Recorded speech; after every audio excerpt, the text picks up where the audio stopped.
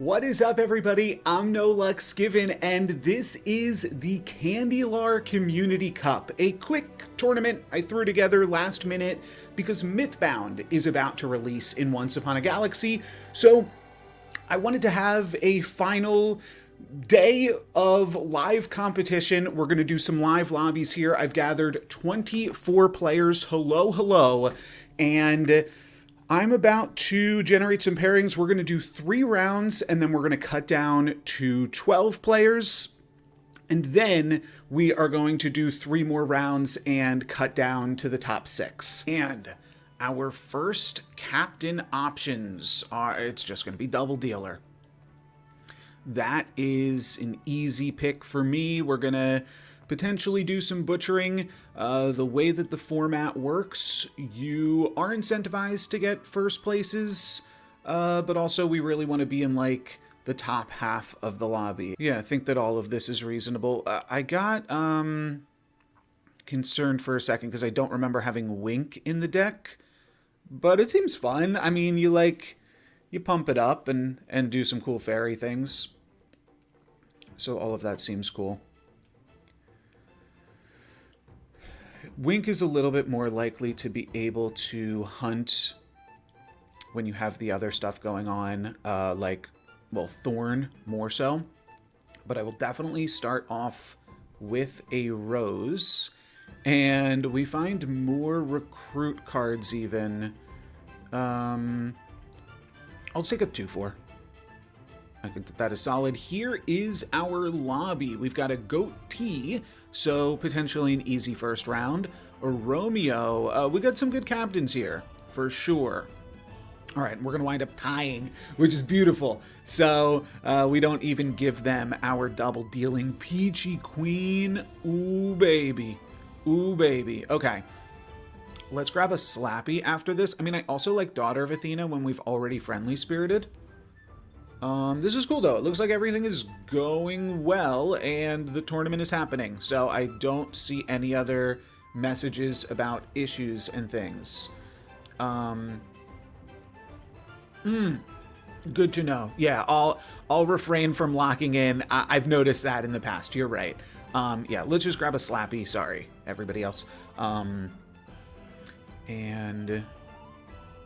yeah, I just want to make sure. I'm going to get a notification anytime anybody is eliminated. So I will potentially just be a little bit distracted. My mind's in 5 different places right now. And then also, yeah, managing the stream chat and all of that. But this is very cool for sure. Do I want to start picking up heroes? I think no. I think I'll just grab a 4. I mean, we could try to go butchering with a Karma Chameleon. I suppose that's right to do. And then Jack Frost with +2/+7 could help us on a butchering, but it feels kind of a waste on this captain. So I think I'm just going to gumdrop the Chameleon or something.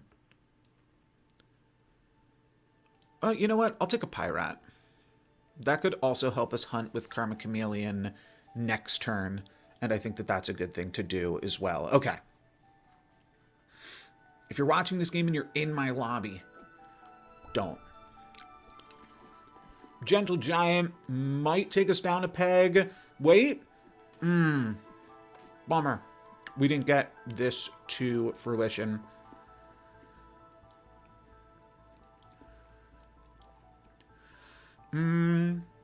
Let's meet in a tavern. I think that that's fine. Hungry Hane. I guess that could have been bad if we hit a fairy there, but we didn't, so we're good. Another Peachy Queen. Okay, we are setting up for something big. So maybe we are playing Wink here now. Am I going to try to butcher or am I going to try to Wink? I think I cut the Karma Chameleon and go for a Wink game plan. This seems really fun and powerful. Cool. Prickles goes down, we trade, and we stay winning. Okay, so now we can butcher. We also have a double... Oh, this is such a good recruit, too. Or do I, keep the butcher line open? Good candy. We really have every option at our disposal. Let me fix this as well. This is going to bother me.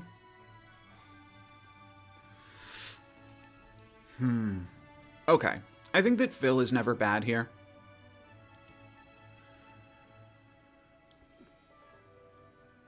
Sugar plum?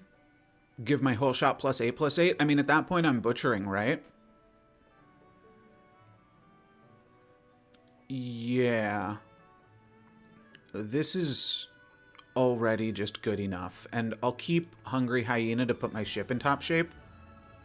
And toss Pyrat. Oh, yeah. And this is nuts on Double Dealer. Oh, yeah. Oh, yeah. We're in it. I just gave my shot +16/+16. Okay. Like I said, I'm all over the place. We are definitely have some split attention. We're going to lose a heart there, but now I can pick up Faye and just make my shop insane. And let's start to take over the dang game. I mean, I could have grabbed a two-headed wizard there. Maybe that was better. But I'm fine to pick up Friendly Spirit and double up on that. Sugar Plum Faye is now a real card. Love that for me. We do find the Butcher. Yeah, we're going to give ourselves the option to start butchering next turn. I'm not sure if we'll hit, but we possibly can.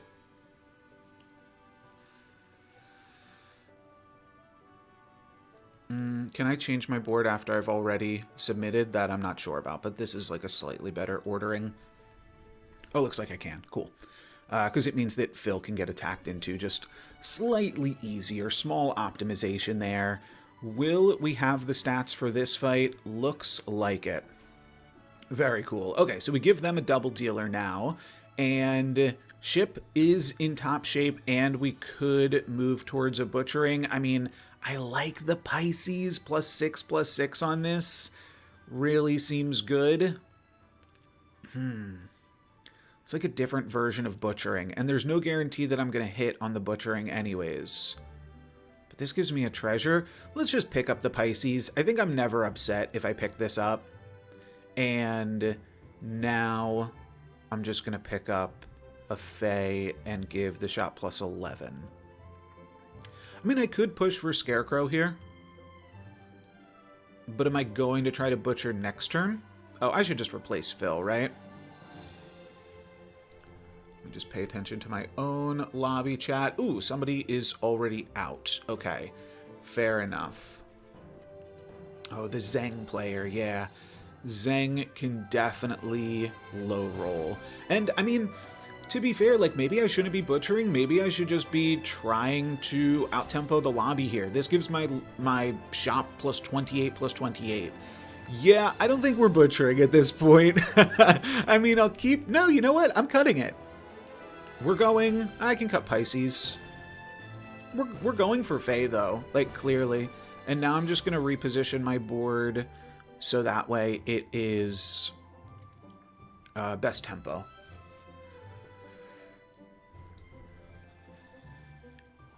Promising start, though, for sure for the tournament here.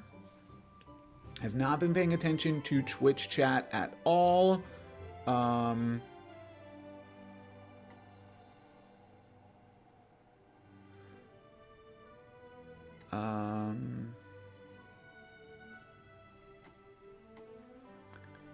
So thank you very much, Jurgi. I never know how to say your name, for the well wishes here. We got a bot. I'm not gonna answer dupery questions and stuff today. Bleach, I read your message. Am I okay? Yes, I'm doing great. I'm just managing a few different things today. When did we start? This is the very first round of the tournament, Rafi. So you have not missed anything at all. Let's grab a Friendly Spirit and some treasures and pump up everything with 10 million fireflies. That is crazy good. I'll grab some breadcrumbs. Now I will grab a fairy godmother. And I'll just reorder my board. Biggest to smallest. Oh, this is a Pix. Sure. I might have played that Pix out of position on the previous combat, but you know, if I'm half paying attention and we're doing this well, I feel pretty dang good, huh? I think I go for a Titania here over the Boon Willow, despite the Boon Willow being a recruit. The Boon Willow is plus 18, but Titania scales, so I think that that has to just be better. And I am curious if we will get outscaled at some point here. But let's just cycle through Phil. Oh, we could go back into Wink now that Wink is huge. That's kind of funny. So I'd be cutting Friendly Spirit. That seems fine. Yeah, let's go back into Wink here. Candy Treasure or non-Candy Treasure? Candy Treasure, I guess. No reason not to.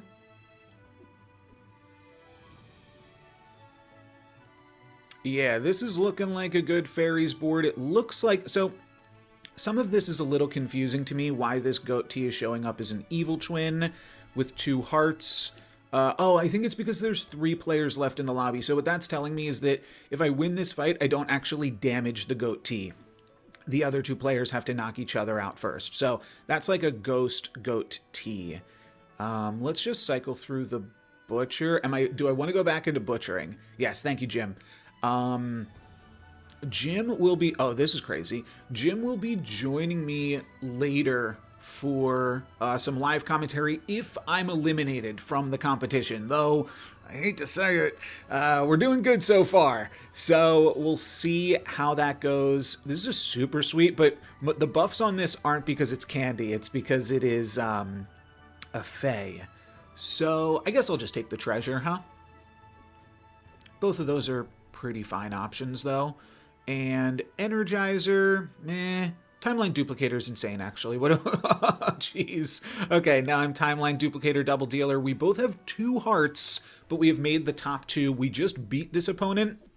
Let's see if we can keep beating them. We had a little bit of an advantage even because we got to see them before they got to see us. So, looks like we will be able to take this first lobby down. I will just cycle through Sunflary. Actually, I guess I could have cut Fairy Godmother, but I didn't think about that. Fairy Godmother is also reasonable because it's been getting pumped up by Titania, and it looks like we're done. We can sweeten our candy to sweeten our, what is this called? Twin Shot.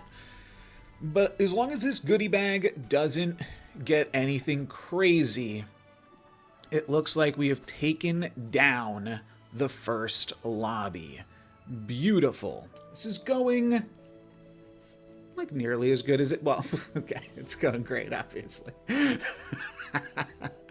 I'm just being a Double Dealer. I have so much more stuff on Double Dealer than this little piggy. I think that most people say the piggy's better. I think. I don't know. It's probably close, but I love Double Dealer. All right, we are in it. Let's go for a Puss in Boots. That frees us up to take a Rose or a Thorn here next. Or a Scrub Fowl. Yeah, that's fine too. Cool. Sorry. If you go back to the start of next round, go back to the start of last round, I showed the deck. I didn't show it off this time because we literally just played with it. But yeah, you're on YouTube. So rewind back to the start of the last round, and I played with the exact same captain.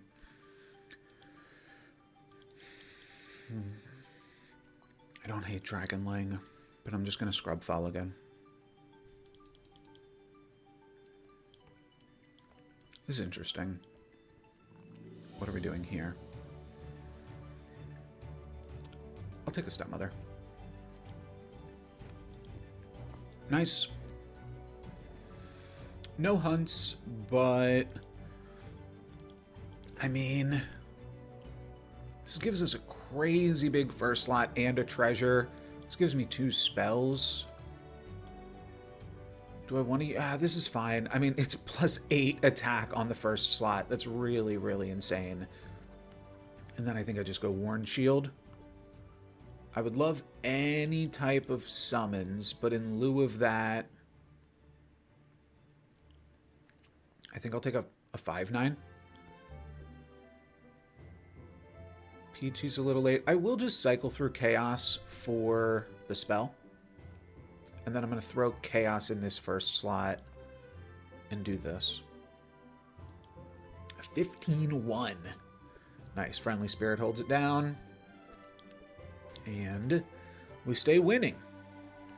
Jack in the Box. That's got to be the pickup, right? That's just so insane with this first slot buff. It's bad with the Worn Shield, but it's good overall. And then I'll swap out Mommy for a Meiji. Go even crazier? Sure. We're going to keep this Jack in the Box forever. My first slot has +19 attack. That is redonkulous.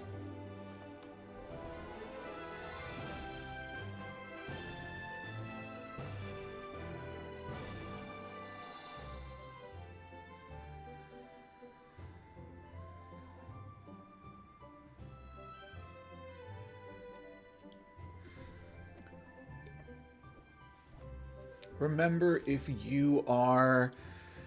Ooh, we actually lose a fight. Good for you, Charlie Potts. You go, Charlie Potts. So, actually, a fire-breathing dragon is not a bad way to take advantage of this, too. Could go for a Katamari. You know what? I'm just going to take Butcher. I'm going to take Rares. Oh, beautiful, beautiful. Now I think I grab Achilles here every time.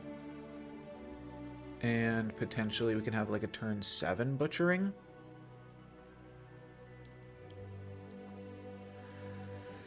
Looks good.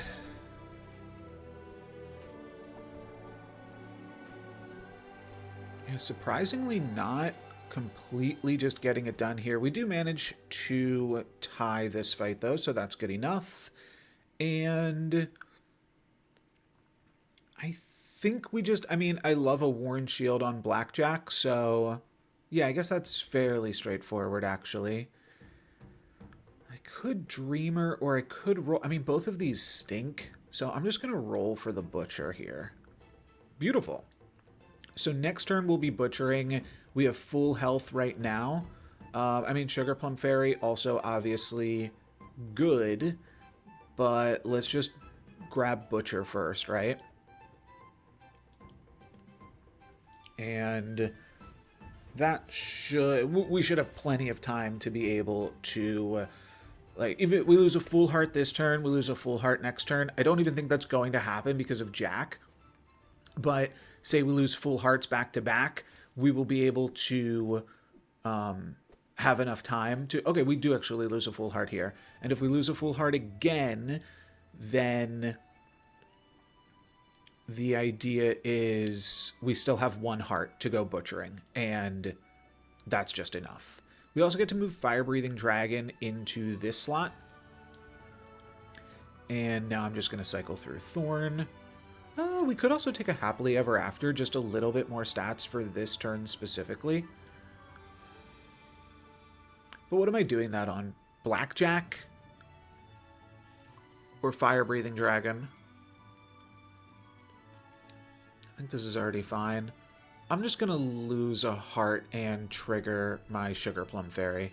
I think that that's fine. All right, up against Xeno, a man that knows his way around a butcher or two. We'll lose a heart here. I think I'll be able to stabilize next turn. That's the game plan.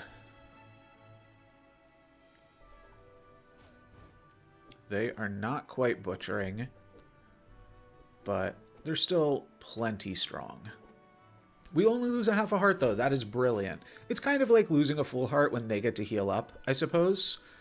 But Now we've got this. We also picked up a ticking time top at some point. No clue when that happened. I think we certainly start off with a friendly spirit. It's just huge. Too big to pass up there. More shop buffs or lesser mimic? I'll go more shop buffs early.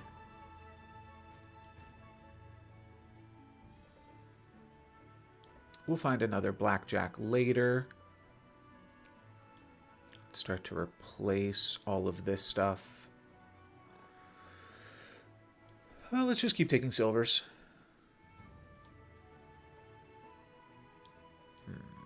It's bigger than friendly spirit, so I guess I'll do this. I like Weensy, but I think I'll just take a Rage Mage for now. Ooh, that could be interesting. Alright, and I think we've probably stabilized here, right? Let's throw this here, try to pump up all of our slots. Yeah, looks like it. Nice.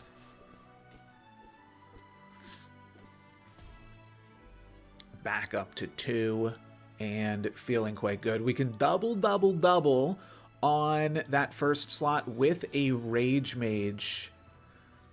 That is spicy. Let's try this. That's a pretty good slot now all of a sudden. Cherry Topples is a great first recruit here. So I'll cycle through this. And now we grab 2 candy spells that we double cast. Let's just go all in on this first slot still. And Pixie Powder. I mean, Fire Breathing Dragon is my best card, so I guess I'll continue to pump this up. I don't think I need it in this slot anymore. Oh, what if we continue to pump up the slot with Puss in Boots? That's very silly. Yeah, Puss in Boots has just hunted 127 times. That's all that's happened this game. Sugar Plum Fairy now giving +12/+12, and we get to start Sugar Plum Butchering, which is all very good. It does look like we are going to be losing this fight, though. And maybe we greeted by not having the Fire-Breathing Dragon in the first slot. We lose a full heart by 1 HP. That is an incredibly unlucky roll. We do get to pick up a Shield of Achilles, though, which is even more interesting on Butcher. Another tie for you, Storm. Well, I did make an announcement that I will go back and look at ties and use that as the first tiebreaker. But I think you won your first tiebreaker roll regardless, so not a huge deal for you. We're going to pick up a Thorn to start off here. That's going to give my whole shop another +12, actually plus 16 +12. So that's a lot of fun. Breadcrumbs, sure. We could actually possibly justify an egg here. We do have to either find the real Sugar Plum Fairy or replace this Sugar Plum Fairy at some point. It's actually just lost in the woods. Over the Rainbow or Weensy. +5 to the crew. I mean, Over the Rainbow is good if I know I can survive this turn. I should be able to. Let's go for it. I'm going to Over the Rainbow, and then I think I might Fire Breathing Dragon to the front just because that's a big ranged attacker. And I need to make sure that I don't lose here. It would be terrible if I lost this one because it feels like we're in such a good spot, but I did take I basically took a heart and a half converting over to Butcher. I healed up like a decent portion of that.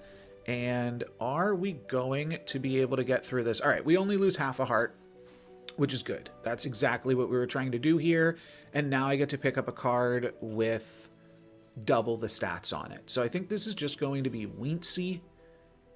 And I will be looking to replace Sugar Plum Fay soon if we can't hit it. And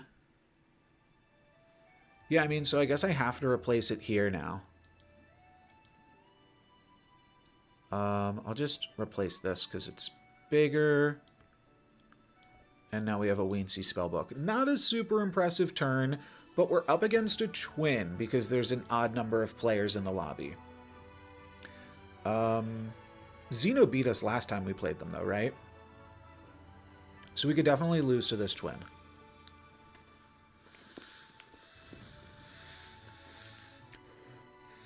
If not, we've got the spellbook. Ah, we lose. Okay. Fair enough. At least we didn't give them the spellbook, because this is not a real opponent. But yeah, we lost that one. Fair enough, a 4th place finish for us in that second lobby. So let's hop in to lobby 1 and just try out spectating.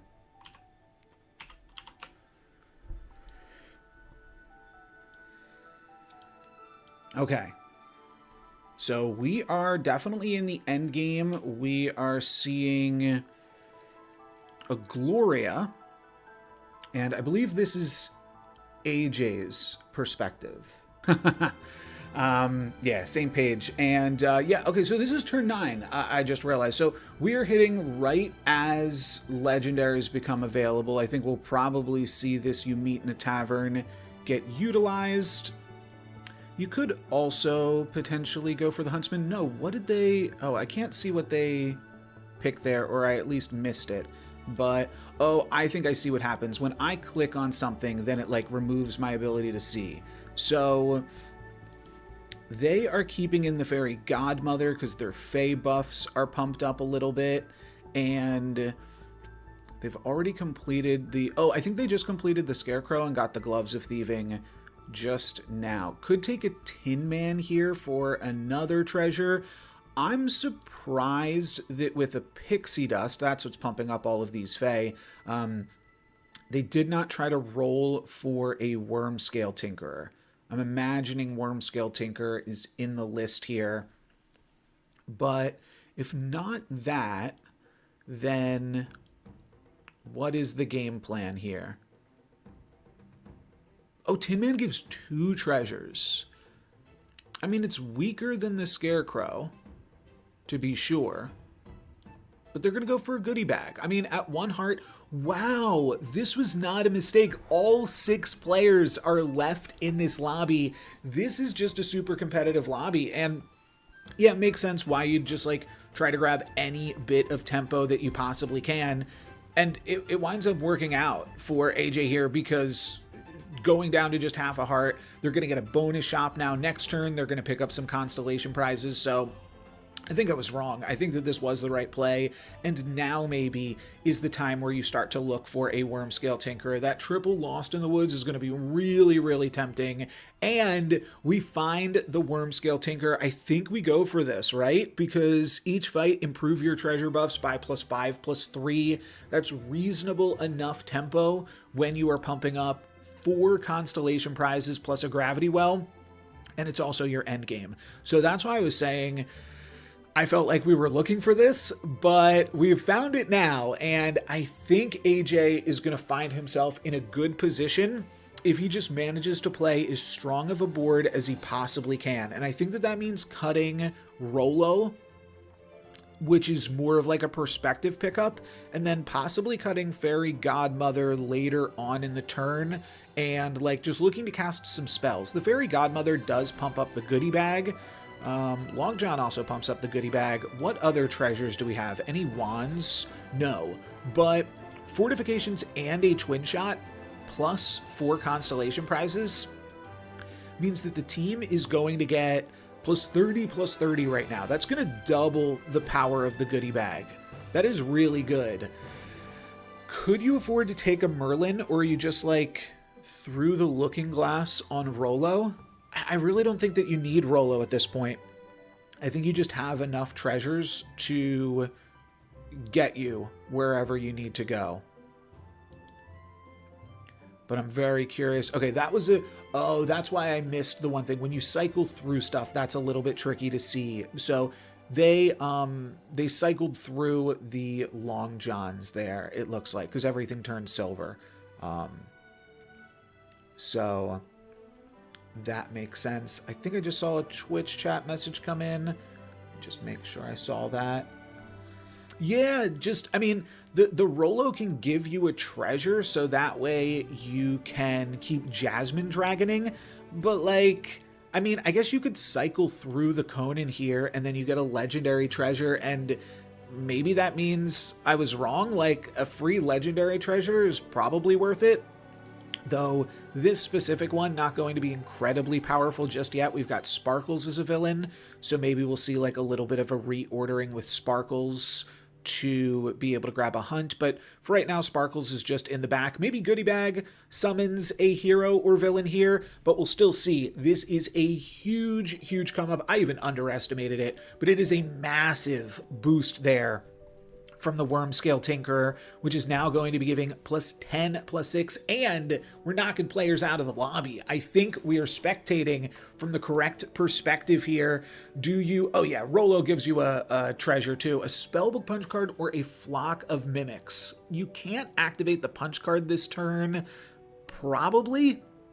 I mean, you can if you get lucky and just hit like a Lost in the Woods, then you can start punch carding this turn. But Flock of Mimics feels like it goes towards the game plan that you want to get. Oh, you know, I totally spaced. If you pick up the punch card, you'll have a bonus shop from the Jasmine Dragon, so you will be able to find 2 shops and then find another bonus shop. So it wouldn't have been the craziest idea, but I think that Flock of Mimics seems good too.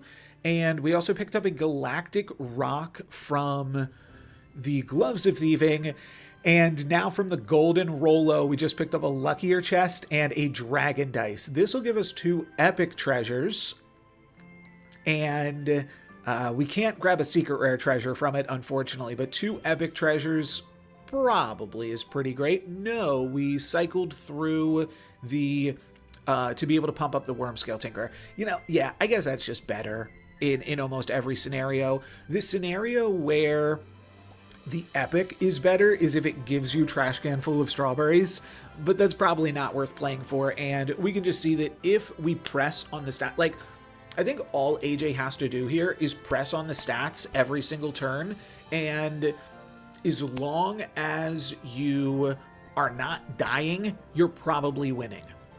We also do have a Dragon Dice, I think, so this is going to give 3 treasures, 2 from Rolo, 1 from being a dragon. So we can pick up a Boots of Magic Finding, a Merlin's Tome. Oh, and we also grab epic treasures now when we find commons. So 4 treasures off of that questing dragon. Katamari will give 2 treasures. And all of these things are contributing towards Treasure Hoard as well. But yeah, if you just stick with this Worm Scale Tinker plus... Yeah, don't die and you win. I think that's the game plan from here, and that seems pretty dang good to me. Two-Headed Wizard could actually make its way onto the board if you hit a Fairy Ring off of it, which doesn't... I mean, I feel like that's possibly worth going for. I think we're looking to cut Sparkles here as we work in this Two-Headed Wizard, but we shall see. Oh no, we're moving Sparkles first because it is a villain, I believe now. Though, like I said, Goodie Bag can always summon a villain potentially, and we are just going to cycle through that Two-Headed Wizard. Oh, right. We've been sitting on a lucky chest for a long time. This is a +1000 sword. It's a +2000 sword with a Goodie Bag. Yeah. Congrats, AJ. I think you've done it and put yourself in a really, really solid spot. Friar Tuck here to generate more bonus shops next turn might feel more powerful than Sparkles at this point. And yeah, it doesn't really cost you anything. Conan gives you some more legendary treasures, but you could also just double Eureka on Friar Tuck, and that's going to give you 3 bonus shops to keep on playing the game. Bahamut is now a pair of treasures, common and epic, and we replace the Friar Tuck. It already gave us a bonus shop. We're done with it. We want the big Treasure Hoard 5. Okay. I see a mage here. Is that just because of Loki's scepter, or do we have the hat? We didn't pick up the hat randomly, did we? No. Okay. Just Loki's scepter kind of makes you want to play a pair of mages, so we could do like... I mean, we just tossed Friar Tuck for Bahamut. I don't think we're going back, to be honest. But if you have 2 mages, then you can start generating even more bonus shops with Loki's scepter whenever you roll a Eureka. But again, just don't die and you win. That's the answer here. And the Wicked Witch, like, can still contribute to wins, but I mean, it's a range card. I think you always goodie bag in that plus 2,000 slot, personally. This is actually a tricky move. I personally would be eyeing up the 3 bags full here. 3 bags full gives you 2 common treasures, 2 random epic treasures. If you find that trash can full of strawberries eventually, that is just going to double your entire output, because you get to pump it up every turn with the Worm Scale Tinker, and then it itself is pumping up the fairy, blanking on the name of it, fairy, pixie dust. But instead opting to just cycle through the ship shape inspector there, picks up a crow's nest and an elixir. So some big shops, but we are finally done with the turn. We are in the top 3 right now. And is this goodie bag going to make its way back into shop 1? It doesn't look like it. It looks like Wicked Witch is going to helm the ship. I mean, Wicked Witch make something to 0, goodie bag pick it off. I could see that, to be honest. Flying Monkey going to dodge this entire front line. Oh, and Shrink Tea is kind of going to make the Wicked Witch a little bit less useful, because, yeah, that was already at 0, but the goodie bag is just even too big that you don't even get value from it. So there we go. I mean, this lobby emptied out quick, but this was still a long one here. Turn 13 is one of the longer matches that we've seen. Are we going to see a pivot off of any of these cards? Sorcerer's Mop is an option here. Oh, we have 2 mages. We have Rollo and Wicked Witch. I missed that. Okay, that's an easy Eureka then from there. And that was a cycle through Merlin. That's fine. Potentially pick up a legendary treasure off of that. We still have 2 more Flocks of Mimic. And yeah, this is just a grow dough on the goodie bag, actually, not on the mages. And looks like this turn is not going to be nearly as quick as the other ones. Oh, wait a minute. We are not done. I thought the turn was over. Jealous Stepsisters triggers the Rollo, giving 2 more common treasures and 2 more epic treasures. We still have not found the trash can full of strawberries. We have found an Ironcast Dragon and a Friar Tuck, though. Friar Tuck, we only have 1 more shop after this. Coin flip content, that's what everybody's here for, right? We'll do the coin flips after we did some of them already, but we'll go back and do the remaining coin flips after this game. Friar Tuck replaces the Jasmine Dragon, different way to pick up bonus shops here, and I do think we'll probably go for the Golden Friar Tuck. That means we only need 1 more spell. Oh, it also means we get to pick up a pair of treasures. Everything is an everything. I don't even think this does much. I mean, makes everything a mage, but Melody's loot is crazy with Worm Scale Tinker. The only problem being, I don't think there's going to be enough time left in this game for that to matter, right?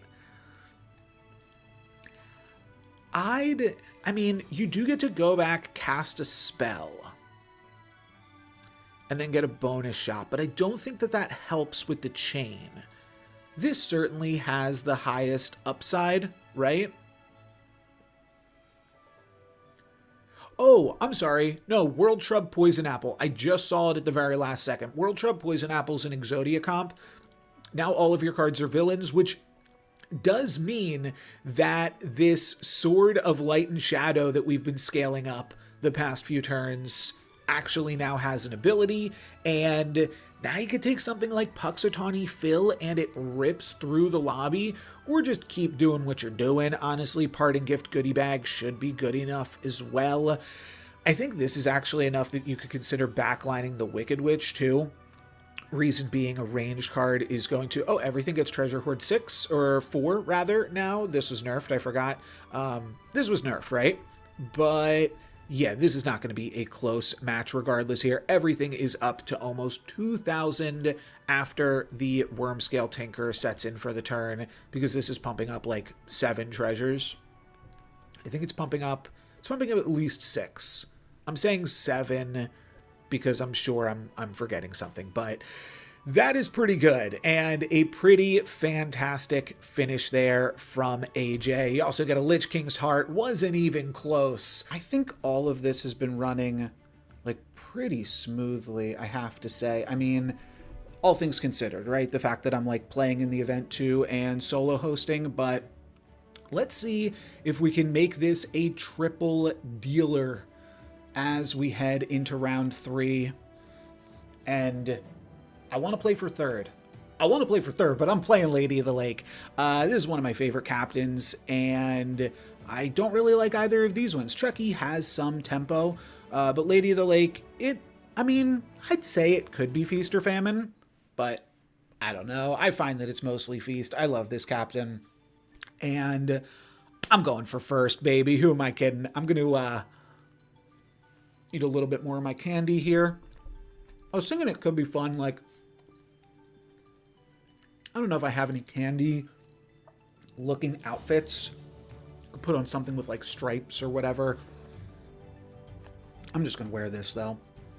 Oh, we have a ping somewhere. Okay, cool. Looks like everything is going well.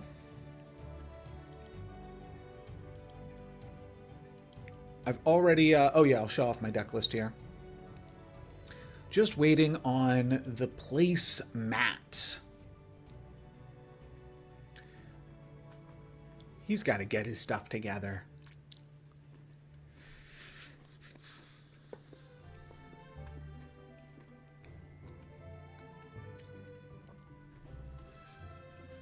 For those that don't know, Matt Place is the CEO of Million Dreams Games and Once Upon a Galaxy. So he has his stuff together, I do believe. I'll go Slappy.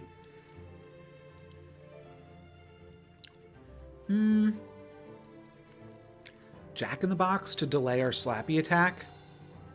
It's loose. I'll go turn 1 Peachy Queen. That's fine. All right, Matt, what do you got? Well, playing Gloria does kind of make me think that maybe they're not going to go super hard on the first turn because they're interested in a potential bonus shop, but looks good to me. I'm just going to Thorn off the Peachy Queen. I like Evil Stepmother, but I think this is too good to pass up. And then I'll grab a Slappy before I grab the Beanie Baby. And now Jealous Stepsisters at 3-4 is really solid.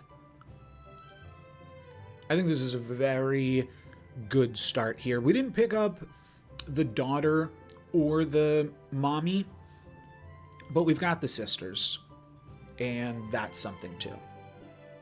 Cool. Sisters gets the treasure, and we get a tie. I love that. Yeah.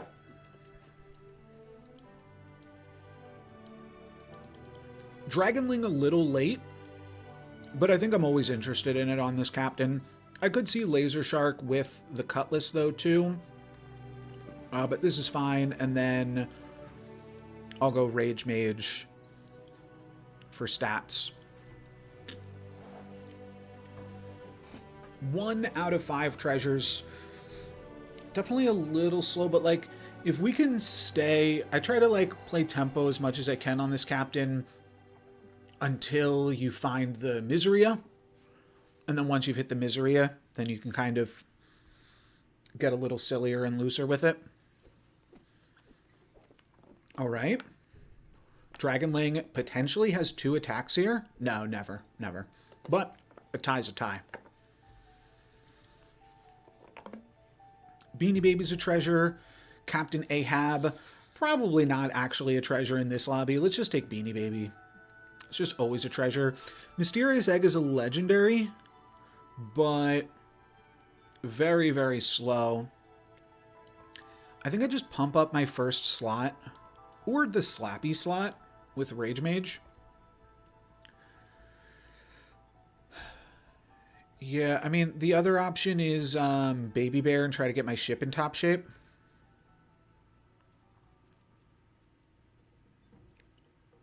I'll go ship shape. So now I'm looking to do this for the time being. And now, yeah, by next turn, I mean, the Beanie Baby is going to die here. That's the plan. I want the Beanie Baby to die.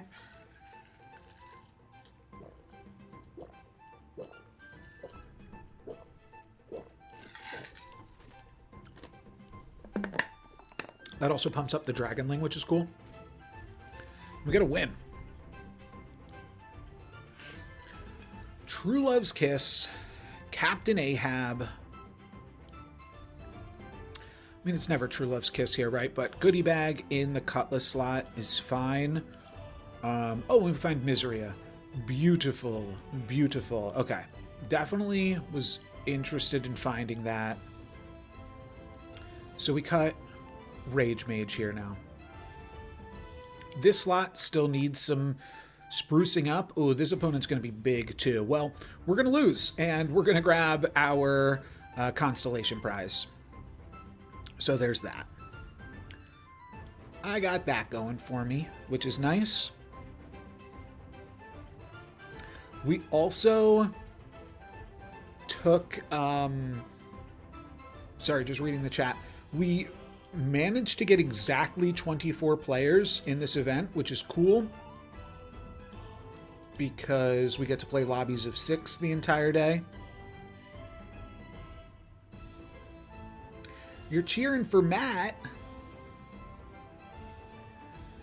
Yeah, I mean, Gloria is certainly the best captain in this lobby, not close, right? Gloria's insane. So I do not doubt that. I mean, I'm cheering for Matt too. I would love for Matt to make the finals and win his own tournament, or my own tournament. But I think that would be very cool. I love that we only lost half a heart here, so we get to pick up a Constellation prize and then try to heal back up now. I do need this Dragonling. I could do this Greenbeard here. What I was thinking is I need this Dragonling to attack, but I also want to pump up this slot. And then the other consideration now is I also want Blackjack to be able to farm us some treasures too.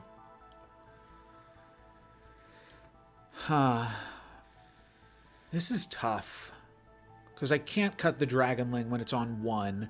The Baby Bear is basically on 1 because it just needs to go here. Maybe this Greenbeard is harder to work in than I thought. Blackbeard's Parrot. I'm going to take the Blackjack. And maybe we'll have to pump it up next turn.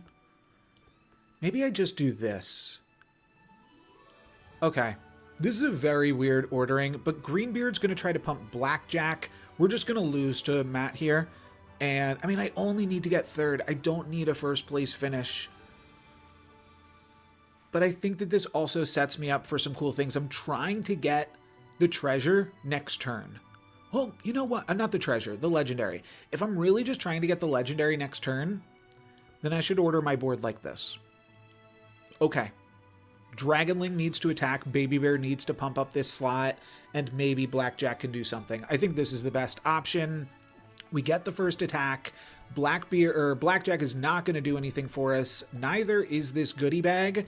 We lose a heart, but we don't give Matt a bonus shop, so that's something. And we grab... Oh, we also grab the Constellation prize. Oh, I needed to lose. That's all I needed to do there was lose. Okay, that makes me feel a lot better. Let's grab the Worn Shield and give +4 health to our legendary here. That's going to be Guardian of the Grove. Very cool. Very cool. I'll pick up any animal right now for this slot. I will also just pick up bags and look for an animal afterwards. Sure. Yeah, then any animal is the play here. And we'll see if this is good enough. I think that this can actually do some good work, though, here. We've got Goodie Bag in the back line ready to receive a +15/+15. And because they're slot buffs, they're really, really good with Goodie Bag. And if we lose, then we get 2 more treasures, and we can find another legendary to do it again. The buff to Guardian of the Grove was kind of crazy. Like this, I'm very happy to find a Guardian of the Grove here, but this card seems so much better than a lot of the other basic legendaries. I like that animals care more about buffing slots, and the legendary animal like playing into that makes a lot of sense, though Goldilocks does that too, right? But now they play with each other a little bit better. But yeah, it just seems like it is. I mean, I guess we've got Mop in the pool now too, so it's not that crazy to have another really good legendary. But I definitely think that this fills that hole. Blackjack gives us a treasure, and looks like Guardian of the Grove gets us a win and an elimination on Honifer. GG's, Honifer. I'm not sure what that means for your tournament as a whole, but thank you very much for playing. I'm still going to look for a True Love's Kiss, though, right? I think now I take an opportunity to Silvery Moon this. And I'll just over the rainbow going into turn 9. That is fine for me. I kind of want to grab a legendary treasure off Lucky Chest, aka a secret rare treasure. And this lobby is down to the top 5. No ties for top 5, and everybody else is at pretty high health here. We've got 3 people on 2 hearts and 2 people on 3 hearts. So we have not made it into stage 2 just yet. There is still some games left to be played.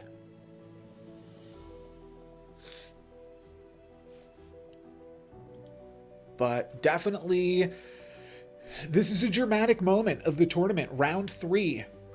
I wish that more tournaments did structures like this. So part of that is me like kind of just like showing my and the official Once Upon a Galaxy tournaments, the events for cosmetics and things do have a structure where you can risk elimination every single round, which I think just adds a lot of stakes, a lot of drama, and I think is also just a good thing, because when you lose, then you get to stop playing, but it just for like tournament efficiency purposes is very good. And I hate it completely. If we lose right here, then I hate it completely. Forget everything I just said, as Treth does a full heart of damage to us. We do get to pick up some constellation prizes, but that is tough. I'm thinking about this Blue Fairy. Blue Fairy is a weird one. Not many people play Blue Fairy. It's good with Goodie Bag. Excuse me. It is good with the Goodie Bag, though. I don't know if I want to lose Blackjack. I only need 1 more treasure. I mean, I'm trying to figure out what's bigger, and I think the parrot might just be bigger. So I'm going to toss Blackjack. Few options here. We could toss Baby Bear for a Bahamut. Yeah, that's significantly bigger. Let's go Bahamut, and we're actually supposed to order the summoning card first on Blue Fairy. But yes, Blue Fairy I think is like a really underplayed card, but represents a lot of points. And okay, this is one of the weaker players. I mean, I'm one of the weaker players in the lobby. It looks like Matt is going to make it to the next stage, but I might not, which is good news for Jim the Eternal, who might be joining us here with some commentary, but might not be the best news for me. Okay, no, this looks fine. This looks fine. We're good. We are actually going to crack back for a full heart. Well, bam! We are whacking Miss Whack there. And it's like bittersweet to like in live lobbies, you actually are like dealing damage to people and making a move to eliminate them from the tournament. But we have to do that. We have to look out for number one here. I'm honestly considering like Peter Pan for like the blue fairy of it all, but this is not really that good. I don't have any spell related treasures, right? Yeah, I barely have any treasures at all. The thing is, blue fairy is a scaling card, so putting Peter Pan on it does like scale it up. It's very low impact. It's probably Presence of Gaia there, but I'm gonna go for that, and then I'm gonna go for Friar Tuck, I believe. Ironcast Dragon gives us some upside of allowing us to find a treasure next turn, but Friar Tuck is just solid. So I'm going to grab Friar Tuck, and then we are up against Hikiko, also streaming this event. Let's see if we have what it takes to take them down. It looks like we might. A little bit of lag here, but I think we actually just have the stats right now. Whoo baby. All right, we're making it through and actually dealing, well, it was only half a heart of damage regardless. What now? If we cast 2 spells, we get a bonus shop. Okay, there's a spell. Here's a spell. This is not a bad spell. I'm going to take Bahamut, though, first, because we're still looking for this lucky chest, and now I'm going to True Love's Kiss something. What am I going to True Love's Kiss? I'm going to True Love's Kiss the Friar Tuck. I like it. We still get the bonus shop off of this, and this also gives us a secret rare ghost armor. That's awesome. Let's go for this. And now I have to actually choose between Guardian of the Grove, Oberon, Bahamut. I'm always playing Blue Fairy Ghost Armor. But I could see... Does Worm scale? Oh, that was not a chat that I have to read. Okay. Let me make sure Twitch chat is open, though. How's it going? It's going good. It's going good so far. Pelegi, this is round 3 of 3 in the first stage. And if I get second, I think I'm a lock for stage 2. This is so risky. I don't think that the Ghost Armor needs more health. I'm actually just going to rip it down. Came the rain here. I'm playing the Ghost Armor before the Goodie Bag. If the Goodie Bag dies, it always pumps up the Ghost Armor. But if the Ghost Armor dies, it could pump up the Goodie Bag, which might be what we need to deal with Treth. Treth was huge. Treth has taken 2 hearts off of Matt in the past 2 turns. So Treth is definitely the lobby leader, and this could be it. I am under the impression I could be eliminated here. We might be able to tie as Matt and Hikiko battle it out. Hikiko Mori. As they battle it out, we might be able to tie, and then I'll rig I know the guy who's rolling the dice to break the ties. So we'll see how this all shakes out. Okay, wait. I think we've actually done it. Ghost Armor, go on Goodie Bag. Yeah, baby. That is a huge wind-up toy. They have a Goldilocks plus a Guardian of the Grove, but they also have 1 less heart right now. That was awesome. That is exactly what we need. Now what we need is 1 more treasure. Do I think I have the sauce right now to go for Jasmine Dragon? I think I do. I don't think I can justify a Conan. I mean, unless I cut the Jasmine Dragon, right? And I'll just be backlining the Conan and saying, okay, if the Ghost Armor lands there, that's fine. Oh, what if the Ghost Armor lands on Mop? Oh, I have to do that. Okay, as much as I want a secret rare treasure eventually, we're going to go for Mop. All right, Matt. This is a big match. This is a huge fight because Matt and I are both like 9th and 10th right now. This is some drama. Treth probably takes out Hikiko here. Matt beat Hikiko last round, and we beat Treth. But Matt beat Hikiko, so Matt is going to be stronger than Hikiko at the very least. But are they stronger than I? Ghost Armor on the goodie bag is really good because it persists to this fight as well. Goodie bag stays alive. Ghost Armor can either go on the map or the goodie bag. It goes on the goodie bag. We'll take it. And now we are going to have a massive card here to hold down the fort. It goes into the cookie, and we get the win and kill onto Matt. It's super bittersweet to eliminate Matt here. But if that means we get to move on, I gotta play. I gotta play for it, baby. All right, two-headed wizard, cycle through.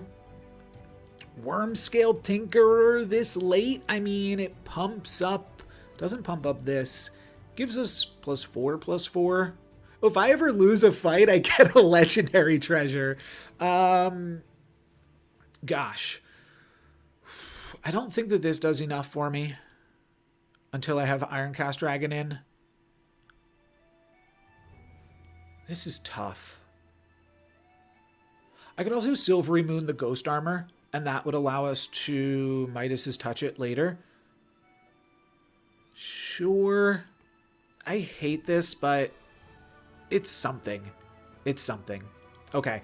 Hikiko actually managed to tie exactly against Treth, and we're in the final three right now. So a lot can happen, but this will actually be for third place. This will not be for a tie. A tie feels reasonable, honestly. If they tied Treth and we beat Treth and now we're stronger, like we are just getting stronger every single turn. I will say Sorcerer's Mop is not great with Goodie Bag until we pump the mop. Once we're playing the mop for the ability for the Ghost Armor to land on the mop. That's the real reason we're doing what we're doing here. And the bag does pump back the Ghost Armor. Ooh, they have a golden goodie bag. That could be tricky. Ghost Armor gets punked. Goodie bags trade off with each other, but we're going to be able to take out what was in their goodie bag and take out Hikiko Mori. Moving on to the final two, where we have access to Puxatawny Phil. We have to choose what we want to support with Blue Fairy, but we are definitely taking Phil here. Oh gosh, a secret rare treasure.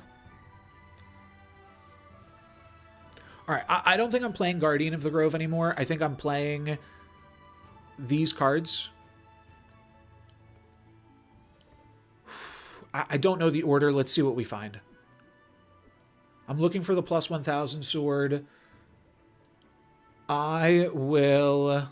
I mean, this is also really good. If I grab Infinity Mitten, then I play Ghost Armor first. It's Ghost Armor Goodie Bag Fill. And it's kind of insane. There's +30/+30 on the mop and on the Ghost Armor. I think it's Infinity Mitten, though. Oh, it's a legendary. It's another legendary. We'll just cycle through this, pick up another legendary treasure. We have one villain. I think this is just going to be Trident of the Tides for +15 attack.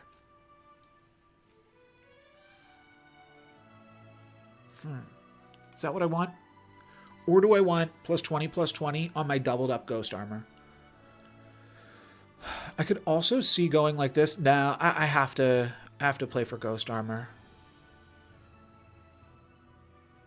+20/+20 on a doubled up Ghost Armor is a lot of stats. Okay, I'm going to take KO Star. I think that Ghost Armor is just really, really good. And this is the finals. As long as we don't tie, this could be the final game. Let's see what you got, Treth. We beat Treth 3 turns ago. I'm assuming they got stronger since then. But actually, wait a minute. No, they lost to our Ghost. Oh, we've got this. Okay, they've seen our board a little bit more recently, but they haven't seen the Infinity Mittens. They haven't seen the fill. So I think we're actually going to grab another first place finish. And regardless, I think that we are getting out of here with... I think that we'll be moving into stage 2. That's what I'm getting at here.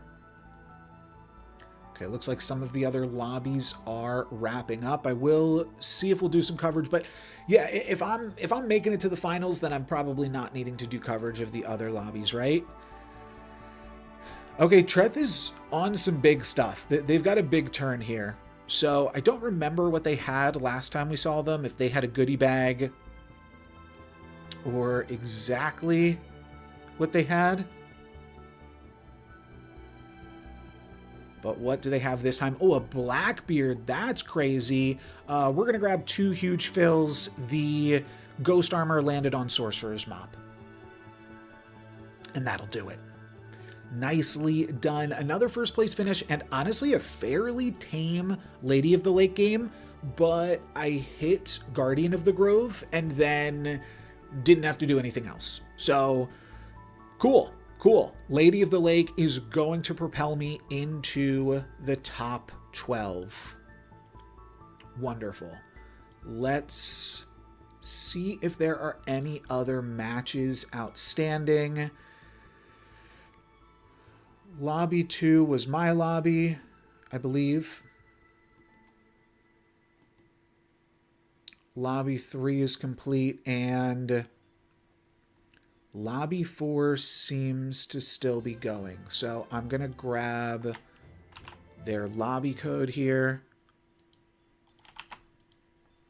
And we're going to see if we can watch the finals here. Narcissa has a World Shrub. There's a little bit to catch up on. They are Indiana clones plus 2 of the best captains in the game, which is crazy. So they picked up a additional captain, and this was one of their Indiana clones doubles. Oh, and they were able to double their gloves of thieving because the first co-captain picked up Loxley. Okay, this is strong. This is strong. And then probably also just picked up like a carving fork or a star shield with their other trigger. We're in the top 3. I feel like we're watching from the winner's perspective. This is the only player left with 2 hearts in the lobby and a pretty good setup.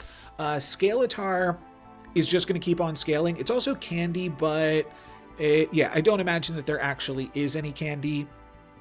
It's just, we stole a golden ticket.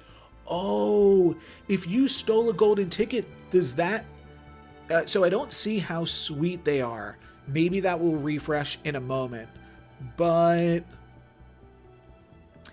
it doesn't even look like they're that sweet because the 2-headed wizard has not been pumped up. But everything's a fairy. Everything's a candy. Everything's a candy over here, though. I think that the Odd Life is going to match back. By the way, I don't know if you go by Todd or the Odd Life, but yeah, they're going to match back for a heart and knock Narcissa down to just 1 heart remaining. Now, this can still be a very big turn. We've got a lesser mimic. We've got a bunch of sweet synergies to take care of with this World Shrub, which I assume was like recently acquired. Oh, we're going to go for a Mixo Macho, just immediately grab the tempo. And this is the finals. The other player was knocked out in 3rd place. We just played against this opponent, and they were pretty big, but we're going to steal some of those stats with a Mixo Macho. I don't know that that can be enough. They had so many big cards, but I think it was used on the Stinky, so that way a few things can trade into it bigly, right? Oh, and a Shrink Tea. Okay, so we can trade off with that. We can maybe grab a 2-for-1 here. Okay, and that's the best possible 2-for-1, taking that out before it has a chance to do anything crazy, the pumpkin, but it's still not going to be enough. The Odd Life is going to grab a 1st place finish. And let's hop over to the standings now. Remember, this order might not be set in stone. We're going to take a look at the ties, but it looks to be a clean cut. That is perfect. Even if there's a little bit of wishy-washiness, there's a 2-point gap.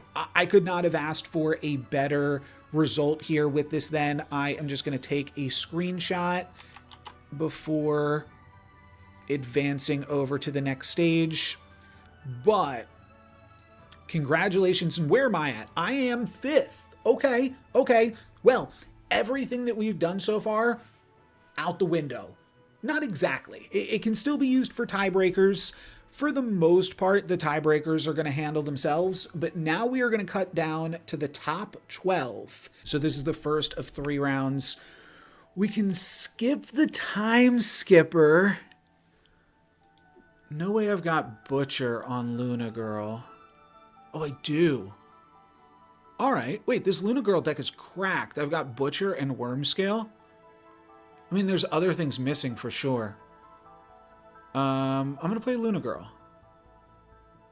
Skip, I don't believe I have Butcher on. 4019? I was just trying to skip through breakfast. And I have Miseria. Oh, I could actually make Skip work.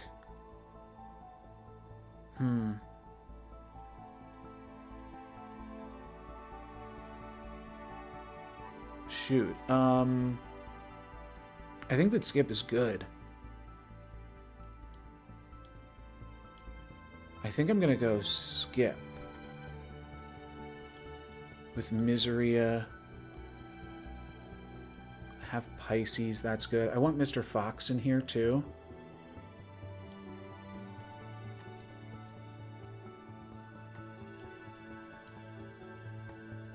And I have Rolo.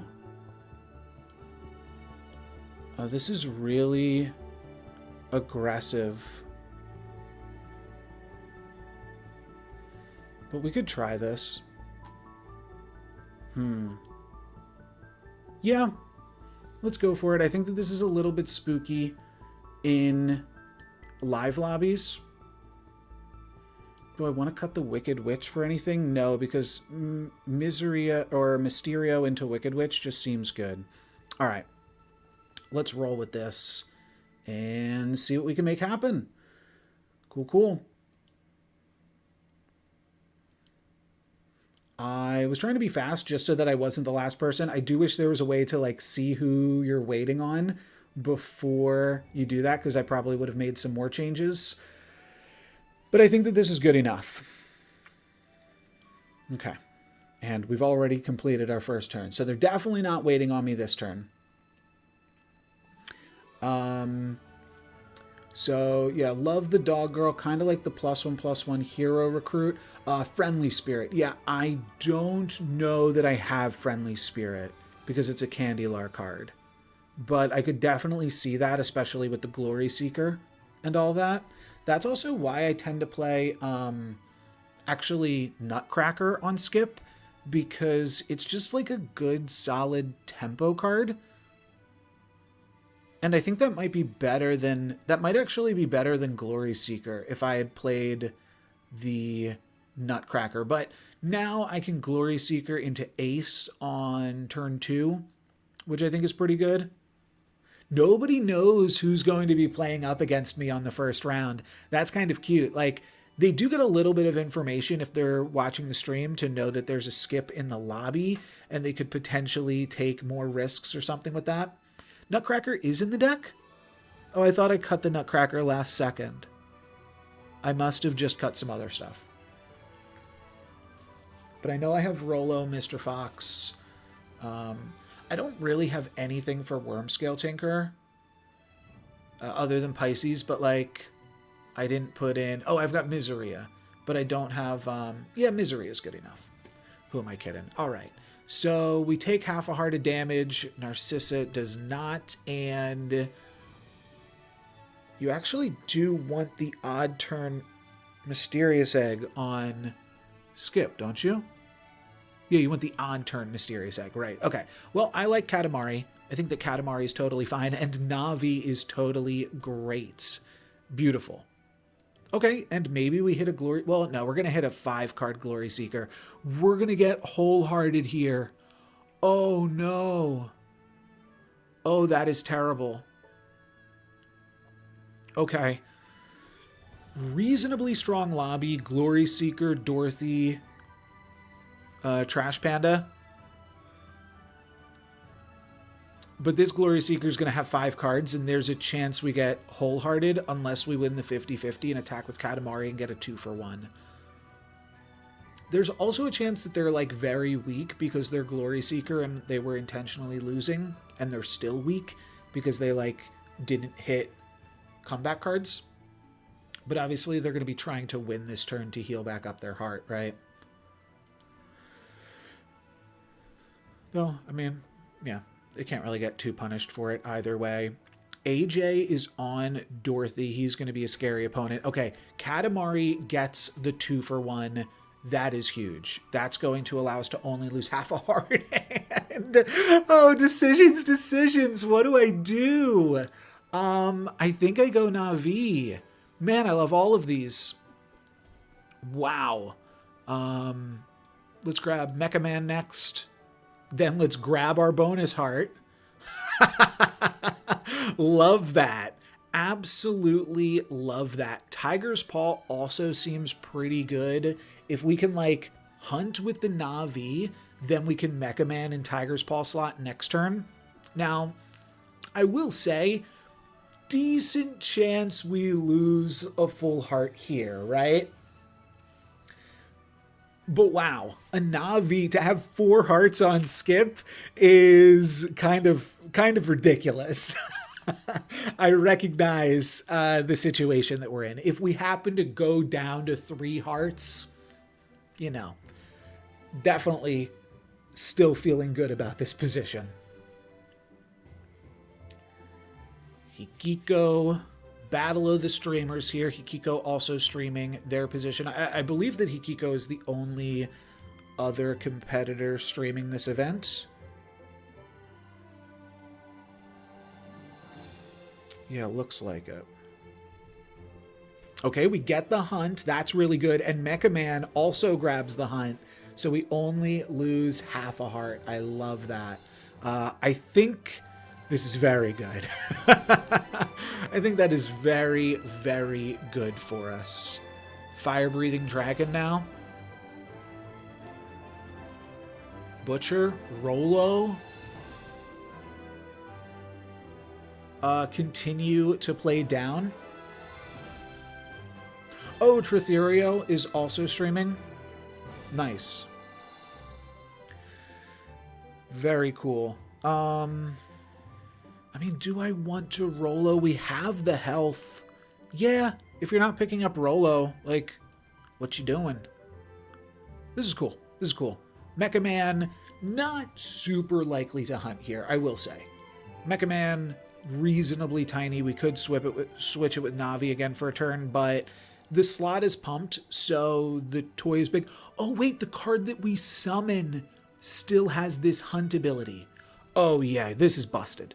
This is a redonkulous start. And we can potentially start Butcher rolling. Next turn's going to be Epics, right? No. Next turn's Rare still. And we picked up 2 rares this turn, so we're setting up for Butcher.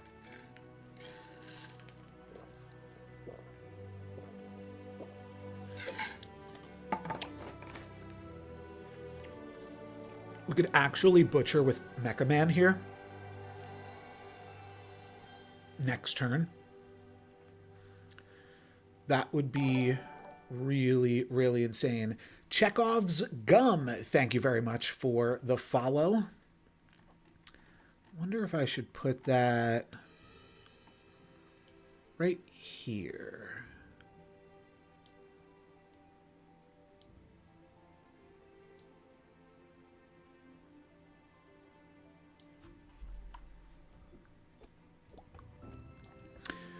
Get the ship shape inspector, and it also hunts. So yeah, that's what I was talking about with this seeming insane. We can grab like multiple hunts from that each turn, or we could just throw in a Mr. Fox, or we could roll for Rolo, for Butcher.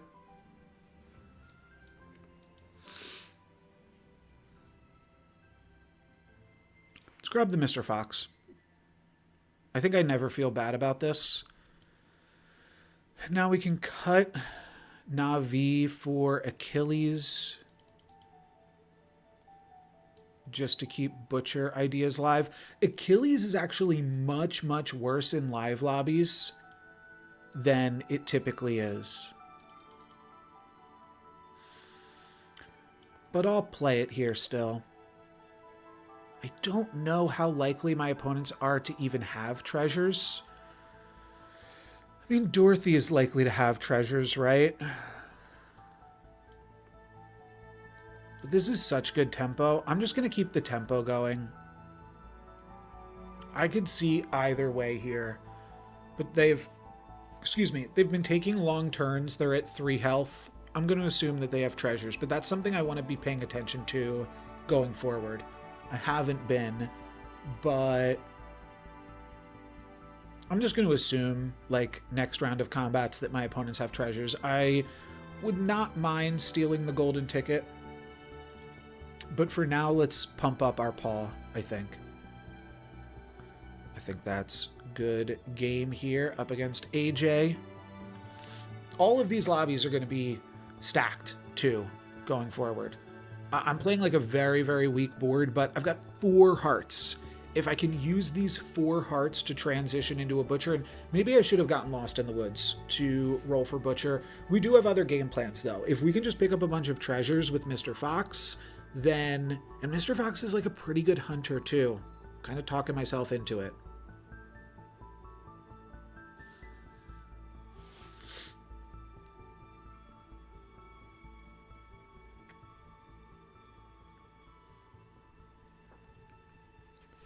But I think that I want to play for tempo right now. Oh, they are huge. Okay, well, I'm glad I played for this. We are going to get 2 hunts off, so that feels pretty good. Then we actually grab a win, and we don't even give up any Achilles value.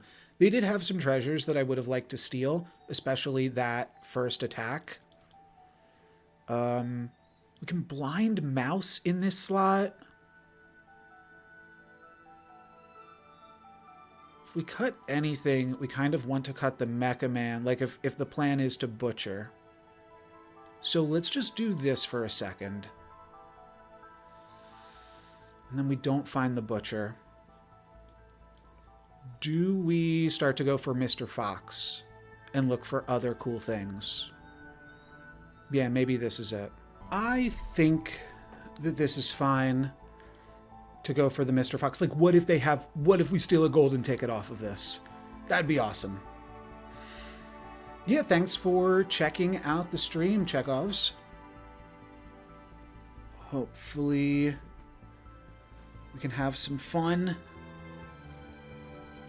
and take this thing. I mean, I'd love to win.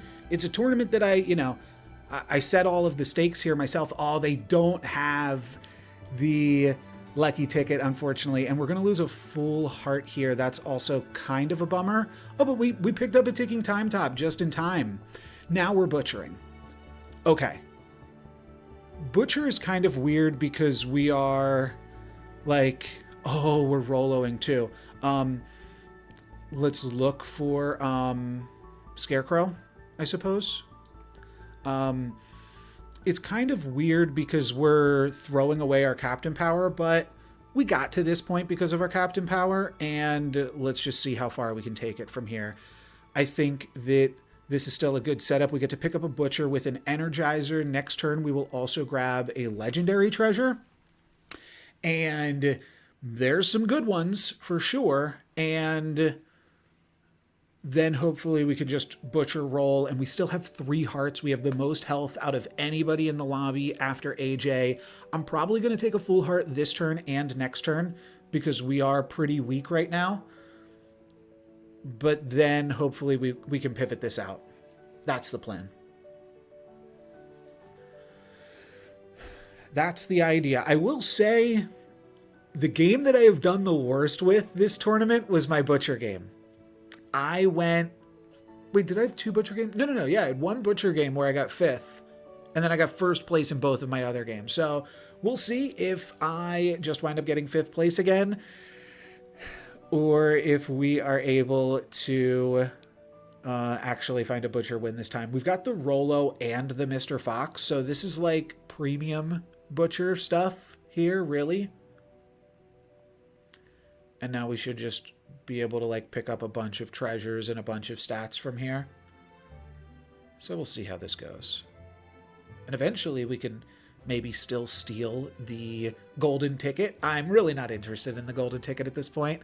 And you know what? I should have considered that. If they have the golden ticket, that means that they have 5 other treasures, which means like you're only ever at best 1 in 6 to steal the golden ticket. It's not like Loxley, where you just steal their bow every single time, or the gloves every single time. That is obviously a lot easier. Kind of wish, I mean, it wouldn't make any sense, but I kind of wish I could spectate during these other turns.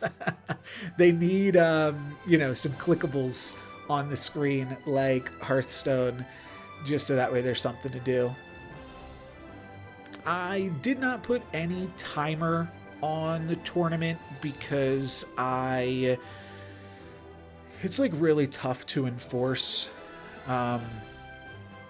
and just adds like more bookkeeping than it's worth, I think. But definitely something to consider for future tournaments. I think that tournament has gone like a little long so far. We're 3 hours in, and a lot of that has been on me too, with both taking breaks and the ties of it all. All right, Mr. Fox does get to hunt. If it takes out the Mockingbird, that's very good, but Spellbook Punch card, I'll still take it, and I believe this will take us down to 3 hearts. No, okay, that's great. To only lose half a heart there, I feel wonderful about. Yeah, administrative overhead, that's just gonna happen. Yes, Shield of Achilles is the perfect pickup. Bronze characters getting plus 32, plus an additional plus 17. That's 49. That's pretty good. We'll pick up a Cowardly Lion with a bonus Shield of Valor, and then Two-Headed Wizard. I could go for Tink, but I'm just going to take a Two-Headed Wizard and we'll figure out what that's doing next time. That was... I didn't want to... I don't think I called my shot, but I was thinking about that. I should have called my shot. What an idiot. What a throw.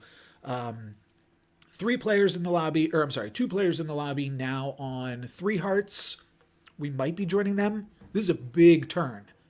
This is a turn before legendaries, and now turn 9 will possibly feel a little bit slow, but if we can get our board to like 100 by picking up... I mean, next turn I'm probably just going to replace the dragon and the Mr. Fox with 2 more 50s, right? So the board probably doesn't get too much better from here. So just realized I should save this tournament.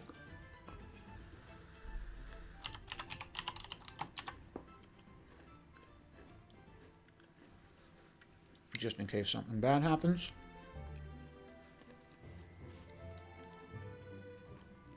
It does do some auto saving, but good to do it. And I think because of the administrative overhead, another ticking time top, oh, but an exhausted time top, they steal my shield? No way. Oh, that is so terrible. Give it back. I want that back. And my Energizer, damn, we are feeding them. We do take him down to 1, but that does not feel good to give up that good of stuff there. Let's meet in a tavern for some extra shops here. Oh, yeah, 3 extra shops. That's quite good. I'm just going to cycle through Annabunny. Mr. Fox is solid. It doesn't get the bonus from being bronze, but I still like it. And does 3 bags get me anywhere? I don't think so. I think I just go Shoemaker's Elves. Then we have Cowardly Lion for Rolo. Locked Treasure Chest. We have Rolo for Rolo. That's good. And allows me to keep on keeping on. Now I can slide in an Annabunny. And that's quite large. Now I can change back to Two-Headed Wizard. I could cycle out of the Fairy Dragon. How many treasures do I have? 10? 9? Plus 10 plus 10? Yeah, I'll cycle out of this. Another Elves, eh? For +2/+2 on my next treasure. You know, let's keep cycling for sure. Oh, and now I can Over the Rainbow. Double cast. That's very good. the fact that the wizard came back, he took it personally. I'm really hoping, no shade, Hikokomori. Hikokomori.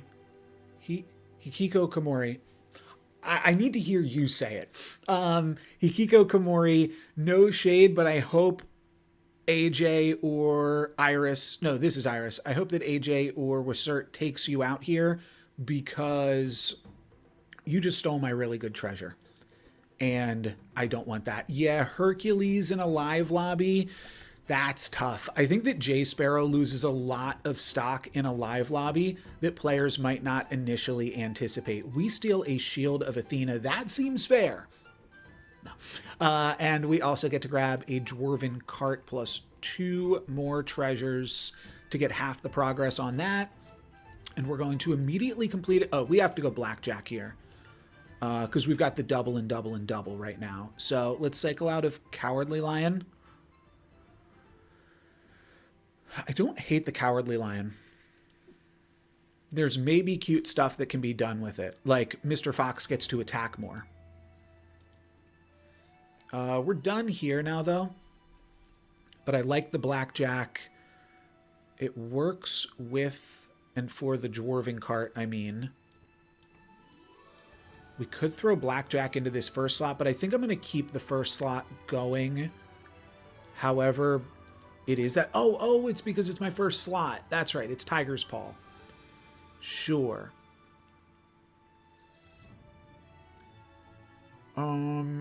I can't come up with a reason to play one of these cards over the other. We're just going to get through that. And thank you very much, Break Boosters, for the follow. We are now the lobby leader. We are the only player remaining with 3 health. And I think we can keep this going quite strongly. We didn't use the Spellbook Punch card this turn. That is something that I have to remember. But Blackjack is going to grab us Dwarven Cart treasures.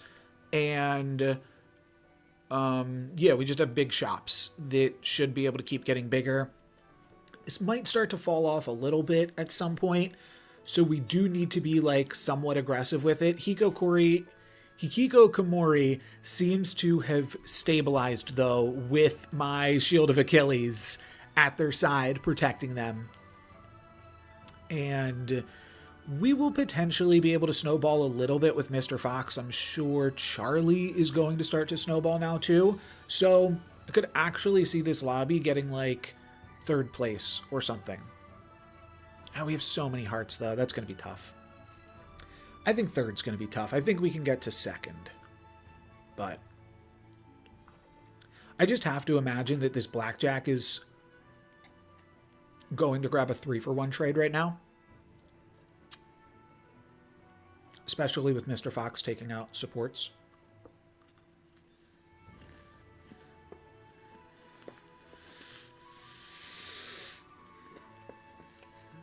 Good time to have a Pop-Tart.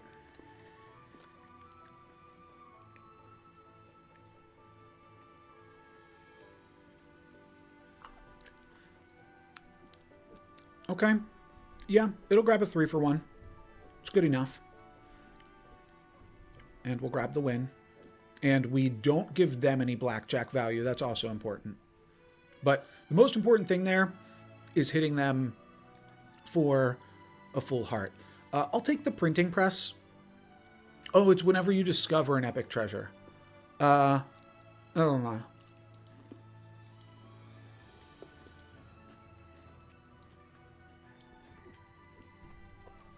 Sure. Lock in the goodie bag. I could have actually taken that possibly. But I'll just keep my silvers for now. Ooh. Daughter of Athena for a treasure towards the Dwarven Cart. Or Karma Chameleon. I think I'm going to go Karma Chameleon. We've made our board weaker. I mean, I could go like this for a turn. Sure. Okay.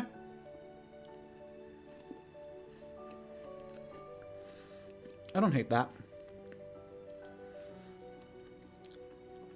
Looks like Lobby 1 has potentially finished up. And with no ties. Love to see it.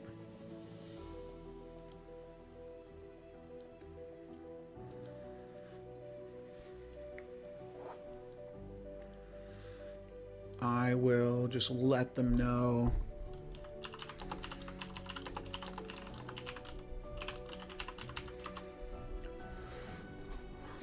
that we're still in top 5.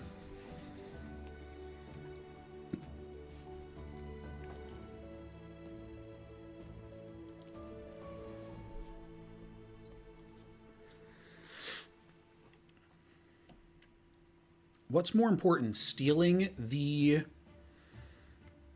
golden ticket or grabbing a secret rare?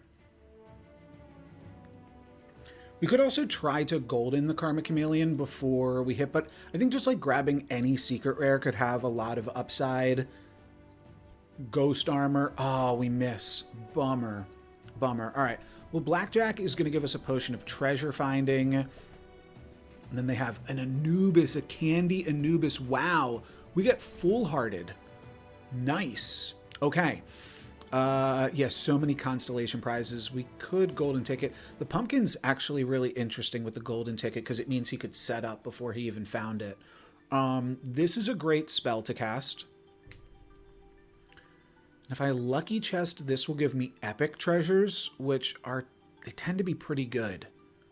So let's go here, and then let's definitely get lost in the woods. This gives me 2 bonus shops. I think I might start trying to egg. No, I'm going to cycle through the egg. I don't want to egg and chameleon at the same time. I think that's kind of pushing my luck. And I just got a spoiler in the chat that Trash Panda went down. Let's just throw this Peter Pan here. Yeah, I haven't been abusing the Rolo that much either, but we are in the top 4. I'm still going to try to make this Karma Chameleon happen. We know it can't happen against Pots, but I'll basically like try it once against each of the other players, and then if it doesn't work, then I'll cut it.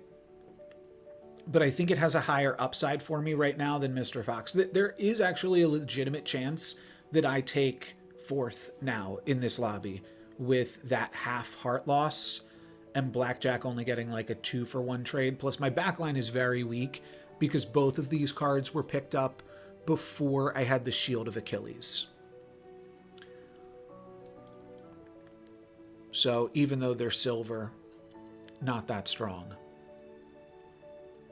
If we hunt here, then Lucky Chest gives us a rare, which does have some interesting upside. There's also still the Lich King's Heart.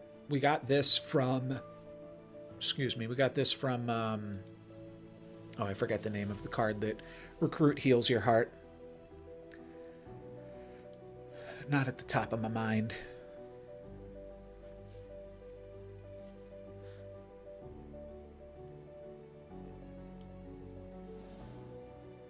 Navi, thank you. And I feel like, well, this will tell us a lot. If Narcissa beats AJ here, then I won't, and I think Narcissa will beat AJ, then we have the chance to battle against AJ. We could even tie for 3rd. Hey, listen now. Yeah, I think that we're set up, and realistically, like, we're playing, so the way that I set up the tournament system, for those people here in the chat that might not have heard it, we're currently in the top 12. We're going to play, this is the first of 3 rounds, then we're going to cut to the top 6. And so that means only half of the players get eliminated. So if you're in the top 3, you probably advance. There's tiebreaker math and such. But the other thing is 1st and 2nd place finishes will award you points towards the final playoff. Because I have to feel like AJ is just like huge with all of these long turns. But the Final playoff, first and second places do matter, and that's intentional. So you could potentially go into the finals with 6 points towards the requisite 10 already. And if you're able to do that, then I think you deserve to be rewarded for that. So that's why I've set the tournament up for that purpose. And I think that regardless of how these semifinal lobbies shake out, you're going to be playing against 5 other good competitors. So it's not like anybody's going to have like a huge advantage based off like the random lobby generation. But of course they will, because that's just the game.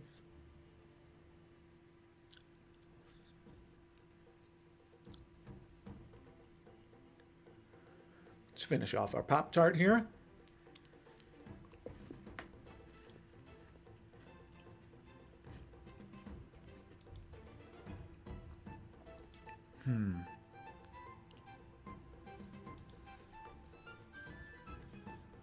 I'm hoping to hit Big Bad Wolf or, the Ghost Armor, or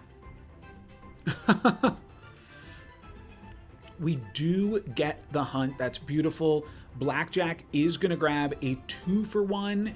Is 2-for-1 enough against a Golden Mockingbird? No. We're going to take half a heart of damage.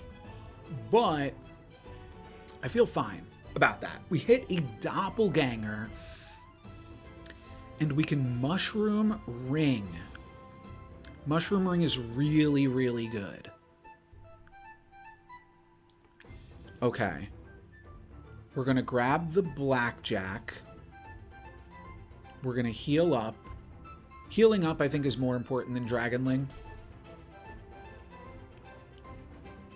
And I will just golden a Cowardly Lion. This gives me 2 treasures.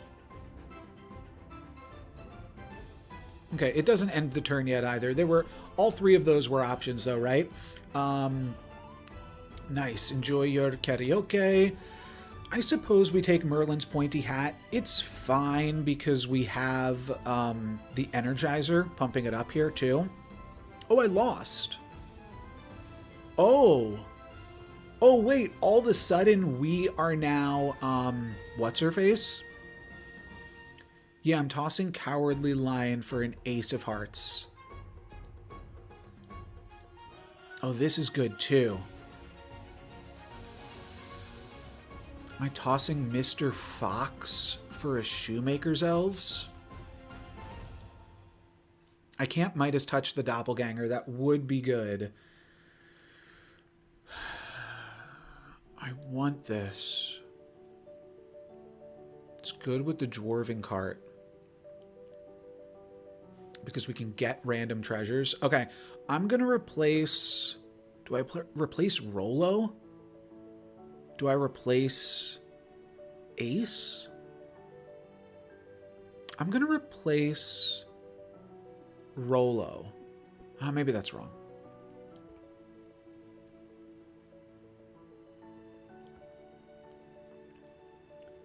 I do want Blackjack in front. I want all of these cards in front, which is really tough. Elixir is good when you're butchering. And that also gives me a Gemstone Garden. Sure. Oh, I took this with the Shoemaker's Elves, but that's fine. I think this does have Treasure Hoard. Yeah, it's got Treasure Hoard 1. Thank you very much, Digested Rue, for the follow. I don't actually know how Ace of Hearts plus Mushroom Ring works, but I think if it dies, it will immediately give me treasures right now. I think I can backline it, though. I'm sorry, bonus shop. Bonus shop, not treasures. I could cut Mr. Fox and put either Doppelganger or Blackjack in this slot at some point, too. But let's start with this. Oh, and I only played 1 spell. I do have to remember that. But now I can use, like, Elixir. Well, I think it's good for me, but I don't know precisely how it works because it says if you lost your last fight. So I think right now, because I lost my last fight, this Ace of Hearts is still turned on. And I can get a bonus shop here when the Ace of Hearts dies. That's how I understand this to work. The other way that it would work is like it wouldn't trigger until the shop, and if we win this fight, we wouldn't get the bonus shop. Right, yeah, if I just keep losing, it should remain active. I think that this is how it works, though. I think that this is right. And yeah, now we can potentially start to generate some bigger shops with Elixir. If we roll into like blackjack or other, like if we just hit our silvers or our golds alongside our bronzes, eventually this gives you really big shops. It's probably too late to be super efficient, but with bonus shops, maybe we can still make it work. I do think the Mr. Fox is probably on its way out.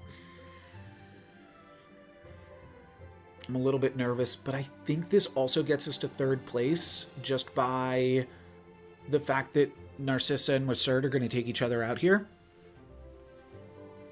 That's the hope.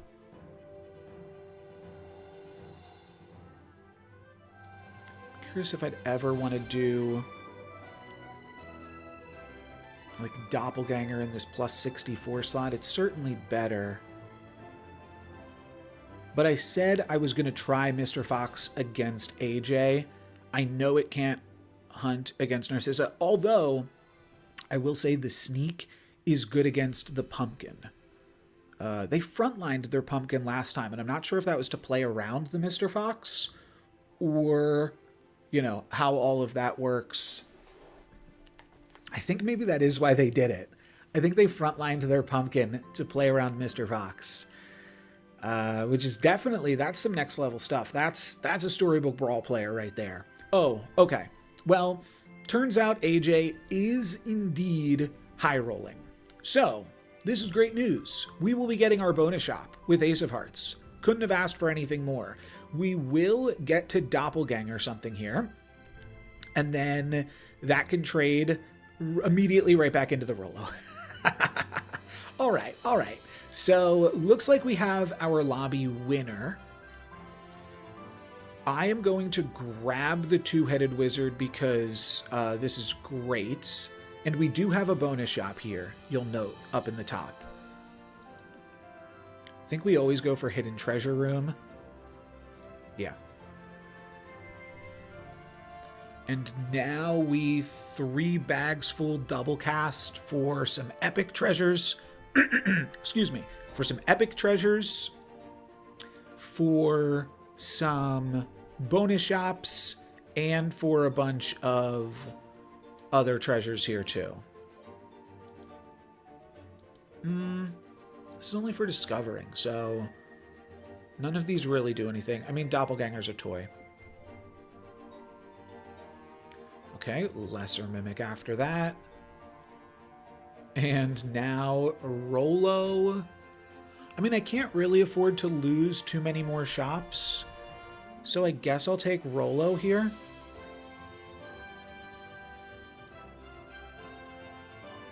Sure. Oh, Merlin's Tome is very good.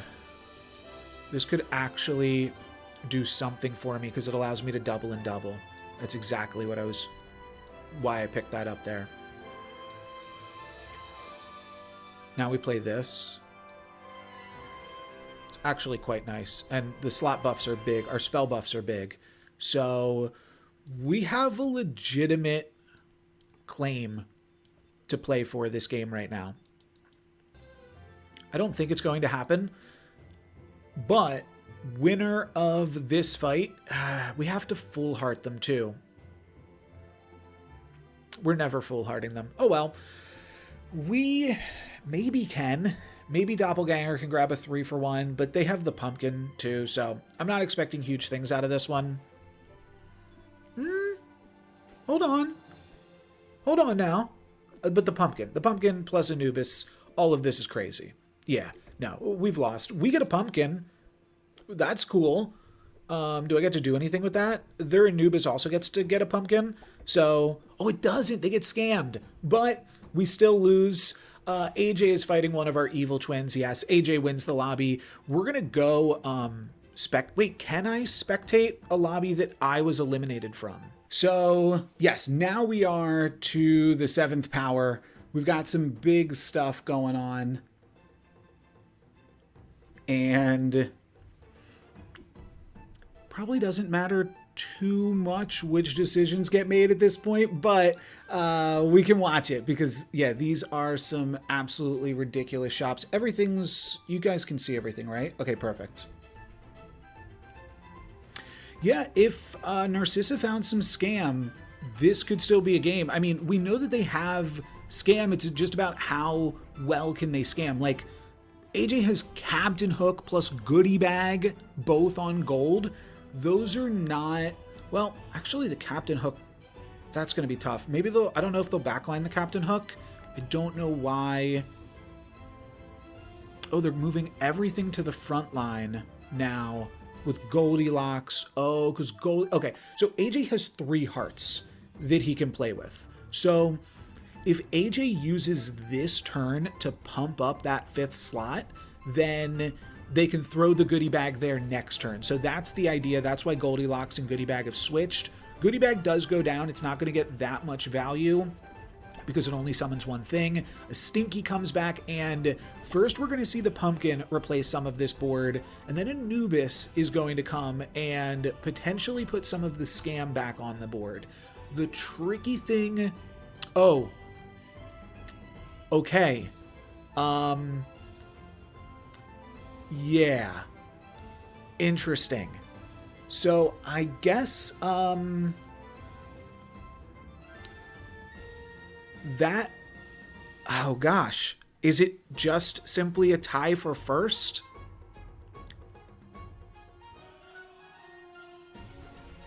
Oh, and you're wonder boxing with a Goldilocks and a double-double? I mean, it feels like it's time to flip a coin.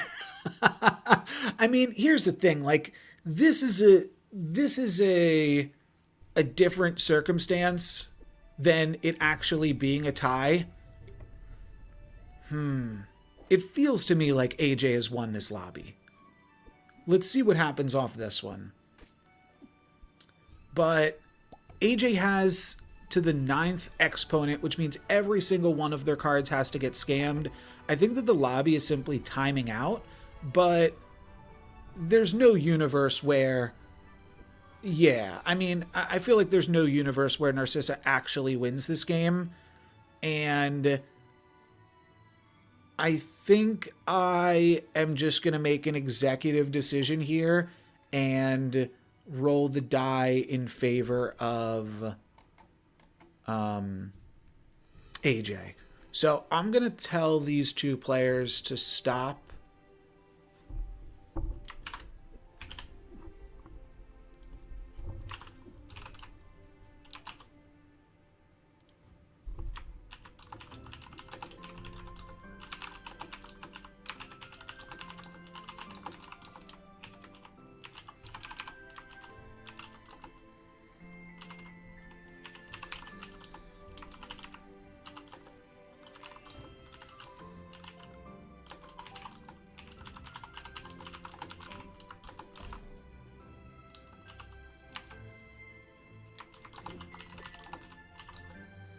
Well, we definitely had time to get back into this game, huh? What a crazy match. I've never been in a match like this, but I don't know if these are like less likely. These are probably just a lot less likely to happen in live games, right? All right, so yeah, you 2 are free to concede. I'm going to send these tournament results now. Goat T, we are blessed. Okay, we do have a decision to make though. And I think, oh, I've already cut the candy. Oh, I've already cut my candy from Goat T. Okay. Do I still like Lance a little? Do I like the Huntsman for some of the cool stuff the Huntsman can do? And do I like any other cool options here? I don't believe I have Ace of Hearts. It's obviously a big hit. I will put in Mecha Man.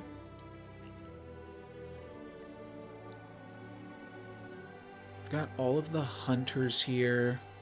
I don't have anything else. Yeah, okay, so option to butcher, option to high roll. This all seems good and fine. Good luck to you as well. And let's get it on.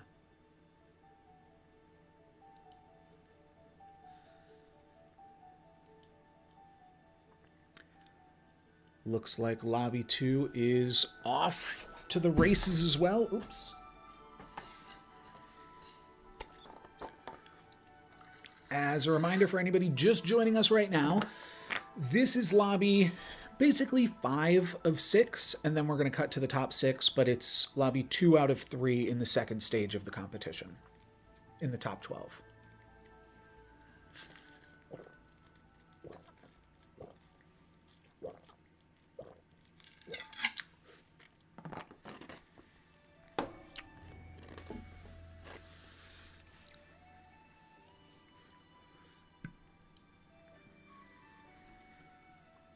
And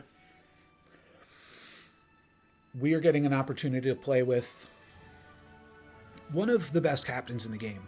Honestly, probably the best captain in my collection because it's the best captain that I have platinum. I will say that.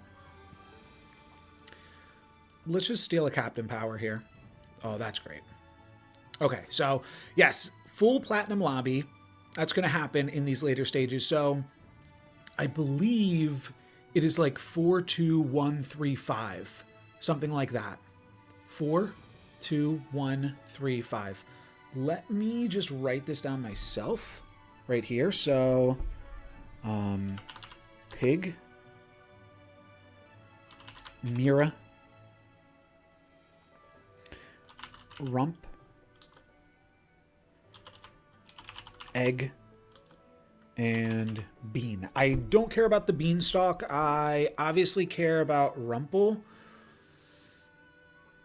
Mira could also be good, and so could Dragon Mother. Dragon Mother on turn 4 hatches into a legendary, so that's good. And I definitely want the bonus shops on levels up. We're not getting them. That's unfortunate.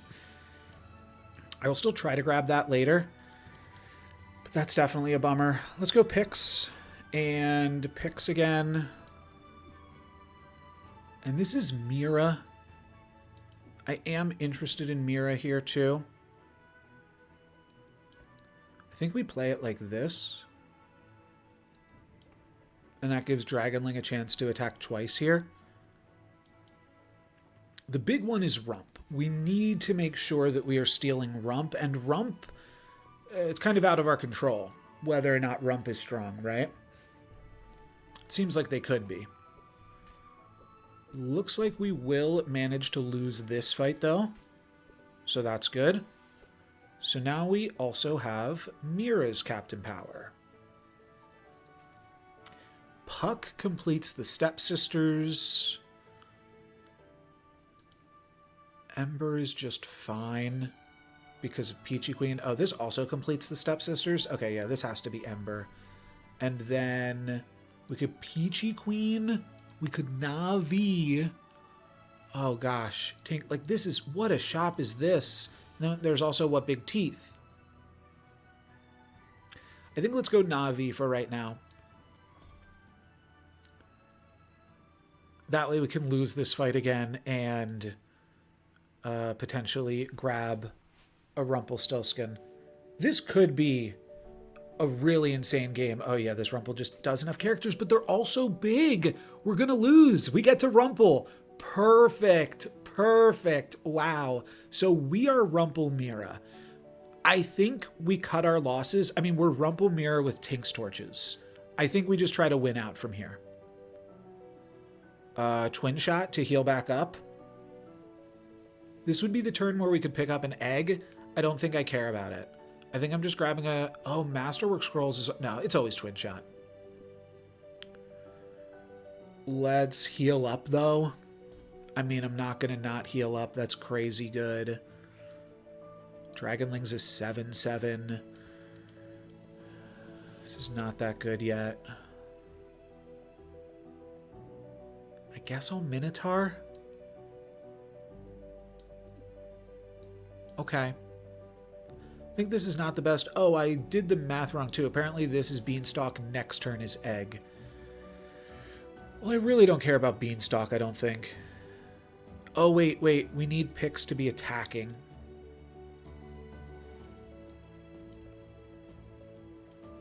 I think Dragonling is more important. The breakpoint up to 9. And 4 is like a reasonable breakpoint too. Though, I mean, this is also good. I'm always keeping Stepsisters here, though. If Pix can hunt, then we complete the Stepsisters next turn, but I'll take an opportunity to complete it this turn too. Yeah, I like that. And Pix still gets the hunt, so that is also great. I do really want to cast some...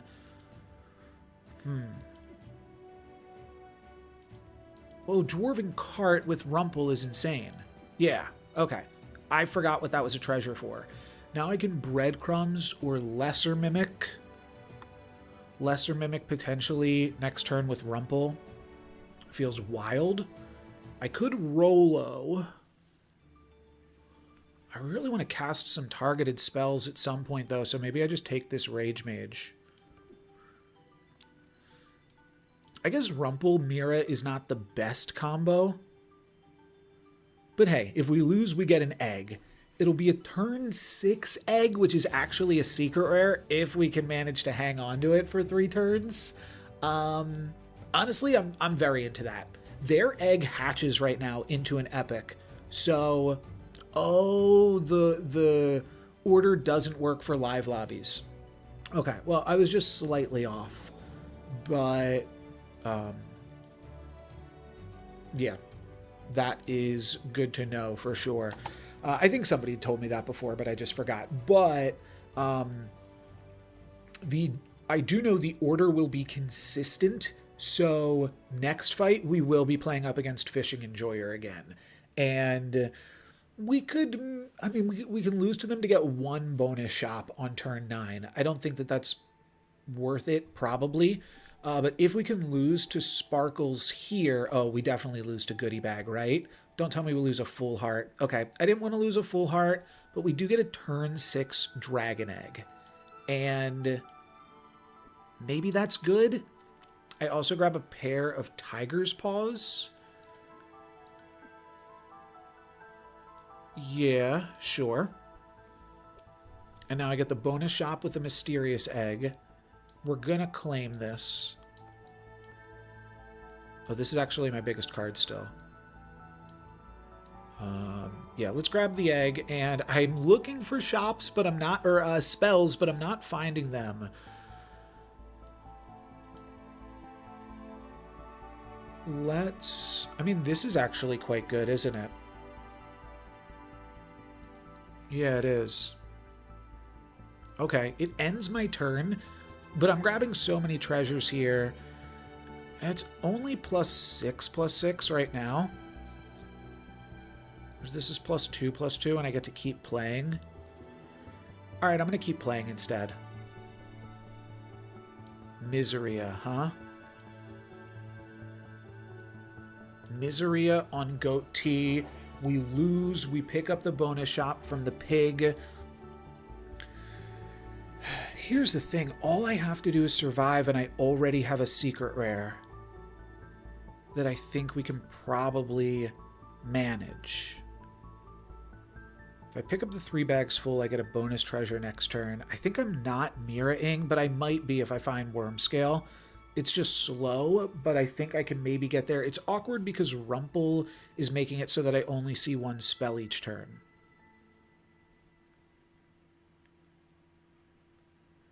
I'm going to go Miseria. It's just really good with Dwarven Cart, and I think I'm still strong enough that I can justify this.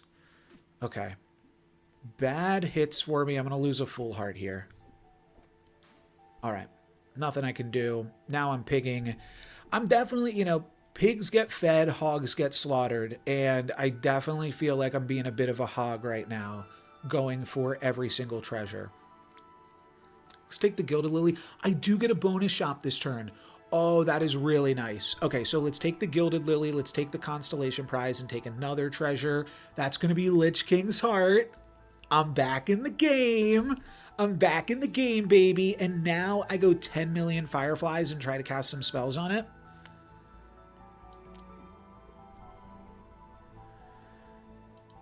Your Farewell abilities are also hunt abilities. What is that the best on? There's some secret rares that's really good on. Hat of the Coven feels like an obvious pick here with Mira. I'm going to go Hat. I think we have the endgame comp. Let's get to the endgame. Now I'm going to go Midas Touch on picks. I don't know if that's the slot I wanted to pump up, but it is. It is, because I still have the Tinker thing. Okay. Decent shot I lose this, especially against a dedicated Mira on full hearts. But I have that bonus heart now from the Lich King. I'm maybe pressing my luck here a little bit, especially again, I mean, Narcissa's an amazing player. Narcissa. Nacrocissa. I've read this player's name wrong. You used to play Storybook Brawl too, and I've been reading your name wrong for 5 years. Whoops. Nacrocissa. No clue what that means.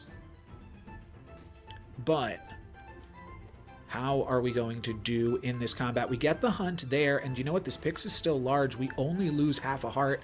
I feel pretty good about that. I feel pretty good about that. Printing Press, we already blew through our free epic, but I think it's still Printing Press here quite clearly. And now I think it is locked Treasure Chest for whatever this might bring us. It's really good with the other thing. Let's go Egg. Yeah, with the other thing. Excellent commentary there. It's good with the thing that gives you the golden epic for free. I think 23. I think it's unfortunately time to replace Rage Mage with a Stinky.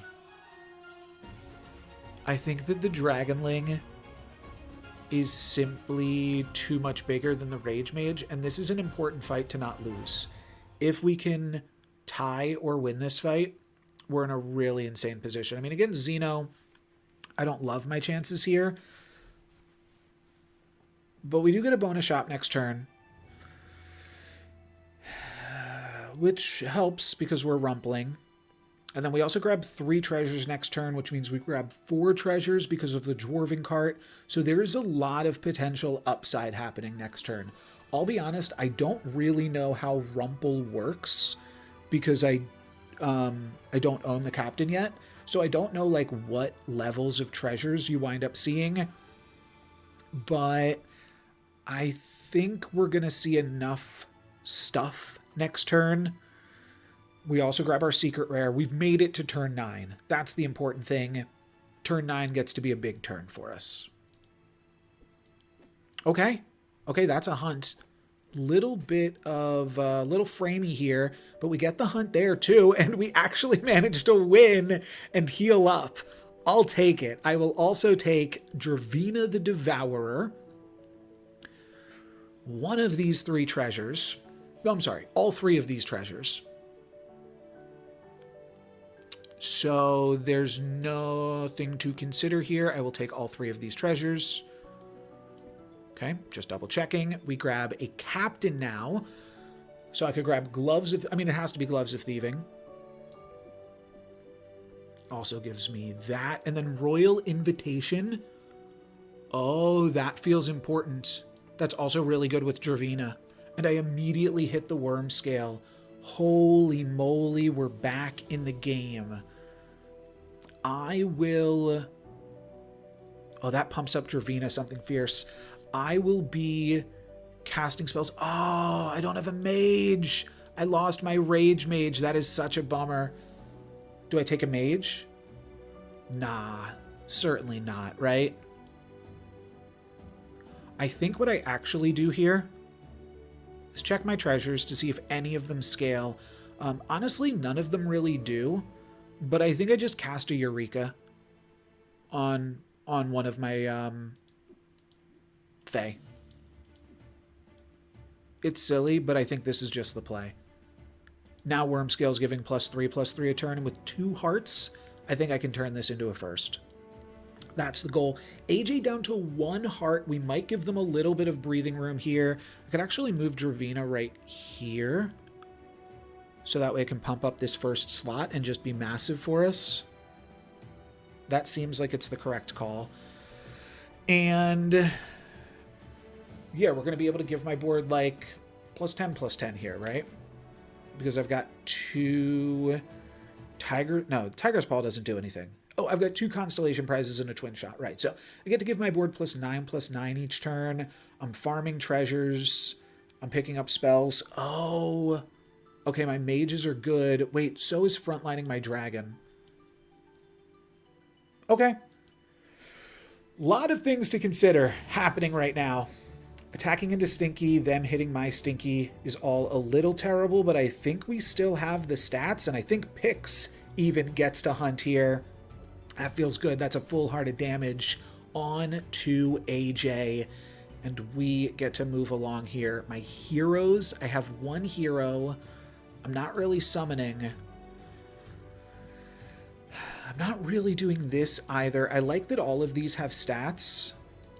I think I'm going to pick up this one for it being good with World Shrub.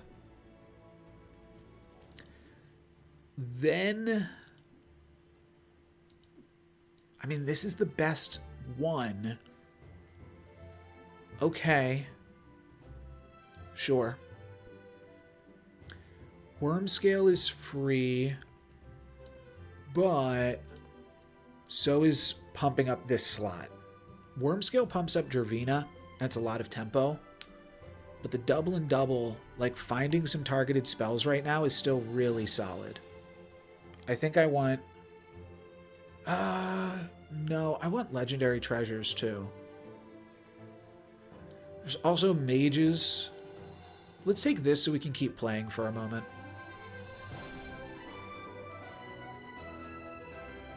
Titania... I mean, pumps up Stinky. Is there anything else I wanted from Scarecrow? I don't think so. If I roll this and hit a mage, though, it's pretty good. Let's just do that. Okay, we hit Merlin, so that's going to give us a bonus shop. 10 million Fireflies is good eventually. So, okay, let's pick up Merlin. And Starbright is not the best final hit, but it does allow us to give everything +7/+7. I really want to cast some spells next turn, but at 2 hearts, I feel pretty good about this position. What did they mixo? Oh, they mixoed here. That's fine. We get a 2-for-1 with Dravina, and Pix gets the hunt, and this is actually a full heart of damage. Dravina is just simply good enough right now. Heroes, I've got 2 heroes. I've got no farewell characters. All right, I've got 2 heroes. We're going to do this. I do think it's time to toss 10 million Fireflies. I could also toss Pix. All right, I'll do that. I want Oracle of Fortunes. It's just way too good. And that also pumps up Dravina, but I'm going to frontline my dragons for Tiamat's Claw. We do not have the Beanstalk, but we do have 5 Captain Powers right now because we have Legend of Loxley, where we don't have the Beanstalk. And you know what? I'll take it. yeah, this is, I think, undeniably a pretty strong position. We could also do this, but yeah, I mean, the Sword of Light and Shadow is just better if we start by trying to make it work, even if we don't believe that it will. Because then we can potentially pump up more things, but I'm willing to just let all this stuff go here.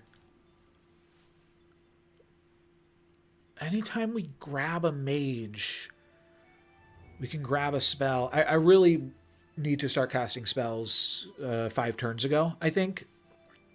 But like, even just spending my whole turn to cast spells next turn, I think will be beneficial for me. Merlin has a 50-50 to hunt. Beautiful. And my dragons will go down. Oh, another Anubis game. Okay. We're grabbing free treasures from Oracle, which is fun. But we will be grabbing a win, actually. Okay. Beautiful. I was not expecting that. Paul Bunyan's axe is a scaling treasure. I'm not playing any animals. Okay. Paul Bunyan's axe, pixie dust. Never mind. No spells needed.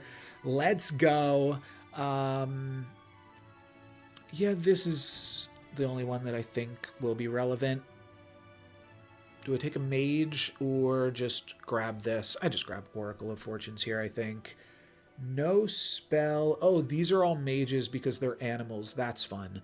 Let's cycle through this. Gives me Starlight Starbright, which is not an exciting one, but does something with Merlin. Yeah, it's really not that exciting.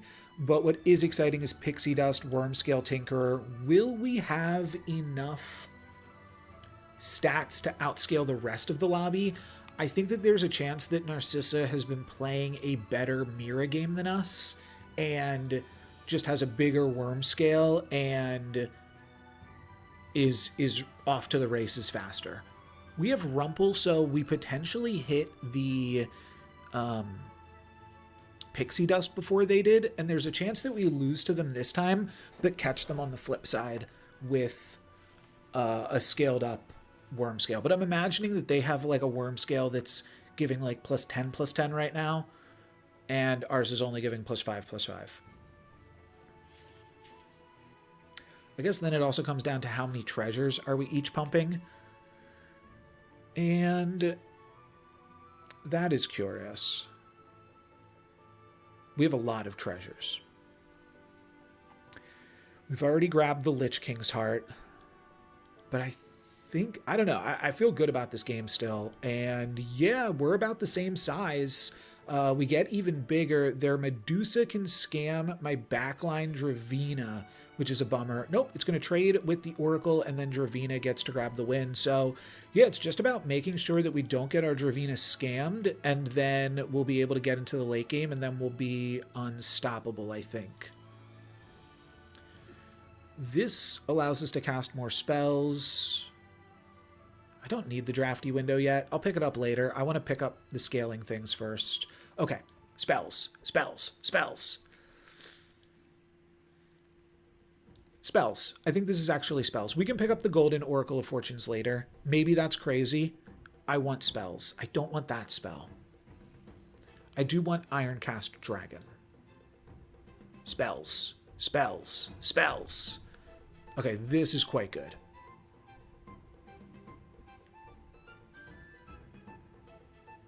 And this is quite good. So now Wormscale is giving +12/+12. I feel like... and there's not really too much I can shut down on my computer while I'm streaming, but we've been streaming for a little bit, so my computer is definitely feeling a little bit hot. We're going to move Ironcast Dragon to the front, so that way I am maximizing my Tiamat's Claw more than I'm caring about a little bit of scaling if Merlin can manage to hunt. And I think that this is just the strongest board for us.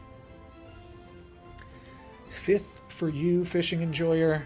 More like 5th-ing Enjoyer, am I right? Okay, so how big is this Wormscale? Ooh, we do get scammed. Dravina gets scammed, but I'm not sure that this can matter. Yeah, they need to have their whole stuff survive We pick up trash can full of strawberries, which is obviously redonkulous, and Energizer all in one go. Yeah, I mean, this is Energizer. And then... Am I buffing slots? How am I buffing slots? Why am I buffing slots? Okay, the whole... I think I'm buffing slots with the pause. Yeah.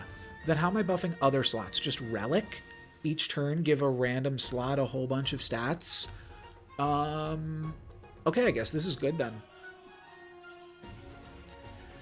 Conan, Goldilocks. Goldilocks for even more buffs. I mean, I definitely have to grab something here.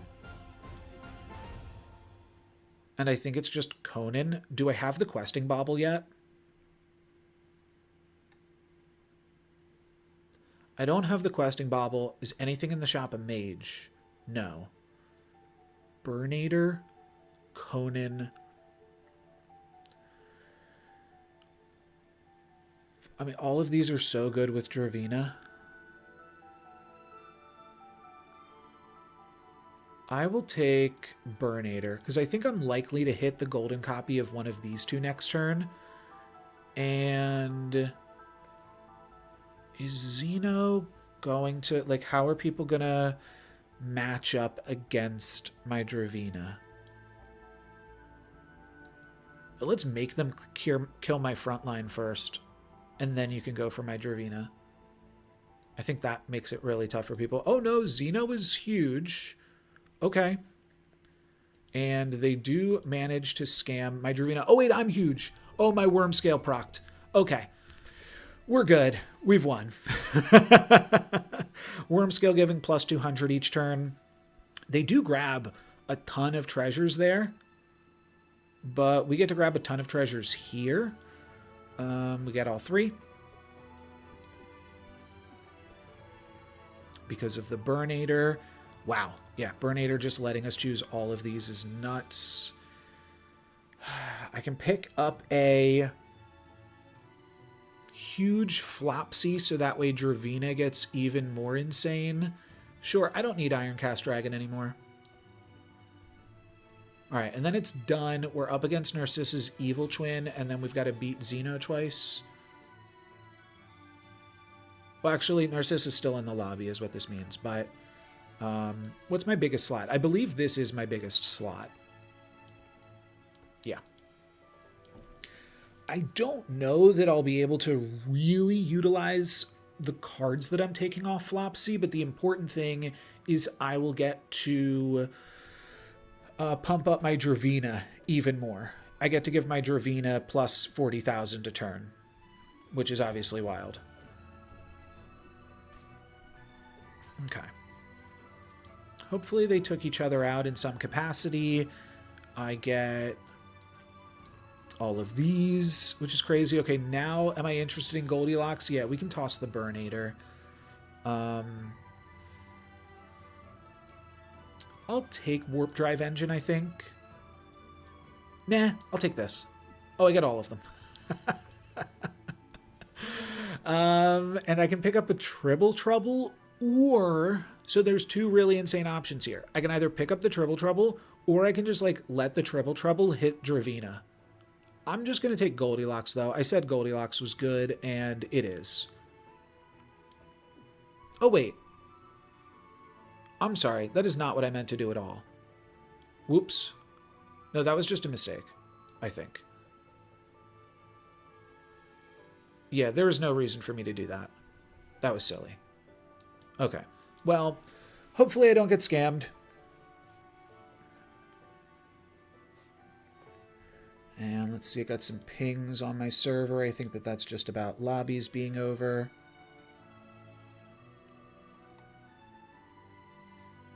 Yep. 2 ties in the other lobby. That is a bummer. Y'all gotta stop doing that. Stop tying.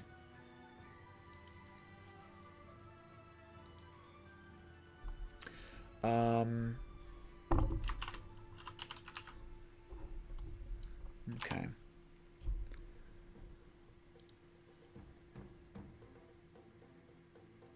Xeno, if I win this, I know you're not watching, but if I win this, then whoever's watching you has to stop watching you and come watch the stream instead. Deal? Worm scale is giving plus 2,000 a turn. Yeah, I should have had the triple trouble. It was simply a mistake. But I honestly, just too overloaded there. I just selected the wrong card. I don't think it's going to be terrible because I think the Goldilocks is still doing some really good stuff. Oh, we have a Melody's loot now too. That's crazy. What a game. Best captain, goatee.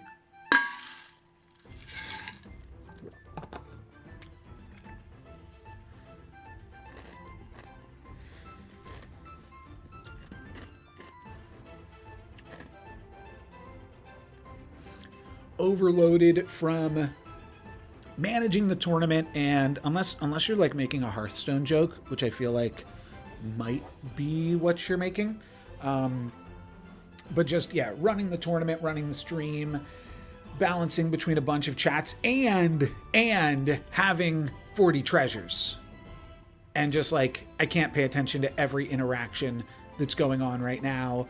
Sure, I might miss on a mage. Xeno might be able to take us here. They're taking a really long turn, but didn't we just play them and kick their butt? No way. We have this.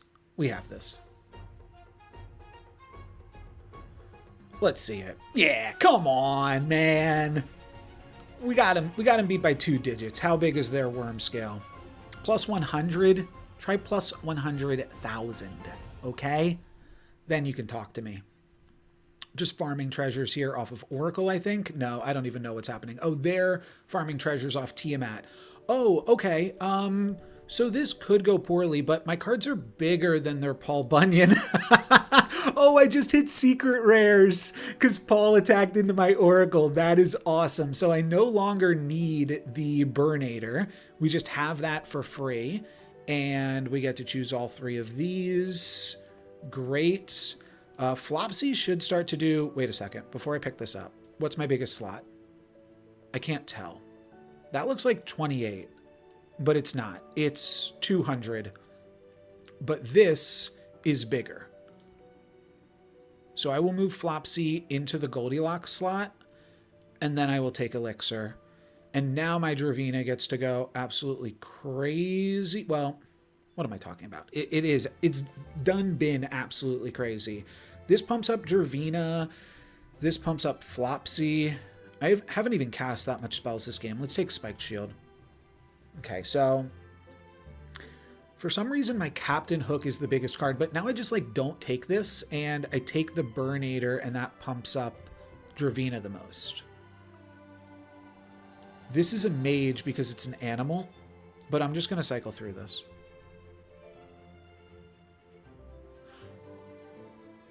Wait, this is big. Oh, this is the... right, Flopsy's not the whole shop. Flopsy is just this. Right. Right. Okay. I mean, if I ever put Puxatawny Phil in this slot, I'm not sure how I could ever lose that. Do I cut Oracle of Fortunes? How do you lose with a Puxatawny Phil that's bigger than their whole board? Well, my Dravina might be too big. This feels so terrible to cut. It's giving me secret rares. What if they scam me? I want to cycle through Nessie. It's a mage. Oh, so is Puxatawny Phil.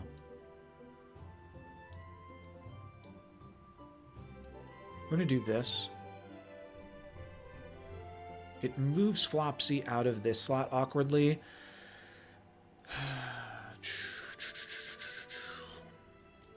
Treasures, secret rares, secret rares. Let's do this, and it pumps up Dravina. And then I get more treasures from this. Oh, and it's a mage? No, I don't know why I just got more shops here. Could take a Medusa. I think I'm just going to cycle through this and I get spells from it too. Not great spells, but spells nonetheless. I don't believe I have the fairy ring. I don't. But I could still cycle through a two-headed wizard. I could also do Midas's Touch. I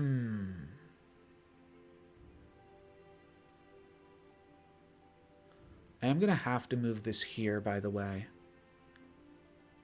Otherwise, their Paul could, like, trade with my whole board, which would be annoying. This is a mage, so I get to keep playing. But this is cool. Let's just cycle through Burnator. Oh, I'm Loxley. Oh, I just realized I was Loxley. Oh, and you just said it in the chat too. Yeah, I'm not sure what. Yeah. So the Flopsy isn't working with the elixir. Right. Yeah. A lot of stuff going on here. Let's cycle through this, grab another treasure, and that is now going to be. I mean, I think I just put this here and then play this here. And then I go back to this. Actually, I could frontline the Flopsy, but it doesn't really matter. All right, let's see if we did it. Did I break? Okay. They've got a big ghost armor. They've got a Paul Bunyan and an Echoing Fae. But I think that how it works is Wormscale pumps all of my stuff after they pump all of their stuff. No, I think we're actually going to lose this. Dravina trades with one thing, and then I think I'm going to lose to the Echoing Fae. Oh, they are Exodia comping me. We do get a Ring of Power.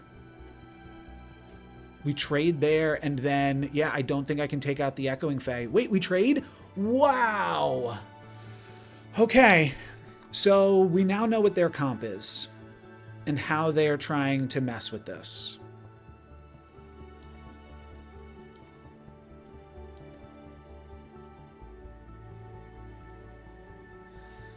Hunter's Horn.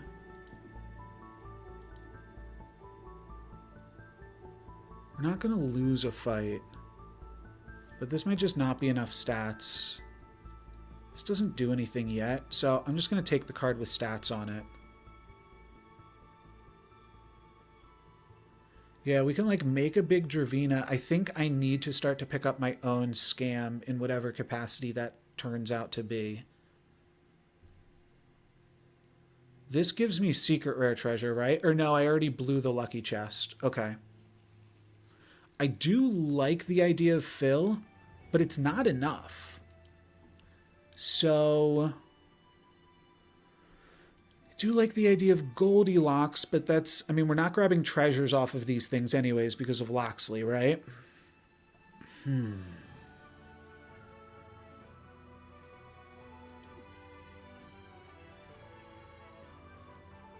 Let's just take a bonus shop from Goldilocks, though.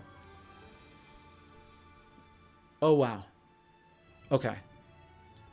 I need to see what shop is the biggest here. 5.1 or slot. 5.1, so that's a 1.4. I just put Goldilocks in each slot, and wherever is the biggest is my biggest slot. So this is my biggest slot, where Goldilocks just was. So now what I need to do is this.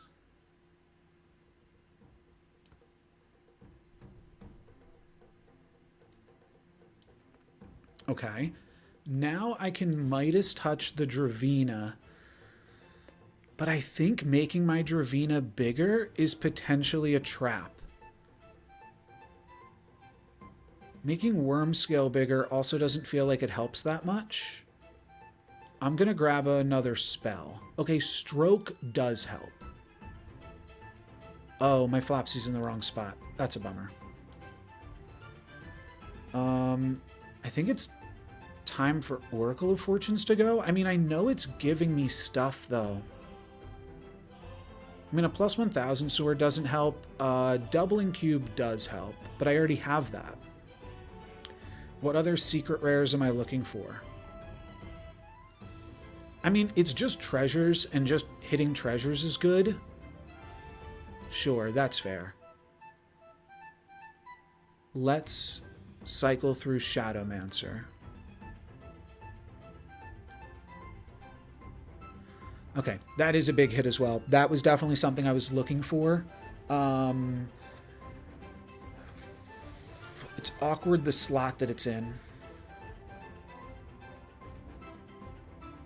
And I don't know where they're gonna ultimately place their stuff. But I want it to go on Flopsy, I guess. I have freedom to move Flopsy with how these chops actually work. It's a mage. Cast that here. Okay. Let me just do this.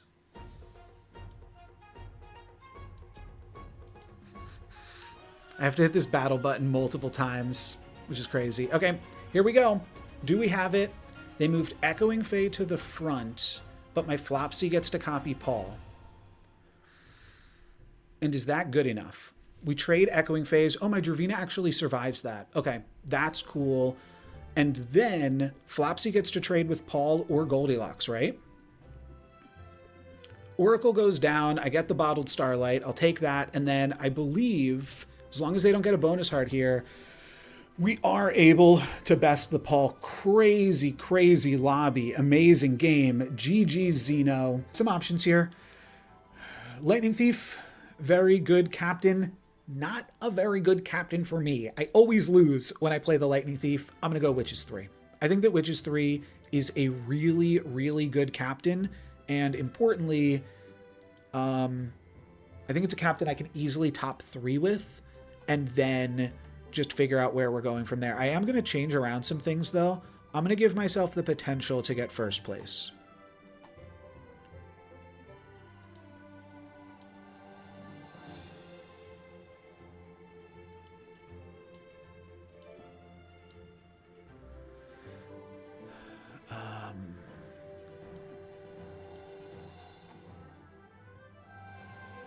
I don't hate Flopsy, but I'm going to do this.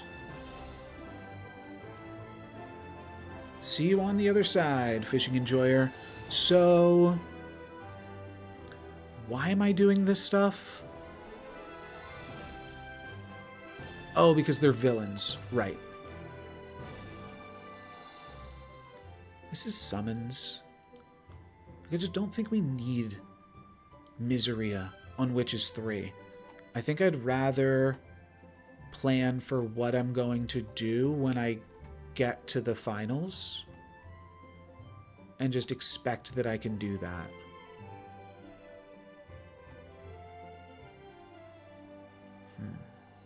Fox, Moppet, I think those are a little too big.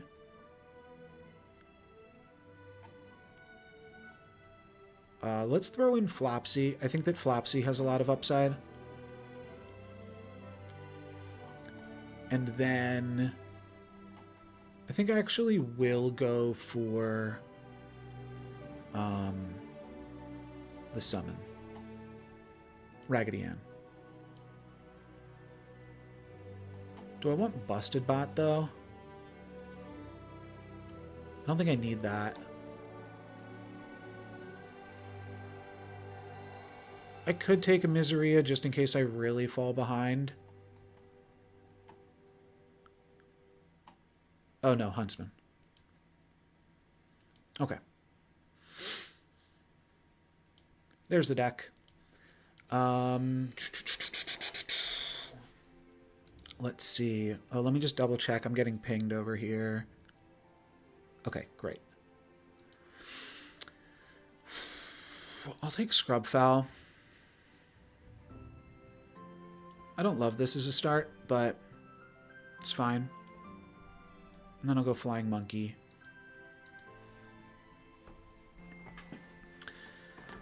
So, what is this lobby looking like? We've got a Serena, a Tajima. Honestly, like a fairly weak lobby. Gokatu being the best captain here by far. But, I mean, Sensei is not bad. It's going to be able to hold... There's going to be people that can hold a candle to me tempo-wise. So, maybe the Miseria was an okay idea just because it also gave us the ability to...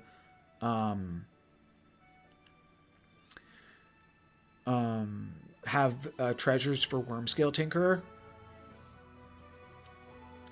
But I'm going to try the hunting stuff. I also could have just like played for third and probably made the finals. But getting first place helps you out in the finals. Getting second place helps you out in the finals. So I'm kind of just going to continue to go for glory here. And I'm playing with house money. Literally, we're in my house right now. So we should, you know, we're having fun. We're making an entertaining stream, if nothing else. But this is like a classic combo that I used to play on Witches 3. I'm kind of curious to see how good it is. Oh, you were bugged out? All right. Did not notice. Oh, because you didn't ping me. Okay.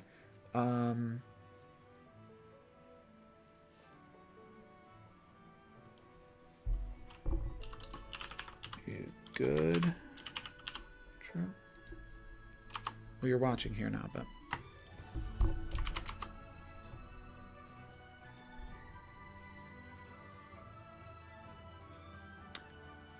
Oh, you have... Oh. Oh. I see what you're saying. I just realized what's going on in that picture. Matt.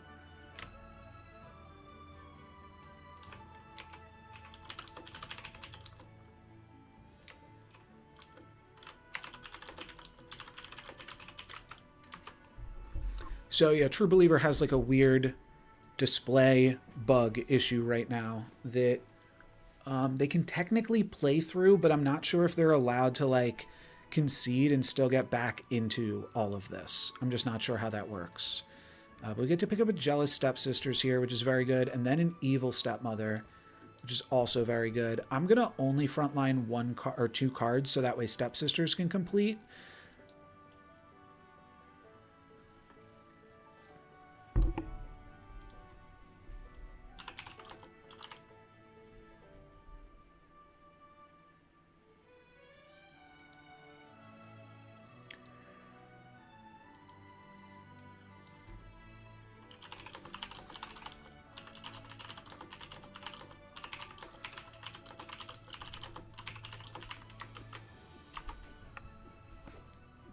Okay, we don't complete the Stepsisters this turn,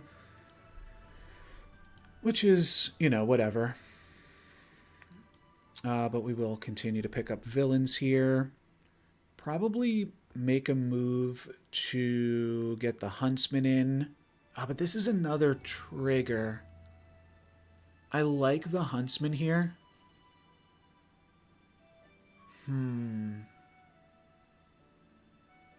I think I want to play the Huntsman.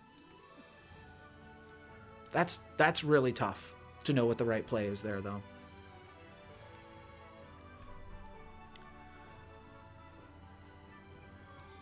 Okay. The rest of the lobby should be fine. Any other things going on? Yeah, long tournament. Oh, okay. There are some chats here too. Concede is like actually conceding, but worst case, you should be able to quit out and rejoin. So don't concede. I don't think he's listening because he's in the same lobby as me. That is where, like, it is awkward to have, like, issues. I didn't even know that he didn't ping me on Discord or anything, but I think I'll probably just continue to take... Well, why? No, why would I take the Huntsman here? Let's take Dastardly Spirit. Well, I guess the reason I'd take the Huntsman is maybe I could grab another treasure off of it. Sure. Cowardly Lion is fine. Jealous stepsister, or the presence of Gaia for jealous stepsisters feels weak, but it's actually good. Yeah, this is a long tournament. Long tournament here. We got a lot to get through. I don't care about the Cowardly Lion. Let's go Presence of Gaia so I can cut the stepsisters and put something else back there. I'll grab a treasure before I take Wormtongue. Wormtongue also gives me a treasure here, but... Ooh. Now hold on a second. What if I lesser mimic the Huntsman's treasure? I would just have to replace the Jealous Stepsisters in this case, but this could potentially already win the lobby. I'm going to try to duplicate the Huntsman's axe.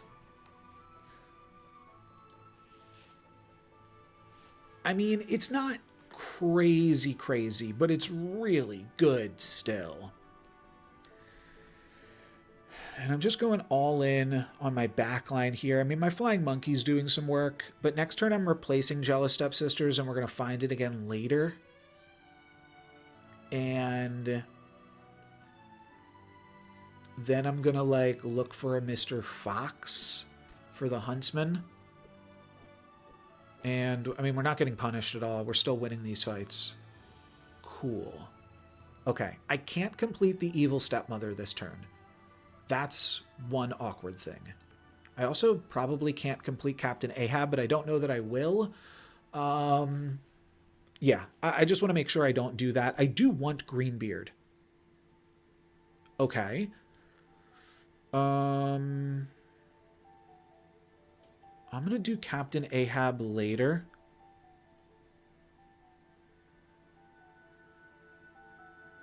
We can Evil Stepmother later too, right?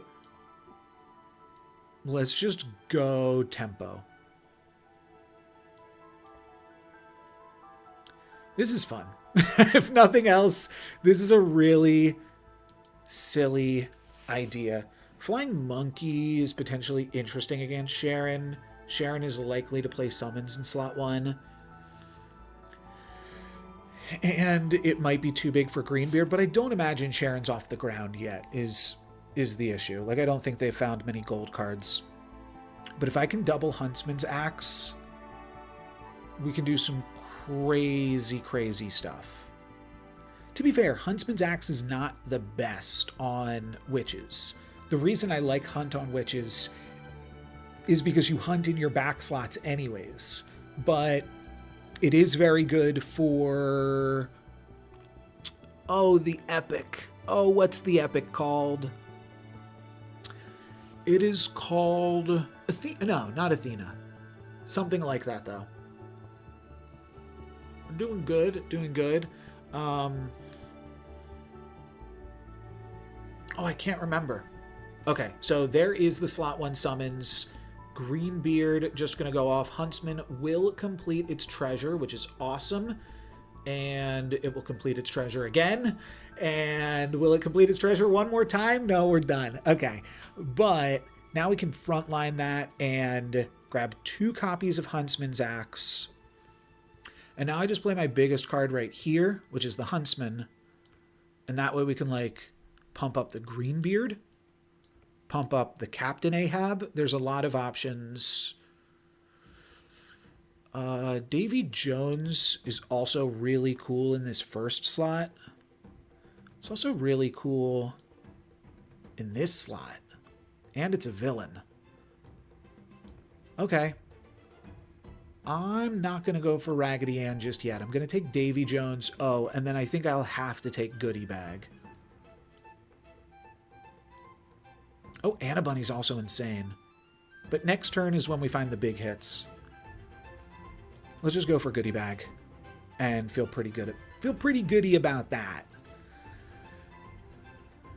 Greenbeard second is probably fine. So if Huntsman gets in there, it gives this slot plus 4/4.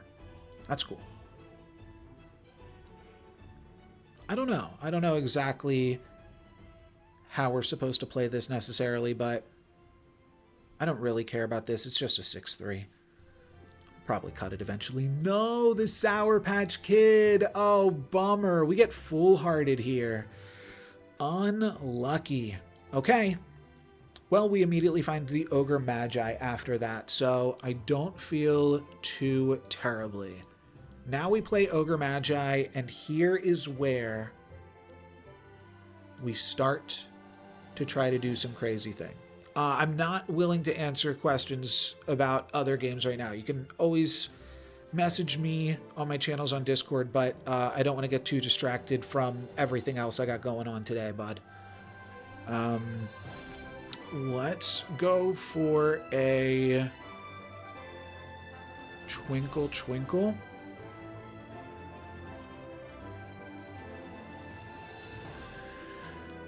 It's not the best Twinkle Twinkle, but I wasn't super excited by anything else. Oh, this is a big turn for Xeno. We're going to have to wait a second. Never mind. He's back. We don't get the first hunt. Do we get the second hunt? It's a 1 in 3. No, we missed that one as well. But we do get the hunt eventually with Ogre Magi. We take a full heart of damage, though, which definitely smarts. Okay. Well, we can activate Karma Chameleon. I don't think that's ever the play, though. Let's just grab this. Grab... Bounty Contract is so good eventually. Sure, I'll take it. And now do I grow dough on even the goodie bag? Yeah, I think that's the play. That's the most stats. Fires for this first slot. That's got to be the play too. No villain here, unfortunately, but maybe the Huntsman. I feel like actually we're too weak. I might be getting a 6th place here. There's so many players about to drop out, but I think we're one of them. I think I've played this a little too risky. The thing is, like, honestly, playing in a live lobby, putting... Oh, they're attacking into my Ogre Magi, stealing my Huntsman's axe. Come on. All right. Goodie bag grabs a jealous stepsisters, and we only lose half a heart. But man, taking my Huntsman's axe is a bummer. Let's go Captain's Cutlass, make this slot even bigger. And now we are going to attempt to Hercules. This is what we've been playing for. Lightning strikes every time we move. This pumps up the Hercules and is a 16-16. This is a 20-20. This is actually a 22-22. It's even bigger because it pumps up the goodie bag. Okay, I'm taking Two-Headed Dragon, and I'm actually going to place it right here. I'm not going to worry about the Ogre Magi. I am just trying to get this Hercules off the ground. I think we have flown a little too close to the sun, though. That is my fear. And I think we're going to die with a Hercules in 6th place.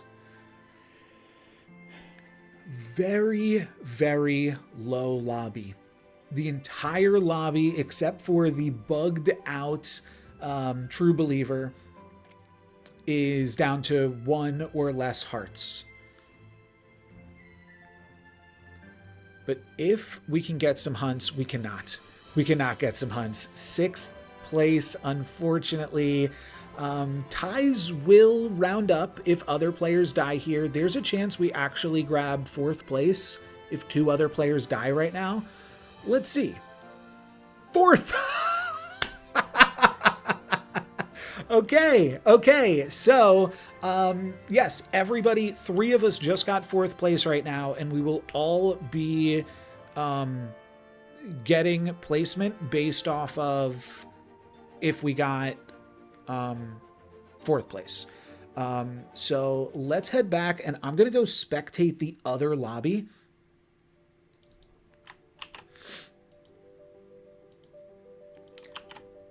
But it would kind of be curious to see how that one finishes, but this is just easier for me to do. So we're going to hop in over here and check out how this old Mac is going. Well, they've got a board full of animals. They've got some legendary treasures. Old Mac moving into turn 9. Are they going to be able to find the World Shrub? They also have a lucky chest. The lucky chest from Mr. Fox. Monstro on turn 9 is an incredible hit here. That is going to give them a secret rare treasure, and if they hit the World Shrub, then everything becomes an animal, and everything starts to give them treasures 2 tiers higher. So this could be an absolutely incredible moment. The Sarminia it goes to epic. The Sarminia is also a secret rare treasure, right? Because it's rare, and then it's +2 from Old Mac, so up to legendary, and then they have a lucky chest that they're about to pop open here too. So they're about to hit 2 secret rare treasures next turn, which means they've got a very good chance of finding the World Shrub. Unfortunately, they cannot find Draupnir just yet. That would be a turn 9 Draupnir. Feels like it would have to be a win. But this looks like the best game of Old MacDonald that I've ever seen. So I think we started spectating like at the perfect time right now.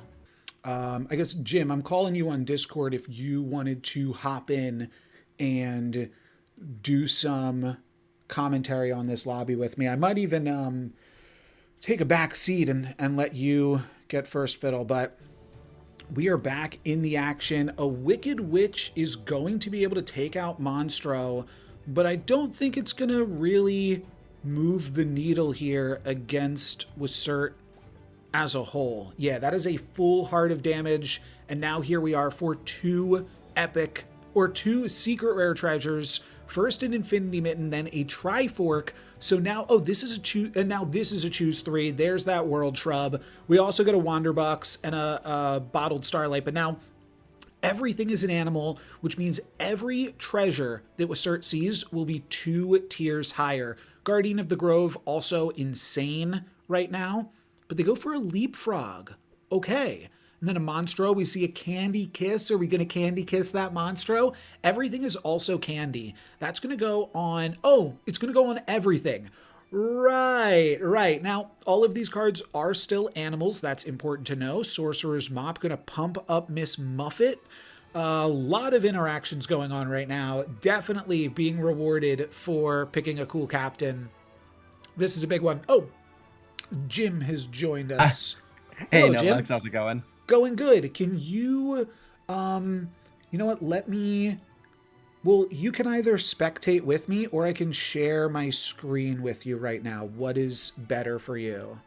I think the screen share is probably the easiest way to do it. We're going to try this. If this makes the stream crash, then we'll figure out something different, but welcome. Yeah, so Jim wanted to do some co-commentary with me here for this tournament. I'm still in the tournament, so it puts me in an awkward position where like I don't want somebody like backseating my games, but yeah, how are your whatever you want to say. You want to talk about the tournament? The tournament's been incredible so far. It's been a lot of fun watching it, and this is an incredible board to come into. Like, this is sort of the ground floor here, and it's about to go straight to the moon. That's a great point. We're on turn 10, but we're just getting started for what this captain can do. And I don't think you can have a better Old MacDonald game. Turn 9 World Shrub is exactly what you're hoping to do on this captain. And he got 2 cracks at the apple there with the both of those secret rare treasures, but this is a crazy good setup. Yeah, especially with the Infinity Mitten sitting here, so that Spirit of Vengeance is just going to become absolutely huge. True. Miss Muffet dropping multiple spiders and getting them buffed by the Sorcerer's Mop. Like, this is... Hold on. Unless somebody comes out with, 6 digits of stats, they're not going to get through this. Well, what if we True Love's Kiss the whole board again? No, coward. Yeah, that's fair. I mean, we can golden the whole board. That seems pretty good. Yeah, that seems like a completely fair thing to do on this board. Yeah, so the fact that this Frog Prince is here makes me think that Wysert is just using like the basic starter deck for Old MacDonald here too, which makes sense. Not many people have like too many reps on Old Mac that they like go in there and twiddle, like that they don't have the cards unlocked for it, right? But this is a great captain. If so, we could look at the standings maybe. Cert, oh, I don't actually know their name on the standings, I forget, but they might need to get a first place. They might have been in a position where they looked at the 3 captains and said, oh, I need first place here, so I'm going to take the most crazy high roll of these options. Yeah, I mean, Old MacDonald is definitely a high variance captain. You can get no animals in your first couple of shops and just completely roll over, or you can go straight into, getting double golds in turn 5 or turn 6 and just completely blow out the lobby. Mm-hmm. Yeah, and this is definitely feels like the latter. Now we also have a white whale golden, which has a beneficial ability. So I'm not sure if we're going to see, like, I would probably, I can move these cards around here. Can't I? Oh no, they're going to hop back to their own spaces. But I would maybe like to see, maybe actually you put the white whale in slot 1. So that way it can die. And then you put like Spirit of Vengeance here. So that way, like, you can make a few Miss Muffets. Oh, looks like we are seeing a little bit of arranging here now. Unless that's me, like, finally registering. But yeah, there's even more cool options right now that the white whale can just churn out treasures for everybody. Yeah, it's a bit of a actually, potentially double-edged sword, right? Giving those treasures to your opponent. Because you're fine. Mm-hmm. Like, if the game just continues, you're fine. So I don't even know if you want to donate treasures, because that could give other people the chance to come back. Yeah, he might be looking for a way to just replace this white whale with something else. Like, anything else in this slot that is candy and provides some kind of buffs for the board is also going to be just, exponential scaling by the time this actually gets done. Right. I do like that the white whale gives you treasures, and then that's giving your whole team +6/+6, but it's kind of small potatoes in the grand scheme of things. Yeah, I mean, the treasure hoard is definitely a bonus, but it's not going to be like a 4 digits bonus, which is where this is going the next time Spirit of Vengeance dies. Right. That was a little bit unlucky that Spirit of Vengeance didn't die, but also Medusa scammed the white whale, so no consistent value there. I feel like the other consistent value might come from some treasures, potentially, too. Yeah, I love how WCert is confident about this board. Doesn't even need to look at the characters that are on offer, just immediately dumping the treasure hoard for the entire team and the poison apple spell. I don't remember what it's called now, but the one that reduces an opponent creatures to 1 health. Like, that seems very, very strong in this situation. Just knowing how strong your board is at this point, just being like, okay, the only thing I can really do is cast some spells and that'll make it better. This is actually an incredible position for WCert in this lobby, right? Still full hearts, going up against people who maybe have a chance to recover. I mean, every time you beat Applechips, that's a little bit more power under the belt for Gloria. But definitely some strong competitors at this point too, right? At this late stage of the game. Like, Nacrocissa is a name that I recognize, and Tritherio has done some really, really great work this tournament, as has AJ, SA Cakewalk. They've been doing just some incredible results with these captains so far. So AJ is a, I believe, a Magic the Gathering pro, and yeah, Nacrocissa. It's a tricky one.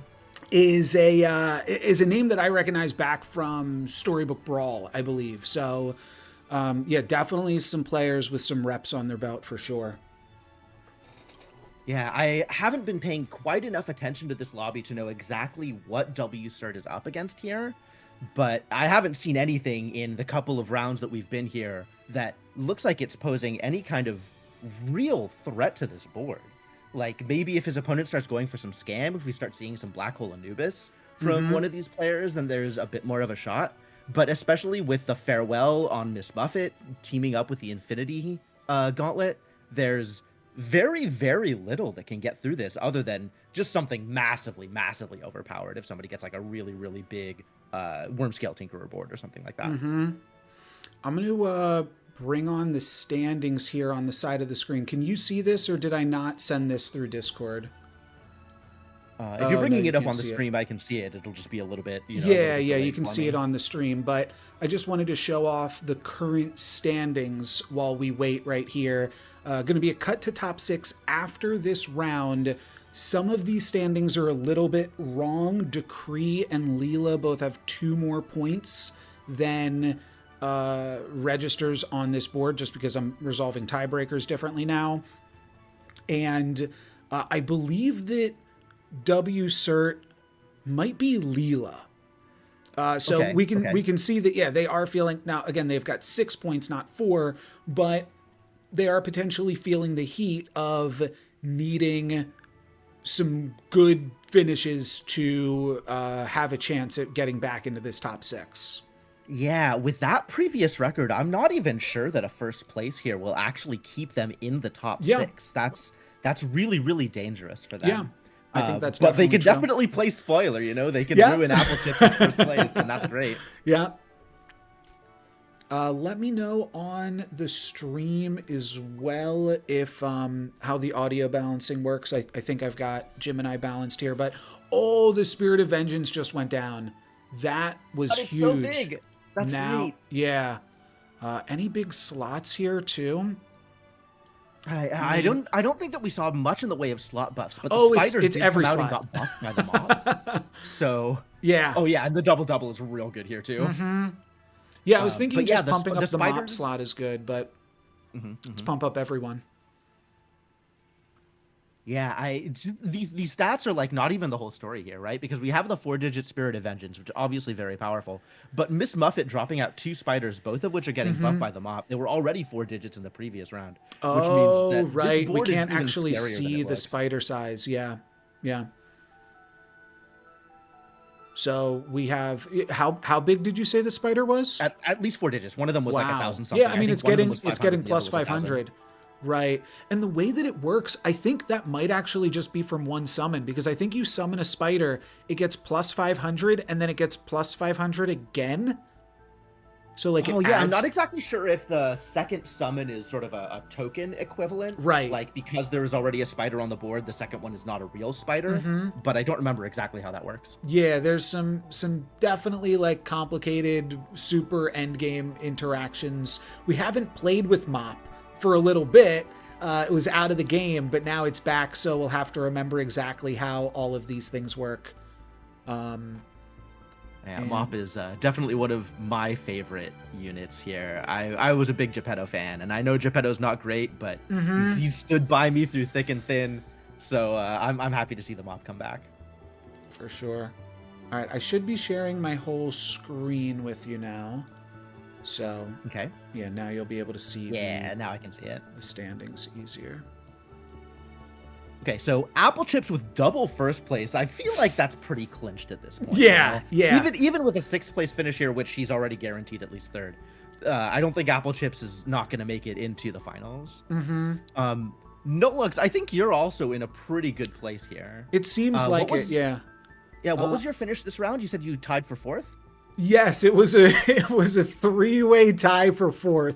So that is going to do some things to the standings for sure. Oh yeah, absolutely. I could potentially plug those in and update this, but a 3-1-4 finish I feel like is probably middle of the road for breakers. I mean, I'm not exactly sure how that's going to look with all of the rest of it, but you've got a shot. I don't know if it's for sure one way or the other, but you definitely have a shot. That will be interesting to resolve all those tiebreakers too. It'll potentially make some things look weird for a second, but I want to make sure everybody gets the appropriate amount of points. And also, I said that before I had a 3-way tie, so it's all kosher, hopefully. But yeah, from the outside, it's really easy for that to look self-serving. But I know that it was all coming from a good place. In the previous stage, I rolled a die, and I don't know if you were watching at this point, but I've been rolling a die, just a D20, to resolve ties just because I forgot to do it. So that's on me. Somehow, it landed on its side when it was my points on the line. So yeah, that definitely seemed rigged. It just landed on like the smallest piece of dust and a tie die roll. Ridiculous. That's fascinating. And then having that happen on a D20 of all dice, yeah, like it's already practically a circle. Right. Yeah, that should not be happening, but just means I got to clean off my desk space a little bit too, for being honest.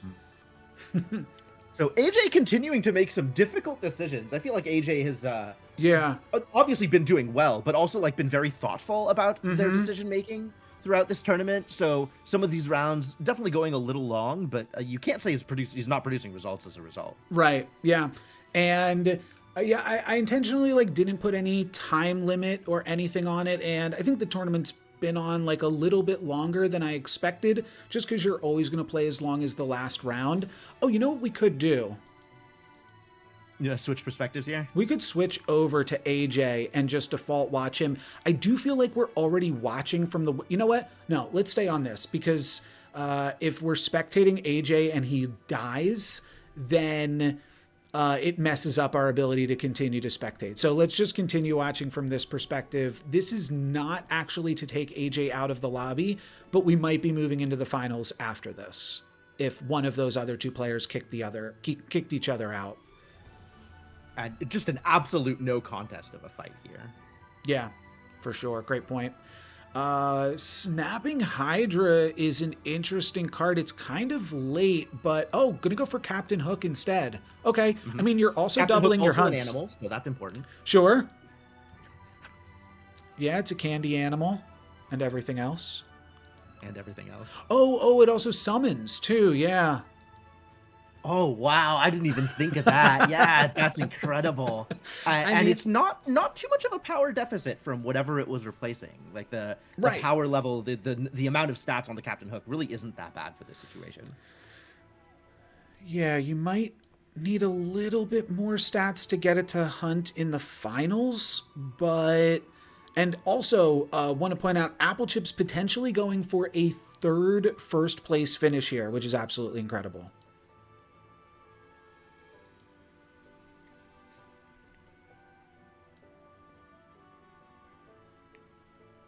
Wow, yeah, Applechips down to the finals here. That's pretty good. If you stay on W Sir, I'll bring up Applechips here just so we can kind of get both perspectives. And looks like Applechips is at the point where they've got a couple of options. They're looking at Ghost Armor and Echoing Fae in the shop, and a doubled Dip in Chocolate as their spell. Okay. But also the stats on this board is kind of wild. Like, they got a Tinkerer, they got Nanny McFay in the back row, they have a huge Burninator, so this might actually turn into a real fight. Yeah, so as much as Wassert had an explosive turn 9, hasn't done anything since then. Playing the same board since turn 10, they goldened all of their characters, and I guess... to your point too, well, no, I was going to say they haven't been growing their spider because Miss Muffet hasn't been dying, and that can happen sometimes where you need your cards to actually die for Spirit of Vengeance and Miss Muffet to actually continue to gain value. The worst part is I think Applechips is going to win this round, which is going to give WSERT a bunch of benefits, right? Yeah, the Spirit of Vengeance is gonna get huge. The Muffet is going to get huge, but I think Applechips is actually at the point where they're scaling faster, even with the benefits that WSERT has. I mean, we're not going to know until the end of this round because I don't know what the spiders. Well, you know what? I guess I can take a look over at Applechips too, because if Applechips dies, then we're done watching here anyways, right? So yeah, if you just want to swap over, that's totally fair. I swapped right when they went into battle, so we'll see what happens, but we're a little bit bugged. And here's a little bit of bugs as these spiders come out. We're watching from both perspectives at the same time, but looks like, yeah, Applechips might just be able to take this one. So those were some 2K spiders, and that's not going to be enough against Applechips' board right now. Even just through this fight, the Wormscale Tinkerer got up to 4K, and that's only going to get worse. Okay, I'm going to hop back watching on... I might have just totally broken it, but I might be stuck... That is a big Spirit. Watching from this perspective. Yes, Spirit almost up to 5 digits now. Yeah, it traded with something that was like 3K and got +6. Just about, +7. That sounds about right. It's the rest of the board that I think is going to be the problem, because the Spirit of Vengeance is absolutely going to overpower anything on Applechips' board once, and that's not going to be enough. Do you have Killing to one backline thing Miss is not Muffet gonna here? end this menace. Yeah, the Miss Muffet also going to eat a couple of things, but I think the Miss Muffet is just not scaling quite as fast. That Sorcerer's Mop really needs to be 4 digits in order to make this work. And if the spiders are only scaling an extra 1,000 each time, like that's definitely not going to match this Tinkerer. Yeah, I'm thinking if you backline the Miss Muffet, then you're like more likely to get value out of it, because Infinity Mitten is not just the front line, it's all of your cards. So you could do that, and then you're also like pumping up slot 4, which is maybe interesting, but I'm not sure if it's interesting enough. Yeah, and then you have to kind of roll the dice on whether or not the Muffet dies before the Mop does. Right. Yeah, that could always just backfire. I think you're probably like the Spirit holds the front line, so then the Muffet dies before your front line is gone even. But no. This is going to be a comeback. These cards are way too big. I mean, Spirit of Vengeance is going to get to grow again up to 70,000. Yeah. But this is another loss. Yeah, there's absolutely another full heart for W Sir here. And I think we did lose a little bit of value from that spider. I'm not sure that that's like the biggest deal. Oh, all of their cards are dragons. I was thinking that the Tiamat's Claw was not going to get any value. I was going to ask this. Would you Candy Kiss here? And we see a huge Candy Kiss, Tribble Trouble. Oh my god! Doppelganger. This is a game. You definitely backline Doppelganger and Shadow, and I think W Cert has finally improved his board. Oh, yeah, that Candy Kiss was exactly what the doctor ordered. Old MacDonald is going to absolutely clean up here. This is incredible. He went from a slightly losing position to overpowering his opponent by 2 orders of magnitude on that Triple Trouble. Crazy. That's absolutely incredible. So, I mean, I don't know. I'm imagining with how big Applechips' board is, there's a pixie dust in there, though, too, right? There must be, yeah, because the Wormscale Tinkerer is improving. But you more can't than beat, just, you can't beat Golden Doppelganger, Golden Shadow with a Infinity Mitten, right? It doesn't seem possible to me, for sure. For Yeah. sure. Especially because the Triple Trouble is going to be 300k. 450. It triples. Yeah. Oh, even better. Okay. So yeah, that'll be nice. I have to imagine that's big enough, but the cards on Applechips' side were also looking insane. Yeah, no, they absolutely are. And they're still growing, right? Applechips is now in the upper end of 5 digits. But, against this 6-digit Triple Trouble, against a Doppelganger that gives you just as much stats as your opponent does, maybe even twice because of Shadow, like, that doesn't seem like it's going to be enough to cover. You know what I like to do here, actually? Put Triple Trouble here. Get this Merlin and Dravina off the board because you need to make some room for your Doppelgangers. Yeah, that's a really good point. And you absolutely want to make sure not only that Doppelganger hits, but that the Shadow hits something that's not one of your 3-digit smaller friends here. I think there's a reasonable chance this Shadow doesn't do anything.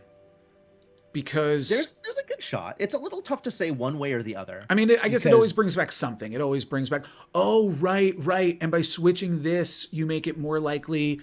So these are all comparable. That's what I was afraid of. Oh, this is going to tribble, though. This does tribble. Okay. It is a big tribble, so it's just down to the Doppelganger and the Shadow. Wait.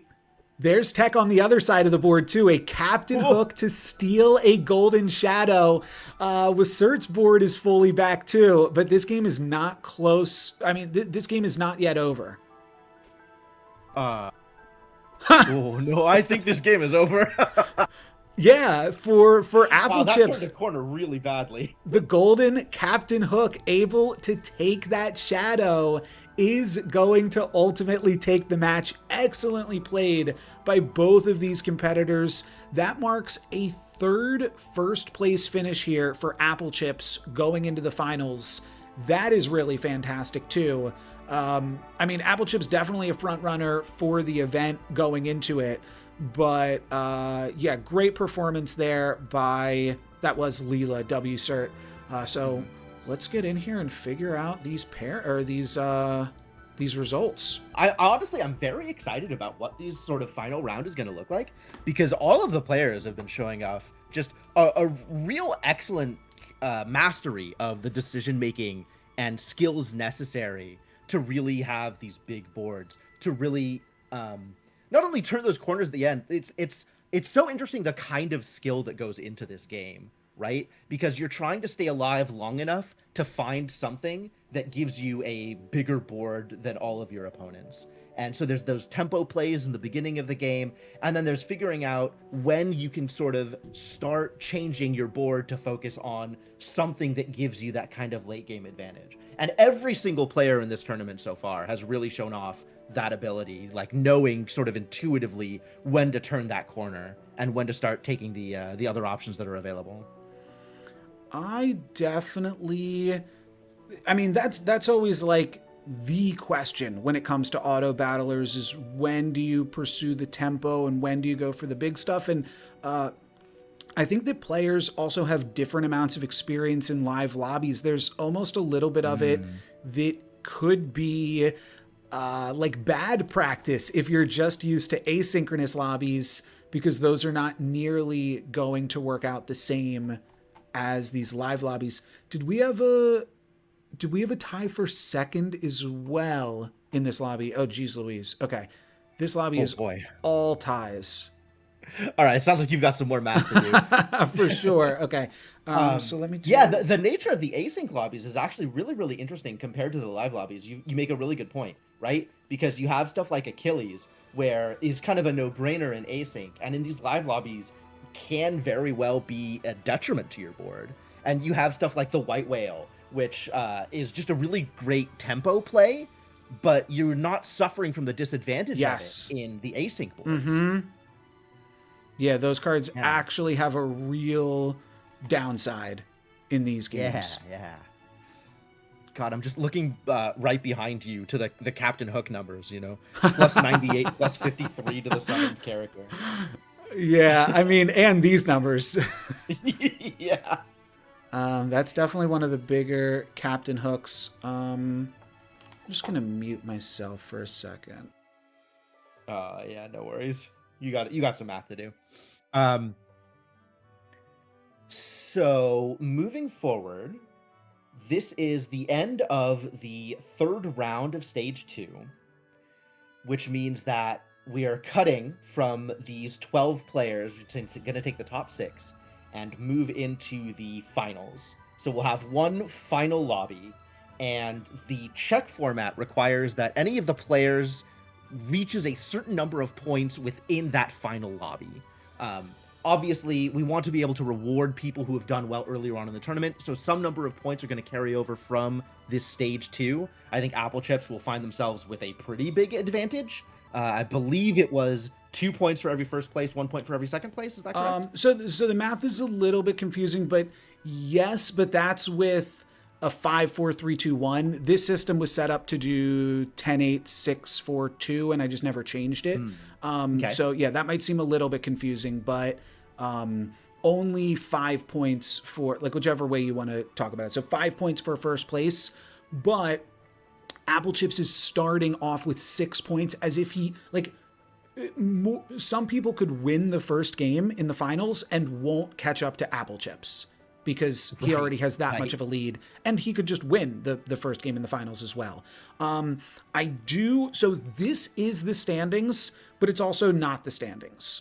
And I just want to explain that a little bit because it'll probably shake out fairly similarly, but the following 6 people all need extra points that aren't shown here. So what I'm actually going to do is I'm going to export the standings, and I might just manually wind up typing it out. So this is going to be our top 6. Applechips, Xeno, myself, True Believer, Nakrasissa, and AJ. So we will get that started up in a moment here. In order to win the tournament, what you have to do is score 10 points and then win the lobby. In that order. You can't score 10 points from the lobby that you've won. So score 10 points, then win the lobby. And based off the previous round's performance, players already have some points. Applechips has 6 points going in. Xeno has 3. Myself, True Believer, and AJ all have 2, and Nakrasissa has 1 point. So Applechips needs to get a first or second place, and then he can win. Everybody else, it's going to take at least 2 games to get the requisite number of points. Okay, we're going to get to play with Toucan Samuel. I think this is one of the best captains in the game. I don't have many cards unlocked with him. I think I've only played 1 game with this captain. Oh, I guess I've played more than that. I don't believe I want to Gummy Worm with him. I do think there's some other good stuff here, though. I don't typically love Knight of the Holy Cane, and I do like Sour Patch Kid. I don't like this. I could also see wanting to put in Candy Claws, but I think I just like the Candy Cane Crook better. I think that this is all fine. Cotton Candy Dandy is where you really want to be on this captain, and I think this is good. All right, Toucan Samuel, let's see if we can do it with the Toucan. At 2 points, we're going to need to get like 2 second places. It might take us 3. Applechips has a huge lead, but I think that that's a good thing. I think that you look at Applechips' performance from across this tournament. First in the toughest of lobbies. And even before that, a first, a second, a third, which is one of the best results from the first rounds as well. The absolute best was actually Hiko Komori, but unfortunately they did not make it into the top 6. So a little bit of a reset punishing for them. But yeah, Applechips, I think, deserves the advantage that they have here. Let's go Dragonling. I feel like this is such a powerful captain. I don't want to start off with a heart loss. I think this is such a powerful captain that you can afford to just take this here and yeah, start to just have a really powerful board eventually. Look at this captain lineup. Bobby, I mean, Loxley, Gloria, Rumpel, Toucan, Baba Yaga, Xeno with the worst option here in Thing in the Ice, but it could turn into the best option in just a few short turns. We are up against the aforementioned Applechips to kick off round 1, turn 1 of this finals for the Candylar Community Cup, and this looks like to be an all-star studded finals, not just from the competitors, but from these captains here as well. And I think that Applechips is more than happy to have a pair of questing cards there on Baba Yaga. That is pretty funky. We could go Mysterious Egg. I honestly really like egging on Toucan because there's a reasonable chance that you wind up finding a True Love's Kiss, and then you can True Love's Kiss it into a legendary character. I also really like this Dragonling. I think I'm going to take the Dragonling. I think I will find other ways to high roll in the future. Maybe with Peachy Queen? Sure. Gingerbread Witch is fine. It's not a Fae, so it's not going to interrupt the Peachy Queen. And you know what? Let's actually do this. We could complete the Dragonling this turn like this.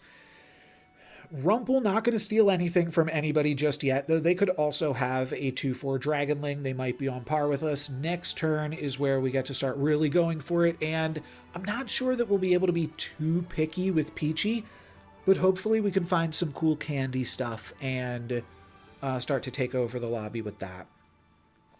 That is the idea.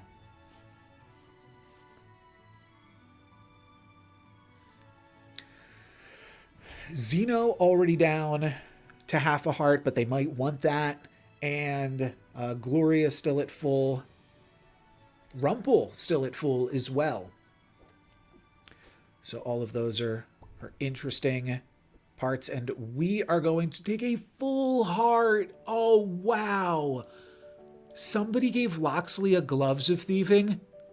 Who gave Loxley a Gloves of Thieving? That is crazy. Okay. Well, Pan Shadow's the pickup here. Now my Fey buffs are looking even bigger. I could take a Jill Sunshine right now. I am simply going to take Captain Ahab. And then hope to find a candy card. Gentle Giant's fine though too. That's a little bit of a bummer against Gloria specifically. It's funny against Thing in the Ice. And Xeno has found Professor Who's Who. So every other turn we'll get 2 bonus shops. Honestly, that might be the best captain in the lobby now. That they hit. I think that is certifiably a hit.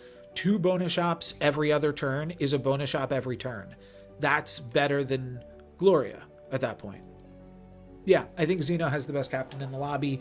So let's see how this winds up playing out. I mean, Applechips also a pretty good start, but I don't know. This Loxley looks like it's already up to just way, way, way too no good.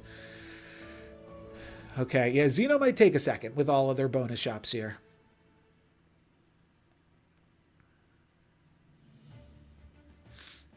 And I am not looking too good. I've got the least health out of anybody. I don't know my MMR. And I don't always pay super close attention to it. Oh, it is clearly not good though. I'm clearly not looking good. Yeah, I sometimes concede games to make content. If I'm like rolling for specific captains or something. So it's not the best judge necessarily. Let's see if we can't get back into this game. A Candy Cane Crook. Hunting could give us some stats. We're also going to take the Minotaur over Hamstar. Could have gone for that instead. Let's see what else we can find here. Captain Ahab. That's actually a better replacement. Sure. And now let's utilize the Hamstar. Okay. Let's do this. With the idea that now maybe with 8 health, Captain Ahab could survive. Against Xeno with all of their bonus shops, I'm not too sure. But maybe. We've got some big cards. We've got a Gentle Giant, a Minotaur, a Captain Ahab. These things can probably hold down the fort enough that I don't just die right now. But we die. We get Jim back in the call. We do some commentary for the next 20 minutes or so. How about that?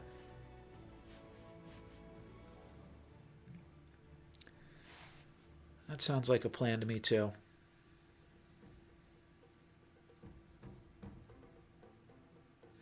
So the goal here is to get some candy stuff online, and then eventually, well, the goal is to survive. That's primary goal number 1. Honestly, if the goal is to survive, like, is this loadout the best? Oh, that blackjack is huge and gets even bigger. Captain Ahab does trade with the blackjack, though, which is enough that I am still alive. Bags has got to be the pickup here. Lucky Chest. I can't Ticking Time Top anymore. We could Carving Fork. That's pretty good on Toucan too. Yeah, you know what? It's immediate stats. I need immediate stats. Let's pick up this. I can no longer egg. At some point, I thought I was egging. I no longer believe that, obviously. We could Blind Mouse with the bow plus the candy pump plus the fork, and that gives me a 19-7. I think that has to be the pickup here. It does end the turn, but we could put it into this slot as well. I think I might keep the Hamstar. If the goal is to pump up this slot for the Blind Mouse, the Hamstar can help me with that. It's +2/+2 on the mouse's slot every turn. I've already made my decision. Maybe it was bad because I need to win every single fight from now on, or at least tie it.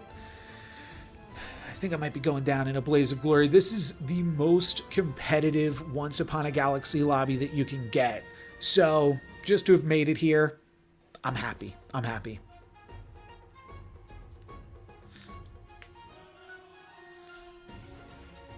Let's see what else is going on. I'm sure Jim is ready with the spectator mode for me. We can hop in and not even miss a shop.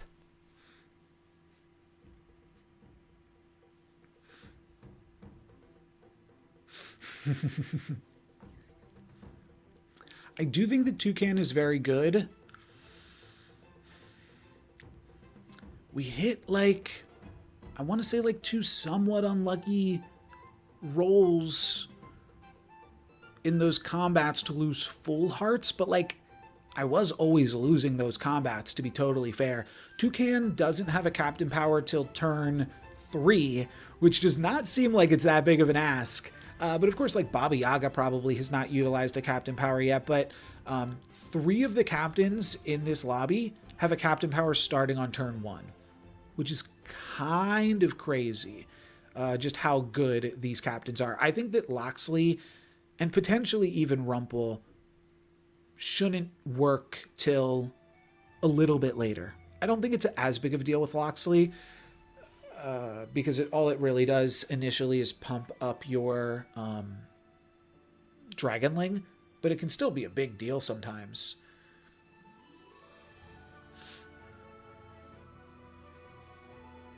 Okay, here we go. We just do not have it not close. Fairy Dragon is insane, so we will be first eliminated from this finals lobby, and I am gonna hop over into a call with Jim. Yeah, I've been watching from AJ's side since they seem to be the most deliberate about their decisions. Right. When did they pick up that? I mean, I guess they picked up the bread from somebody on turn 1, right? It must have been, yeah. They had the twin shot most recently, and then this most recent fight against Xeno, you were right for calling them out for a really good captain power. They kind of got demolished. They had a big bag of goodies, and that kind of closed out the shop on AJ here. This seems like it's going to be, well, this battle in particular is a battle of the fairy dragons. We're going to see Rumple's fairy dragon versus Loxley's fairy dragon, but Loxley stealing 2 treasures per fight with this Mr. Fox. Okay, Rumple gets the better end of this specific fight, and I guess that was an important one because Loxley just broke their half heart, and now they're down to 2, but I don't know. Any ideas on, too early to tell maybe? Yeah, there's a lot of power. I think right now they're still kind of in this building up phase, right? You know, they're looking for what's going to give them the edge in the next couple of turns, but it's easy to just be here turn 7 and be like, okay, I've got to stay alive, as opposed to I need to find something that makes me more powerful. And I don't know, because it feels like Loxley is at the point where they're looking for things that are more powerful. And I think that the fairy dragon on both of those captains is something that I maybe didn't realize just how powerful, just how much tempo you can get from a fairy dragon on both Loxley and Rumple. Yeah, absolutely. I mean, Loxley in this case, especially with Mr. Fox going, is really going to take advantage of that treasure hoard. And now we're getting bonus treasures off of Rolo, and a locked treasure chest gives us 3 more. This is really huge. You know, talking about tempo gains, like every single one of these treasures represents another couple of points of stats.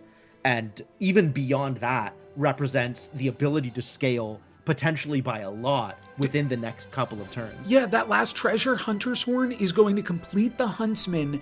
And if you have Hunter's Horn with the Huntsman's axe, which AJ now does. They can steal every treasure in the game. Anything that Baba Yaga tries to do, you're just going to do 10 times better. I mean, you get to do it first, but AJ's going to grab every treasure in this lobby with this setup. Absolutely. And with this board, even as it stands, that was not even close. That was a ridiculous fight against the Baba Yaga player. Is there a magic acorn in AJ's treasures? Not that I've seen. You can click on it, yeah. Oh, no, there is. There yeah, is. Absolutely. Yeah. Okay. Because I was like, that huntsman is looking pretty big. So that huntsman is getting the buff from the fairy dragon. So if this huntsman hunts, it will trigger Mr. Fox 4 times. Yep.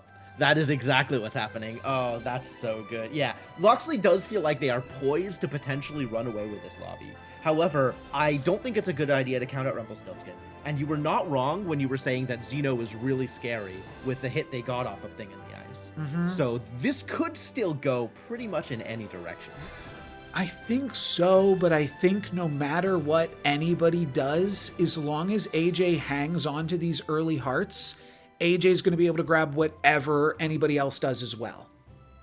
That's true. You know, just by nature of being Loxley, having that Gloves of Thieving, having that Mr. Fox just ready to go right at the start. Like, this is a very, very strong initial board for AJ. And it's, you know, like you said, it's only going to get better at this point, especially given that it can steal growth from other players. And what is Huntsman? Huntsman just has +4/+4 if it manages to hunt, right? Yeah, +4/+4 when it's gold. Okay. Yeah. I mean, that, well, it's +8/+8 because of the, oh, and the Tiger's Paw. Wait, yeah, there's actually a lot that it's doing. Yeah, there's a lot going on here. Yeah, so it's hunt +20/+20. Just casually +20/+20 off of an uncommon card. I'm surprised they're not keeping it in that first slot. Oh, I see what they're doing. They are trying to have Mr. Fox hunt 8 times. They want the 10 million fireflies to hunt, and then they want the huntsman to hunt. Each of those will be 4 triggers. Each of those will be 2 triggers of the huntsman's axe because of the hunter's horn, and then each trigger of the huntsman's axe will be 2 triggers of Mr. Fox. So possible 8 I mean, eventually you're going to run out of treasures that Mr. Fox can steal, but I mean, yeah, give me all of these. Thank you for doing all of the work for setting up Crystal Ball. That I've now had a Crystal Ball. Like, that's just insane. And then I'm going to take another one. Exactly the way you said it was going to. That initial hunt stealing 4 treasures from his opponent. And the only thing stopping the huntsman from doing the same thing was the opponent didn't have enough treasures to continue stealing. Yep. Yep. That's going to be the bottleneck, and that is a fine bottleneck to have. The Gloves of Thieving still continue to work. So yeah, you're still going to be now you're backlining the huntsman. Oh, I mean, Jabberwocky's a pretty big hunt effect as well. I'm not sure if you like go for, I feel like you can afford to take the egg or whatever you want here, but I think it's actually an easy swap between Jabberwocky and the huntsman here. Mr. Fox, you can then put in the front slot, and then you have that sneak. Since Mr. Fox is already hunting twice, even just being in the front row, and you're very quickly, like you said, going to run out of things to steal with Mr. Fox. So being able to get, you know, +80/+80 on a hunt for Jabberwocky just seems absolutely ridiculous at this stage of the game. And we have enough stuff that the interactions start getting crazy because our recruits become farewells and our farewells become hunts. If you want to check out the Mushroom Ring plus the Daisy Jones Locket combo. So our recruits are now farewells, which Jabberwocky has all of these abilities. So it gets nuts. Yeah, so the recruit is a farewell, and the farewells are hunts. So any hunt is +40/+40 just on its base. Yeah. And then you double those, or quadruple those. And a Shadowmancer, that's now going to replace Mr. Fox, potentially. I mean, not necessarily replace, but it's another insane high roll option once you've stolen everybody else's treasures. It's certainly a difficult decision to make, I think, because the value of the treasures from Mr. Fox is really good. Yeah. But when you start running out of treasures to steal, you have to be able to make that decision and backline or get rid of the Mr. Fox in order to make room for stuff that's actually going to give you more of a benefit. And you're not wrong about Shadowmancer's benefit. The spells that are available are all very strong. I'm sorry, 10 million fireflies is hunting. Oh, because it's a recruit ability. Because it's a recruit ability, so it's a farewell ability, which makes it a hunt ability. So 10 million fireflies is also insanely good here. You're yeah, they're going to cut the Mr. Fox. I think that's a really tough decision, but you want to cut something. Wow. This is not over. Oh, it's really not. Wow. Yeah, so this is Vino. This is the double Professor Who's Double Who. Professor. Professor Who's Who. That's big. A lot of who's. But this is going to be a lot of shops here. A triple Lost in the Woods cast that Shadowmancer is going to give you, and a Mixo Macho. All of these things I think can give you an opportunity to go back. But this is why I really like the Shadowmancer pickup. You have Crystal Ball. If you start to triple cast some of these targeted spells, I think you have a way to potentially pull out. This is a it's a +8/+8 Crystal Ball that gets +8/+8 upon every activation. Yeah, as it stands right now, because it's 2 crystal balls. There's 2 of them. So anytime that AJ decides to start casting individual spells, that's going to increase their spell buff going forward. They actually have a lot of different avenues to kind of ramp up on. So this is not an easy decision here, right? If they want to start ramping up on the 10 million Fireflies recruit ability, they can just cycle one of these fairies. The Mixo Macho obviously is very scary, especially against a board that's much bigger than you. And here comes Guinevere or the Combustible Dragon with this Treasure Hoard 3 already being absolutely huge. Why is Guinevere so big here? What happened to her? I think there have been some quest completions. There's been 10 complete quests. Surely not exactly 10. I don't remember completing any, but also the fairy, Huntsman. Fairy pancakes. Oh, okay, that'll do it. Okay, because like the Huntsman, maybe like 1 or 2 more early on. But okay, this is another there's 4 really good options here. I think you're not taking Mr. Fox ever, but there's still 4 really options that you have to consider. Yeah, Combustible Dragon at this size is kind of incredible. The Treasure Hoard bonus, 150 damage. This is a very easy 2-for-1 against most boards. And speaking of damage, you just took a full heart on your last fight, and I think you're about to play that exact same opponent again. Yeah, you definitely have to be thinking about the ability to get through those 300 boards. So, looking at this Shadowmancer down here with the 94 attack, and it's like, well, I probably need to be able to do better than that. It's a dragon. And dragon with an extra treasure hoard. Oh, that actually buffs up his farewell too. Oh, that's so gross. I actually want to see this Combustible Dragon in slot 1 here. Yeah, Combustible Dragon has Hunt deal 200 damage to 2 things. Mm-hmm. Oh, and it's doubled. Oh, no. Yeah, it's everything. Ooh. So if this Combustible Dragon gets a kill, that pretty much demolishes your opponent's board. Just 3 units probably dead from 1 attack. And let's not forget, putting it in slot 1 also means it triggers the Shadowmancer 4 times. All right, so if Combustible Dragon is bigger than your opponent's front line, it is Hydra at home. Yeah. You could actually... I think there's a different play here now. I think it's now 1st slot Jasmine Dragon, 4th slot Combustible Dragon. Jasmine Dragon now being bigger to trigger the Combustible Dragon in the back line gets you 4 copies of that ability. Well, Combustible Dragon got there anyways, but... Yeah. And this is against Necrocissa, so this is against the smaller board. Yeah. So I think he knows what he's up against here. Yeah. If it was against the Professor Who's Who, might have been a little bit more of a consideration, but I also... you have to note you're always going to hit the breadcrumbs here, so you're always going to be able to 9x cast a Lost in the Woods, which... How do we feel about 9 additional shops? Is that good? Do you think that's good? Well, I'm not sure if it's great because it means we're going to be here for a while talking about all of these different decisions. We are definitely watching the right perspective right now, but yeah, AJ, as you know, we talked about thinking out all of their turns. We've got a lot to think about now. Some of these things potentially we could just rip through, but oh yeah, the buffs from your spells is not just targeted stuff. So this all for one might just be the pickup. They're gonna level up the goodie bag though. That makes a lot of sense. That would make a lot of sense. I mean, we have, you know, this happily ever after at this point is +20, +20, and the Pisces also a completely valid pick, especially with the Fairy Dragon in the back row. I was curious if at some point you would play the Pisces over the Rolo, because Pisces has Farewell and Hunt trigger my recruitability. Yeah, the combination of Daisy like two-headed Jones wizard, and the you have to Mushroom take the Ring is two-headed wild. wizard here, right? That card is so Presumably, great. I mean, the spells seem so powerful, right? I feel like he's probably gunning for a Wormscale Tinkerer. I don't see the Pixie Dust, unfortunately.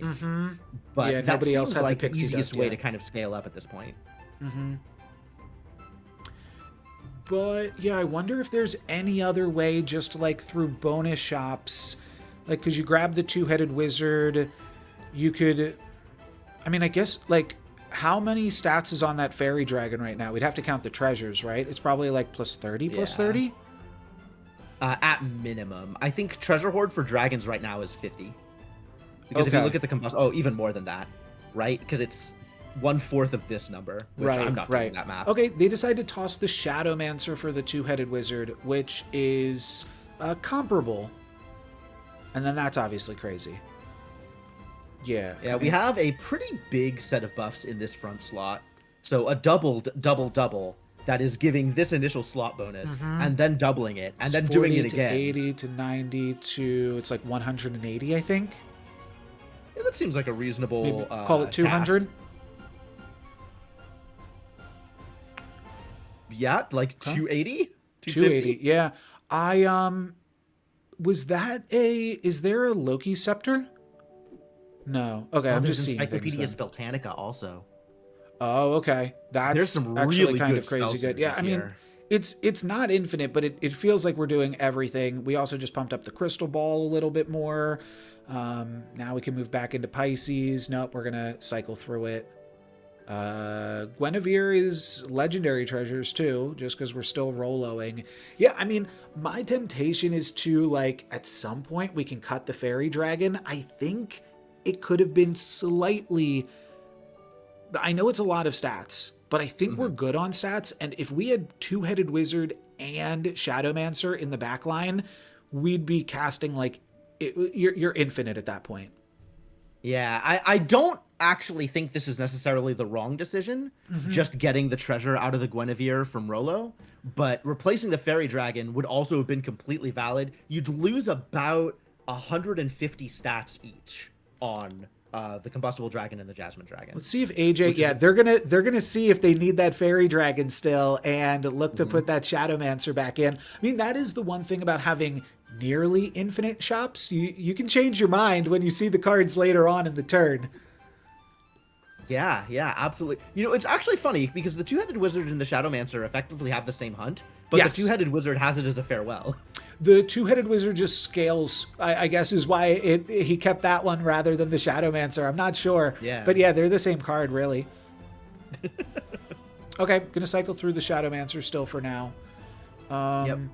So looking to maximize these shops. The two-headed wizard also has the upside that if you manage to pick up a drafty window, it's better.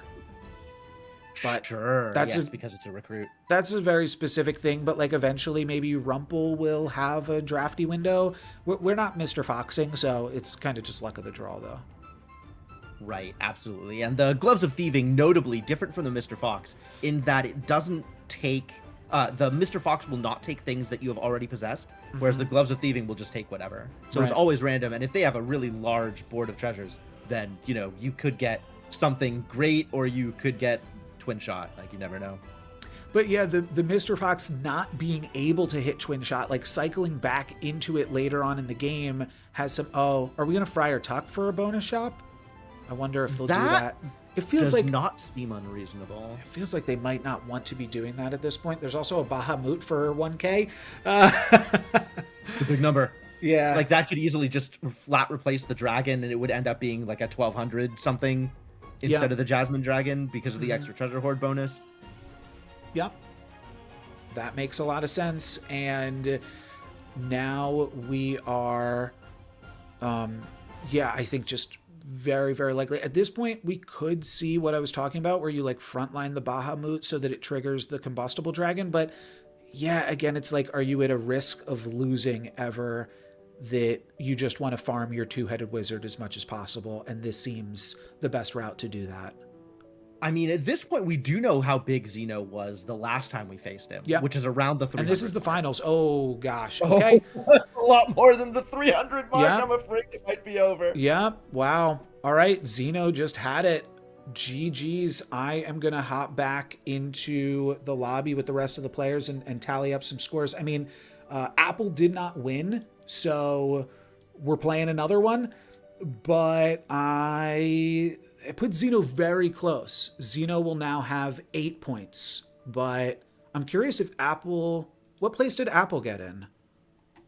I'm not sure. No, Apple needed a second place. And they got 4th. Okay. Yeah, 3rd or 4th. Must have been 4th, yeah. Because we saw Xeno and Nakrasissa at the top 3. Right. Okay. So I'm going to end the call here, but I will... Okay. I'm actually going to be taking off at this point. I do want to thank you for bringing me on and letting me yap with you. This was a lot of fun. And good luck with the rest of the rounds. Thank you very much. Thank you for joining us. See you, Jim. And thank you to Jim. You can check out Jim, I guess, if you want to do a quick plug for yourself, too. Oh, yeah, sure. I stream at Jim the Eternal. I'm definitely going to be streaming my tournament run for this month's Once Upon a Galaxy monthly tournament.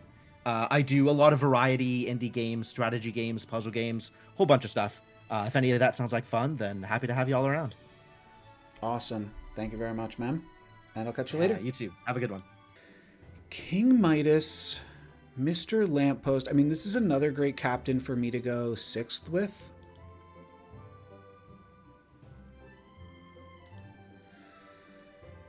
I think I am going to King Midas. What do I do on King Midas typically? Oh, right.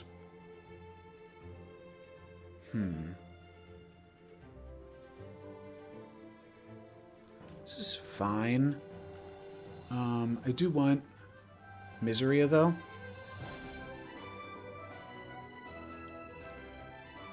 Probably don't actually need this. It's fine, though. Oh, yeah, I play this and not that.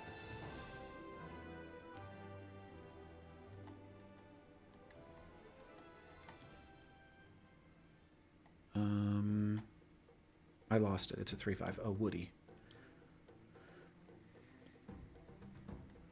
I'm playing no rares.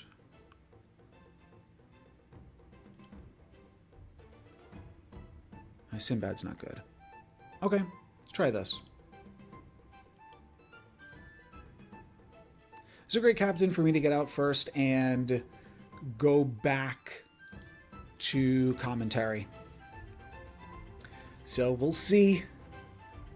Finals might be a little bit scuffed because I am a participant, but maybe I'll win. Who knows?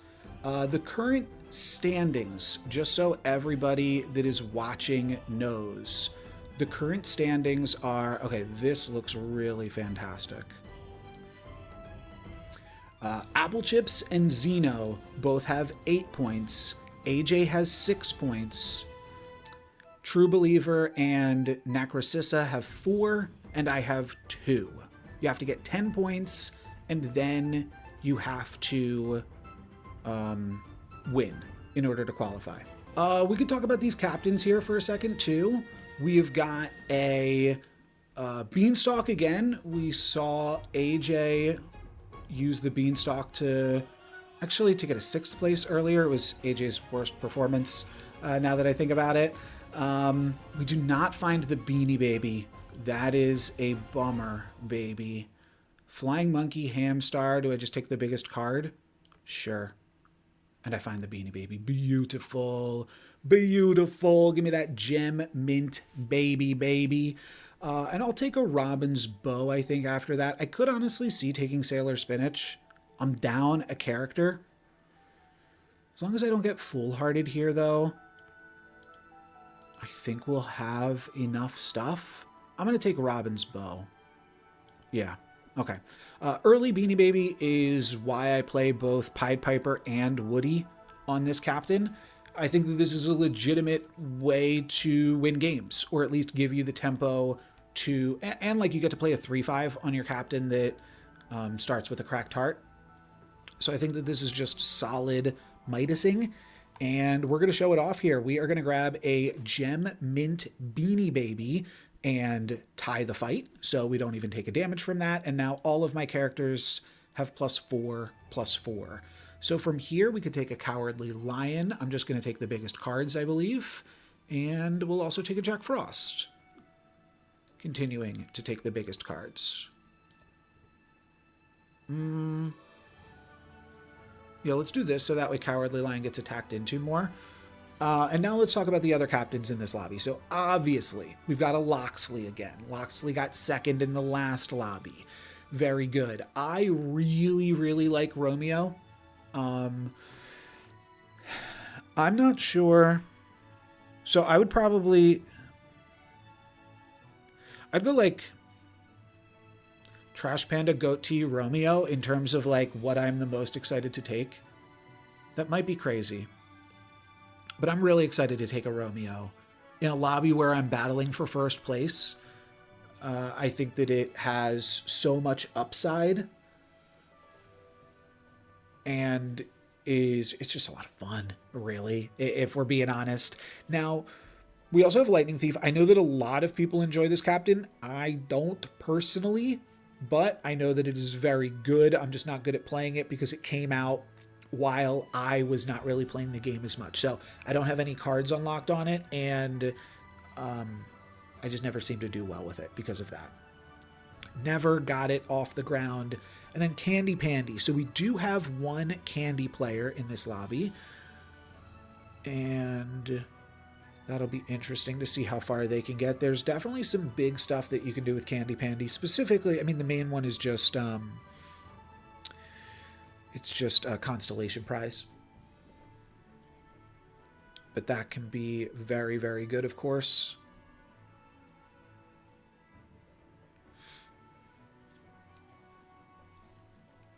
I will probably try to get AJ's perspective. But I think actually we'll probably just have time to log out and log back in. But I know I can spectate Xeno and Applechips as well. So that'll be the game plan, potentially. We are looking huge. Cowardly Lion does get a hit, finally, and we deliver a heart. Oh, you know what's going to be so annoying? Loxley's going to steal my dang Beanie Baby. Oh, I hate that. I'm actually pissed at that. Let's say Katamari here and then Katamari here. I need to hit more treasures, or Loxley is just going to steal all my treasures. Pump up my shop. Or pump up my board. I don't know what's better. This is better with worm scale, maybe. They're all good. It's good with summons. Not really playing summons.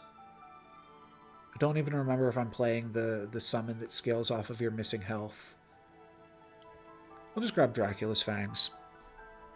Okay, we're not up against Xeno just yet. I don't know if we've already played Xeno. I wasn't paying attention. I hope we played them like the turn before we picked up the Beanie Baby, so we have time to not give them the Beanie Baby. Because man, is that a bummer if they just steal my best stuff. But Cowardly Lion will give us another treasure that's like protection, but I don't know. We're just like getting fine treasures. So, yeah, the sooner we find the fairy treasure, the sooner they can steal it too. Loxley's busted, man. Could they change the gloves to have the fox's text? Is that a reasonable thing to ask for?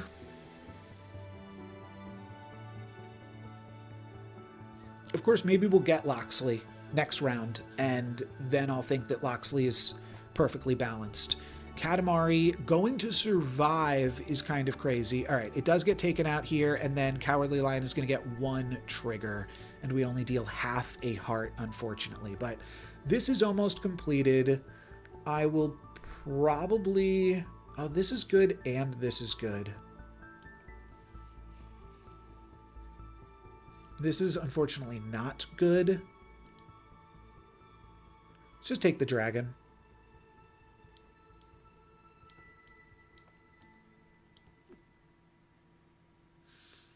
I don't think this is a misery comp. Oh, wait a minute. Oh, farewell, +5/+5. Yeah. I'm just going to go Jack in the Box here, I think. I mean, I see that Miseria is interesting.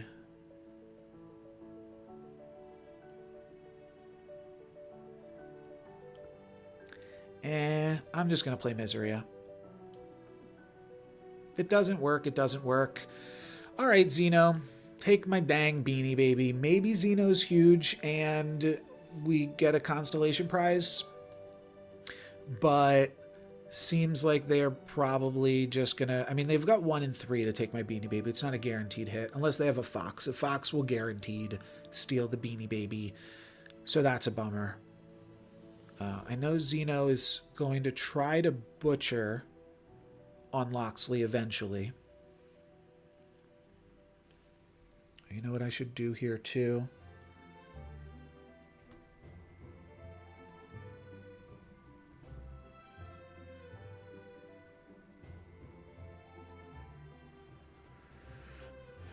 I should try to get the current points on the stream.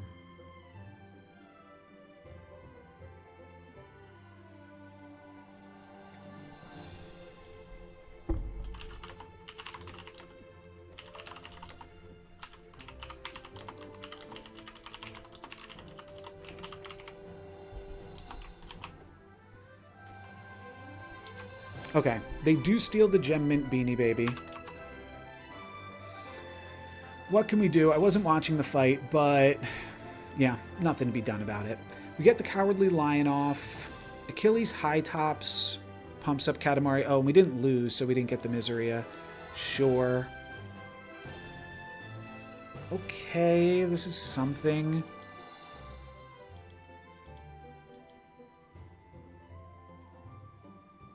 Anything we can do with this? Not really. Like, I don't think I have anything in my deck that I'm going to care as a pirate. I think I'm just going to take the Pipe and Hot Pie. I'm going to grab an Epic, I think. No, Greenbeard's probably better. I'm a little all over the place right now. I no longer need Jack Frost, but it's good, but the Katamari can die and get bigger. Could also Greenbeard into 1. Maybe this is better. Then we have a card that can get pumped up either way. Okay, here's the Raggedy Ann. I haven't lost any hearts yet, but maybe it's worth considering. I think I'm just going to cycle through Shoemaker's Elves. If I hit the Miseria on Shoemaker's Elves, that's really good for me. I'm not expecting to. But it's a +1/+1 that gets me to stage 2 of the game.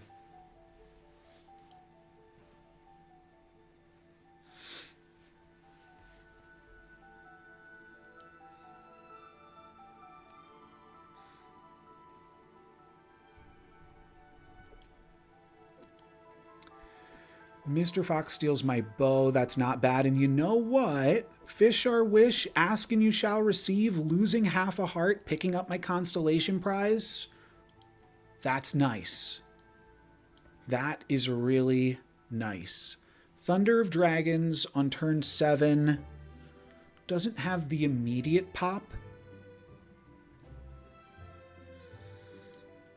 But I think we still grab it. I mean, we can get Jasmine Dragon. That's still very good.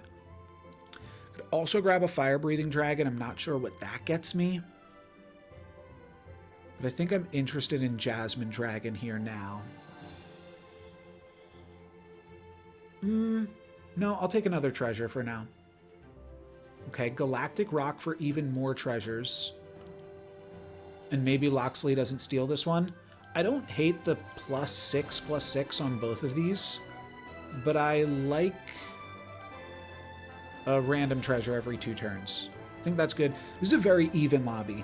This is a lobby where I did not immediately die, and as a result, it looks pretty even across the board. I have the most health right now in the lobby. And I've got an endgame Captain Power. I'll say this is also an endgame Captain Power. I think all 3 of these are. Applechips is definitely going to fall off. Necrocissa probably falls off too a little bit. But I feel like I'm set up reasonably. Oh yeah, I was thinking about getting something to eat. I am hungry.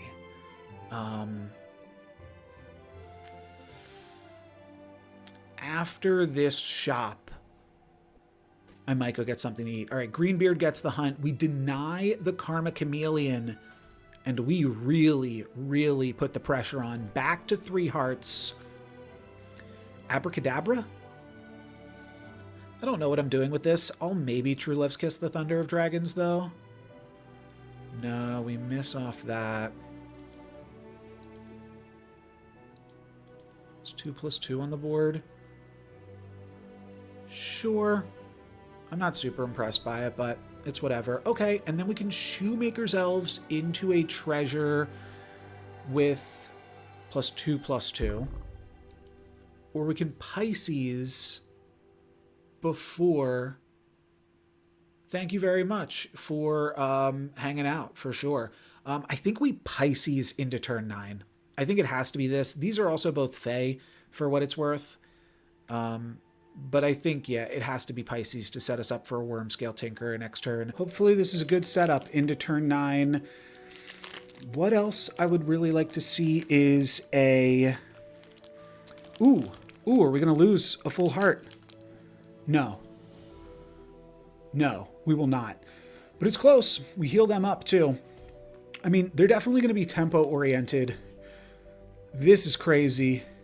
You know what's good about this? When Loxley steals this, it will just be +8/+8 because Loxley won't have any sweetness. So that's good. I wonder if stealing this gives Loxley sweetness. Probably not. Okay. Galactic Rock gives me Hand of Midas. Is that even that good?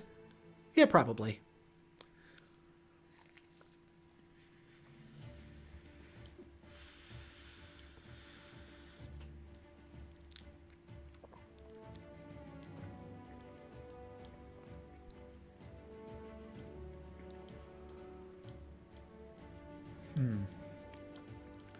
Sure. Eureka, Angelica, Shadowmancer, Mage. I really wanted to roll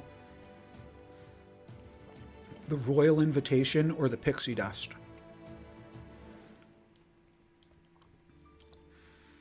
Angelica's good. Shadowmancer's fine.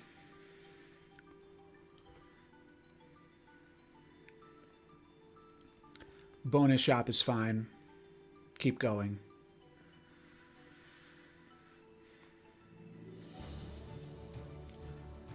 I'm going to keep going.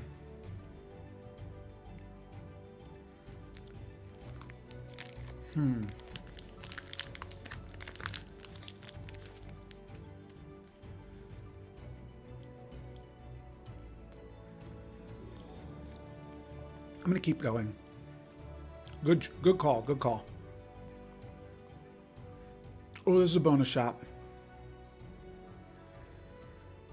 Yeah. Okay. Long John just gives me a True Love's Kiss target, but I think I am interested in that. Okay. I mean, I just like having 3 hearts here. That is all I will say.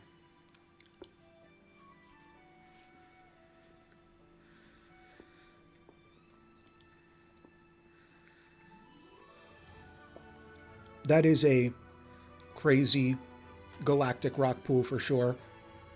Lightning Thief freaking sucks. Not a single econ spell. Oh, you were the Lightning Thief in this lobby. Fishing Enjoyer, yeah. I thought you were responding to what I said about Lightning Thief, which is that I don't really love that captain. I lose a full heart here? You're kidding me. Oh well. Constellation prizes. Our ship is not in top shape, but I think I just take the treasures when I see them.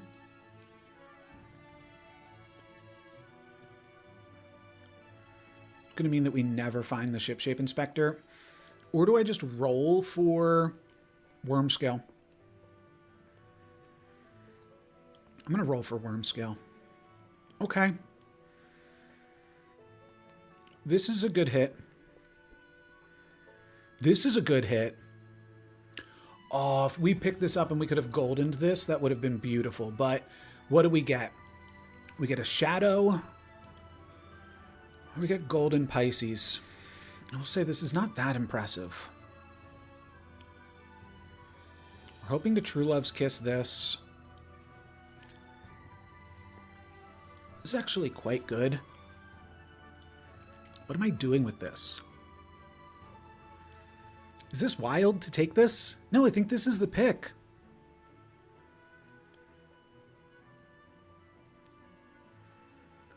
Yeah. All of my characters have Treasure Hoard 1. I do have a lot of treasures. Hopefully that is good enough against Xeno here now.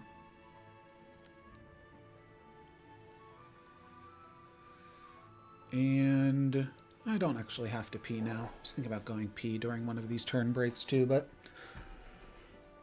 I'll wait for after the game, I think.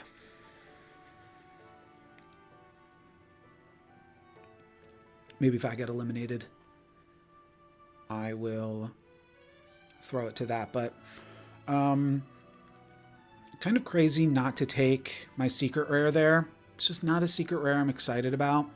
If it was a golden secret rare, it's a different story. We're just going to wind up giving the map to Xeno now, which is annoying. I mean, clearly he should take one of my constellation prizes, right? And then we have first attack. I think we're just going to lose this fight to Xeno. Didn't we lose the previous one to him? Oh, there's also Hand of Midas that he can steal from us too. Yeah, my treasures are just too good. And Xeno and Apple are the two playing for first. So, I'm sorry, they're the two currently leading the lobby, is what I mean to say. Do I have this here? Yeah, no. I'm sorry, that's not the current. I never finished that. Let me do that now then.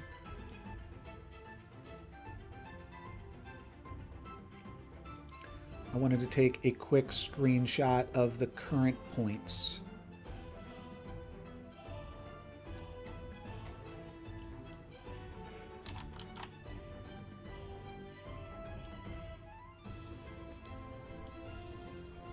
Okay, this fight started off quickly, and we are quickly losing these hearts. It looks like they picked up a Lich King's heart at some point here too, and we are now down to just one heart. We're going to grab a Constellation Prizes and a Mask of Infinite Rage. Okay, not the best. All of my cards do have Treasure Hoard, and that is something. but I don't think it's enough. Let's go here. We have 2 villains.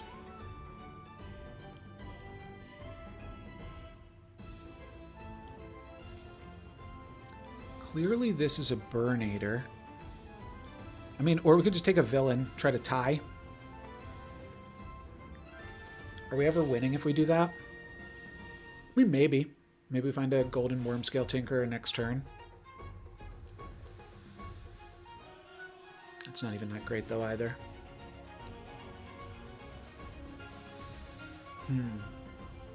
Do I simply play another villain? I think so. This does give me 2 treasures as well, so there's some upside there. But, yeah, I was just going to quickly do this.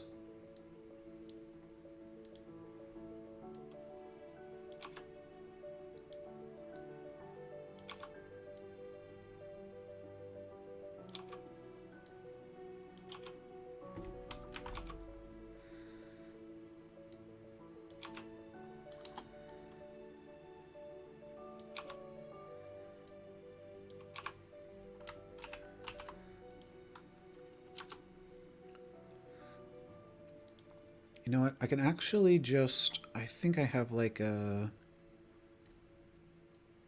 text. Here we go.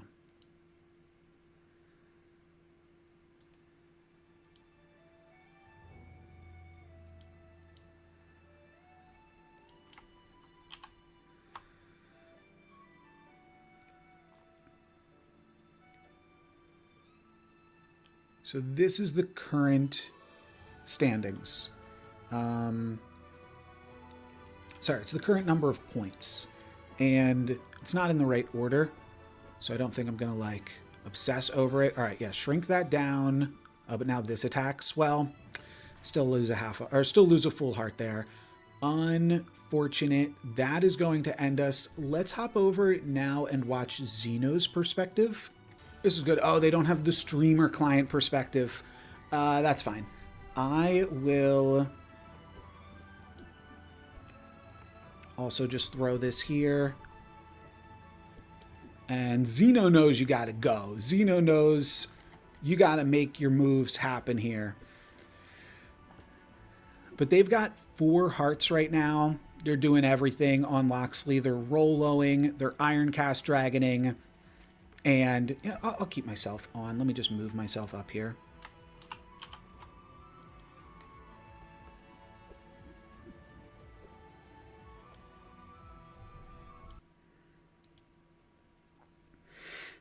So yeah, this lobby, the people aren't in order. Oh, what place did I get? Was anybody paying enough attention? Oh, he's got a lightning in a bottle. Wow. So he's got the lightning in the bottle from you. He's got the, I got 4, thank you. He's got, thank you for showing off all the treasures here. He's got the 2 gem mint beanie babies from me. Now he finally has a worm scale tinker, and he's got like infinite treasures to go with it. Do you pick up a 10k blind mouse? No, you just pick up some more treasures there, because why not? And Helica is also insanely big when you're in Helica flopsying. And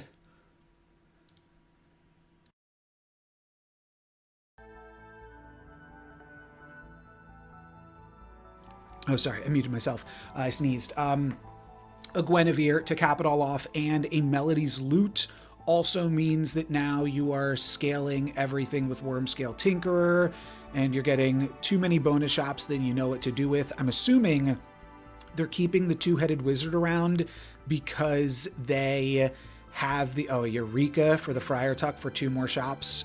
Crazy stuff. I'm assuming the 2-headed wizard is sticking around because they have a fairy ring and probably even more. It's crazy to have every single treasure when you're playing Loxley, but they literally just have everything you could ever possibly hope for. And they're going to pick up a secret rare treasure this turn too. We are tuning in just in time here. Might as well Pisces while you're worm scale tinkering, right? Oh, but Little Red gives you treasures and Bahamut gives you treasures. Yeah, that's a tough one. The Bahamut allows you to keep cycling through Melody's loot, and looks like it ultimately was the correct call there. As we are still going, we're going to throw away the Shipshape Inspector just for the treasures, and then throw away the Scarecrow for some more treasures. Gives you a parting gift, which if we have that Mushroom Ring, is now going crazy with the Two-Headed Wizard. And then we're done. Okay, final three. Applechips, Xeno, and AJ here. And looks like Xeno is just kind of reorganizing their board so that way they could potentially give AJ more of a run for his money. We're going to see a scam and a kind of a double scam there. Oh, excellent move there from Applechips. It's not going to be enough, but using a Mixo Macho on a blind mouse so that way you get to steal double the buff for yourself is really fun. Unfortunately, wasn't on the biggest of slots, so their mouse is not going to be able to compete, but really clever maneuver. And now what do? Wonderbox, Infinity Mitten for the Two-Headed Wizard, or a World Shrub. We also get to pick up a 5-digit card here. Don't decide to go for the two-headed or the Big Bad Wolf. There's so much going on. We're going to greed now and then pick up not Conan. I mean, Conan's a bunch of legendary treasures. There's just, yeah, and everything's a dragon, which doesn't actually seem like it matters. I'm just like trying to make guesses on what they might have at this point. But they're opting to keep these specific cards on the board from here on. So, oh, Jasmine Dragon's bonus shops, though. Do you want bonus shops? I heard you like bonus shops. Yeah, Wonderbox Two-Headed Wizard, I think, is just too good to be passing up. So they're simply going to cycle through the Jasmine Dragon, cast a few more spells. Oh, the Two-Headed Wizard is just scaling. It's a fairy now, too. So it's kind of huge. Oh, and they have the Mage's Hat. Sorcerer's Mop is so big. There's some temptation there. But yeah, every time you cast a spell, the Two-Headed Wizard is probably getting like +10/+10 or more, because it's a Fae, so it's buffed up. And I'm sure there's some other things going on behind the scenes too. The blind mouse is nothing in comparison to this board from Xeno. We're going to see Xeno grab the win, but a second place finish from Applechips means that both of these players will be live in the next round. No Trash Panda. You got first, now you remember? I think I like Faker. I think this pushes me towards tempo, which is what I should be doing.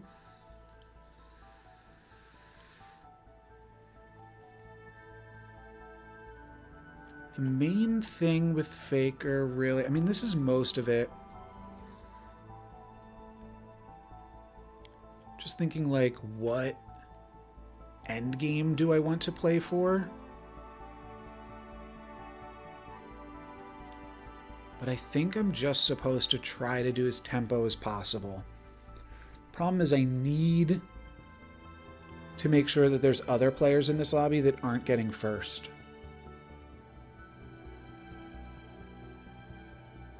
But I think this is like nearly correct. If I change this list, it's going to be looking at the list from Applechips and Xeno that they've supplied me, my two finalist opponents, but I think I feel comfortable with this. I'm just debating, like, should I just, at this point, remove Patissier for Gummy Worm? That makes a lot of sense to me, too. Oh, I like removing this for this. That makes sense.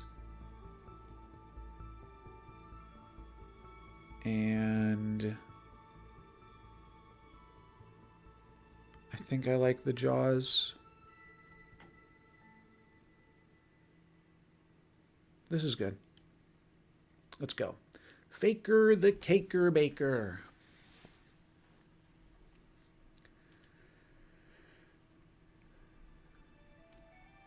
And yeah, just as a reminder for anybody joining us right now, this could be the final match of the tournament. 2 players are currently with enough points. You need 10 points, and then you need to get a first place finish. So Apple, Xeno can both win right here. The other players need a little bit more, but AJ is very, very close. So we'll see how this shakes out now. I am just going to play the strongest cards that I can on this preliminary turn. I'd also pick up a witch before I picked up anything else, but... Oh, okay, we got some candy enjoyers in the final lobby. I mean, that feels like you should have to... You know what? New rule. You also have to win with a candy captain. Xeno and Applechips cannot win this round. I can see why Applechips was taking so long, though. They did not have a great captain option. They went with something that can potentially spike a first place finish. I do think that Sir Galahad... I think I day 2'd the March tournament with Sir Galahad because it can have some high roll potential, get some first place finishes for sure. What else do we see here? Okay, a really powerful first place option from AJ. And AJ only needs 1 point, so AJ could come like 5th, but then he's risking, okay, Applechips and Xeno, like, he kind of has to get those other players out of the lobby, lest they could potentially win the whole thing. A gingerbread witch is beautiful. A gingerbread house is even prettier. Oh, on this tournament. I was like, what do you mean tournament today? That's where my brain's at right now. There's no tournament today. What are you talking about? Tournament's next week. Yes, there was a tournament today. This one, in fact. And I do think Sir Galahad is a pretty good option to take first place. I also think if you're looking at first place captain options, the first thing that comes to a lot of players' minds is going to be Jay Sparrow. So and Xeno has had a really good performance in this finals. They have won both rounds, but that only gets them so far. They have to keep winning. And it looks like we are actually going to do pretty well on this one. Now I get to double sweeten my candy, which is really good with my gingerbread house that I already have. And that means this is for +4 and could nearly activate a Stepsisters. I'm just going to take a Gentle Giant, though. I'm going to take a Gentle Giant again. I'm going to take a Flying Monkey again. Okay. Then I think I'm going to take a Minotaur. Okay. Now Gingerbread House is giving +4/+2. It's fine. I need to find some other candy payoffs, but this is fine for turn 3 for Faker. But I would say we need to find the Candy King Crook and a Lemon Pop Fairy. Lemon, what's it called? Lemon Pop Fairy? There's no way that's what it's called. But we need to find some other candy payoffs ASAP. 2 sweetness is already very good, though. I'm crashing out. Is it called Lemon Drop? It's got to be called Lemon Drop. No. Lemon Drop's the 1/1. What is the common support called? I feel like it's called Lollipop. Is it called Lollipop Fairy? Oh, that's what it's called. Okay, we got there. Long day. I need some sugar because I'm crashing out. And I have been hosting and chatting and streaming and playing for 7 hours at this point. This tournament started at 2 p.m. EST. Flying Monkey's going to do some work, though. That is really good. Okay, that is a lot of work to be done. This is what we want to be doing on this captain. I don't really care as much about damaging these people. Yeah, Lollipop Fae, right? Isn't that what it's called? Better be what it's called. Let's Presence of Gaia this first slot. It allows us to pick up the Candy Cane Crook eventually. Now I think I'm just going to gumdrop the Gingerbread House. We could also gumdrop the Monkey, but I'm just going to gumdrop the Gingerbread House. I like pumping up Gingerbread House. It makes it less likely to die, but it makes it into an actual card that can continue to do things later on into the game. Do I need to cut Gentle Giant? If I need to cut Gentle Giant, I should start So I should stop trying to pump it. I might want to cut it eventually.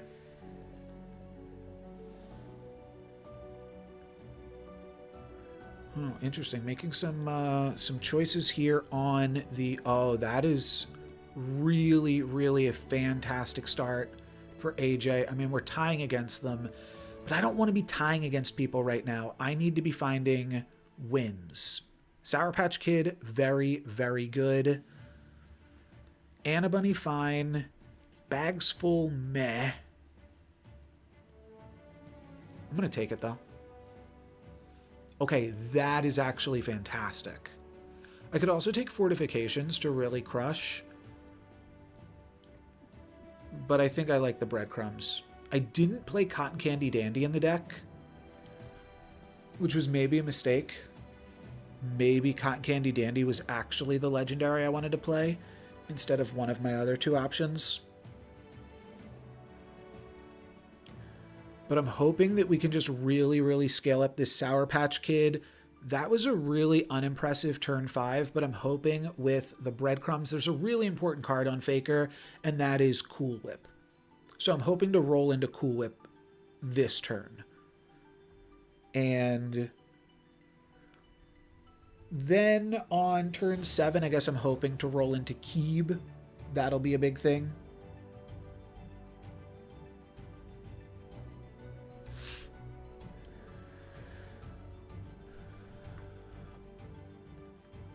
And I will say Applechips and Xeno not on full health. Xeno might be on full health after this, but the players are coming together. We need to deny them this win. And there's a really interesting part of the game that happens because they are forced to pick captains that are capable of winning. That's the only thing that matters to them.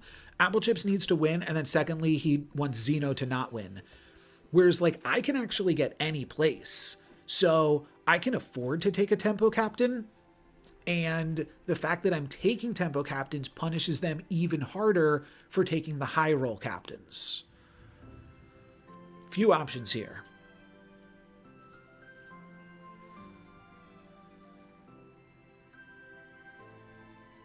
I really want to find the Cool Whip, though.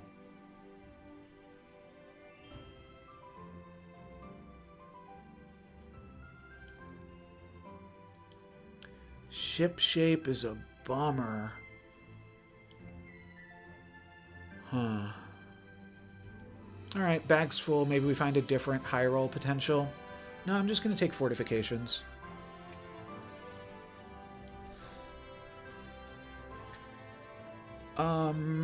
Okay, yeah, and Fishing Enjoyer on Candyman. We're gonna tempo crash into each other. I'm assuming they're probably just bigger than me at this point, and we might lose our heart.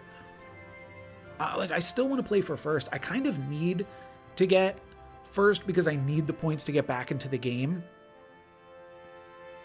So I am kind of looking for high roll potentials. Like, play to your outs is the nomenclature there, right? How good are we if we get third place versus if we can potentially score a first place finish? I do think that there's a difference there. Okay, we lose our heart, but I think that that's fine. And now we can go for Twilight Sprinkles with the bonus from Will-O-Wisp.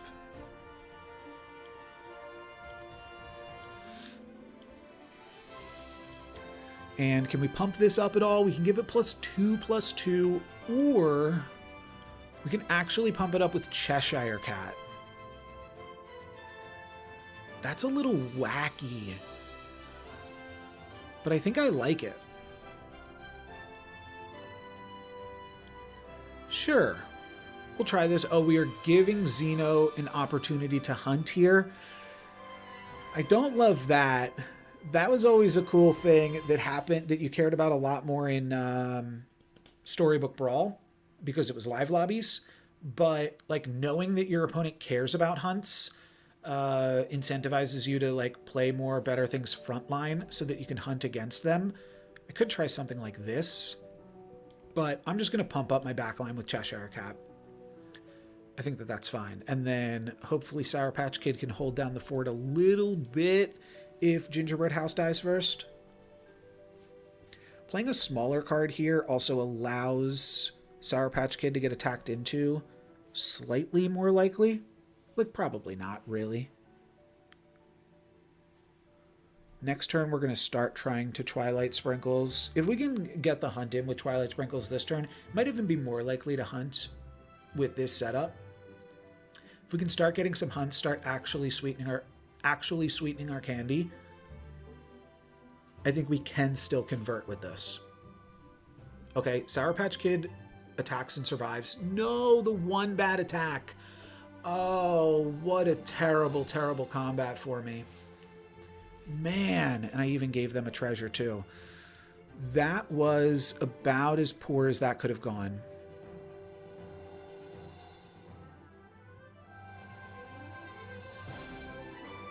I can play like a Medusa.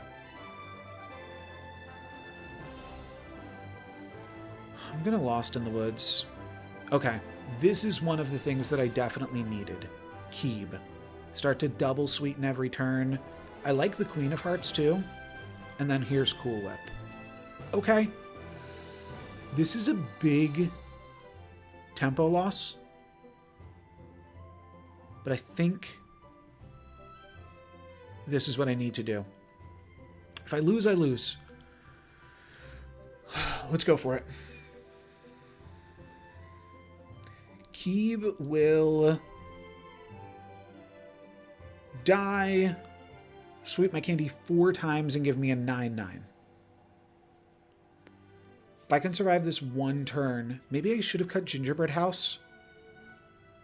But Keeb is really good in the front line with Sour Patch Kid too. So yeah, that's really solid. Now this just gets attacked into a few times and we get to clear. We don't. Oh, we do clear the Toto because their support attacked first. I think we have it. I think we can actually do this.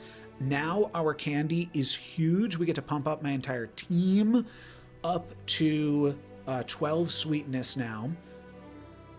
I like the Guardian of the Grove, but I don't love it. I don't think it really does too much for me. I'm just going to do this. Yeah, I'm definitely missing Cotton Candy Dandy right now. I think that was just a mistake in how I built my deck. But now I think we go Licorice and cut Gingerbread House, right? This has the chance to sweeten. This has a chance to sweeten. This has a chance to sweeten, and this is too big. So it's Licorice here. Okay. I'm not sure about my odds against AJ, but we summon this, and it is 25 worth of stats, plus the Sour Patch Kid. We're doing some stuff here. If we really wanted to have a slightly better board, we could swap the Sour Patch Kid and the Keeb. Okay, looks like I did it, but it is not going to be enough here still. Yeah, unfortunate. We lose a full heart. Okay, we're out. Let's see who is still left in the lobby. I am going to go spectate Applechips because they have a legitimate shot to win. I mean, so does Xeno, but Applechips is the one that is looking a little bit better based off what I saw. Oh, no. Okay, I was wrong. Let's take a look now at Xeno. Wow, and Xeno has a Hercules on the board. Okay, they're taking a look at attacking positions. Oh, here we go. Just so that way I'm not taking up that much space on the board. Xeno takes down Narcissa. And Xeno, they've got the Huntsman's Axe with Hercules. Oh my gosh, I think they are actually set up. Medusa's another really cool card with the Huntsman's Axe. But they're just going to be cycling through a Jabberwocky. I think Xeno might be about to win this competition. Mr. Fox and Hercules backline with Sparrow. is insane. The only question is, will AJ be able to stop him and give himself a chance to win this tournament? But Xeno has done it fair and square. If Xeno wins all 3 lobbies in the finals, #1 ranked Once Upon a Galaxy player, I think there is no doubt about it that Xeno deserves to win this tournament. But will he be able to get it done? Trying to move around the Hercules as well to potentially predict where your opponent might mix-o-match-o or drop a Paul, something like that. I think that's what some of the mind games are that we're seeing right now. If Xeno, the only way that Xeno really loses is if this Hercules gets caught, but even if it does get caught by a mix-o, you just grow your Hercules in the combat. 1 hunt from Shanty here triggers Hercules 4 times as a reminder, because you will, oh no, there's a Hunter's Horn. There is a Hunter's Horn. It's GG. I mean, it's not GG exactly. I'm kind of surprised the Medusa didn't get played here, because these cards are not going to be big enough to hunt, but Hercules still will be. So Hercules will be able to solo this fight. Now AJ knows what he has to do though. AJ now knows, okay, I've got to scam a backline Hercules. I also have to deal with a little bit of a front line, to be fair, but scamming a backline Hercules is how you win this game from Xeno down to just 1 heart. So you only have to beat Xeno once in the finals. Otherwise, Xeno is just going to be undefeated in this final tournament lobby for an incredibly dominating performance to finish it off here. Okay, thinking about Scar, which is a bunch of hunts, it makes a Blackbeard very huge. I mean, a Blackbeard is already ridiculous if you manage to find that. Greenbeard's another sizable hunt. And the shop is pretty big, as we can see. I mean, yeah, Jay Sparrow picking up the Hunter's Horn is just a high roll in of itself. We are playing up against the Mira Twin right now. And against the Mira Twin, are we going to farm it with Hercules in the front? Well, we just played against this opponent, and nothing else but the Hercules could hunt. So we are simply going to move Hercules around here. I guess we're going to keep Flopsy in that first position for the biggest shot buffs, and then we want Hercules second so that it is attacking as many times as it possibly can. Oh, Hercules gets to trigger the Shanty and the Scar. I missed that. I was ready for all of these other things to trigger Hercules. Shanty's going to give and Scar is going to give a bunch of shot buffs. Scar says whenever one of your characters hunts, give villains in your shop +4/+4. I think we're going to see the shop actually go crazy here, because just to break it down, Jay Sparrow doubles your hunts, Hunter's Horn doubles your hunts, and the Axe effectively doubles your hunts. So I think when Hercules gets in there, it triggers a whole bunch of hunts, and each of those trigger Scar to pump up all of the villains in your shop. So that is why we're seeing a massive Captain Hook here. Captain Hook, also an incredible hunt that could potentially scale through the rest of this lobby. It looks like he wants to keep the Flopsy, but you need to toss something. I mean, you can toss Shanty at this point for sure. Giving your shot +2/+2 or +4/+4. I mean, I guess both of those are good. And Helica with the Flopsy buff on a Jay Sparrow that is doing all of this is actually mind-blowing. This is going to be, I mean, where do you put the Angelica? Like, the Captain Hook doesn't need to be there. Hercules isn't dying, so Captain Hook isn't going to get any value. You want to grab as much value from Angelica as you can. I think Angelica wants to go into slot 4, but we definitely still have a little bit of a game left to play. And this turn, I believe AJ is going to get to see Xeno's ghost and get an idea of what Xeno might be up to. It's just a matter of, are you trying to scale the Hercules or are you trying to scale the shop so that way you have other things that can't get scammed? And putting the Hercules in the back also makes it so much trickier for that to get scammed. So I could see that as well here. I do wonder if they'll regret not picking up the Medusa, but it's just a little bit of stats ultimately across the board. I imagine both of these players right now are rolling for potential ways to try to find an answer to this. All they have to do here is deny Xeno a first place finish. If Xeno gets first place, he wins, tournament's over. Otherwise, we are continuing to play because neither AJ or Fishing Enjoyer is live here still. So, True Believer also has some potential. I'll throw up the score here again real quick. That is going to be this. So these are the current scores. True Believer with a win will also still not get there. They're at about the same position that I am, and this is without the points from this round being factored in.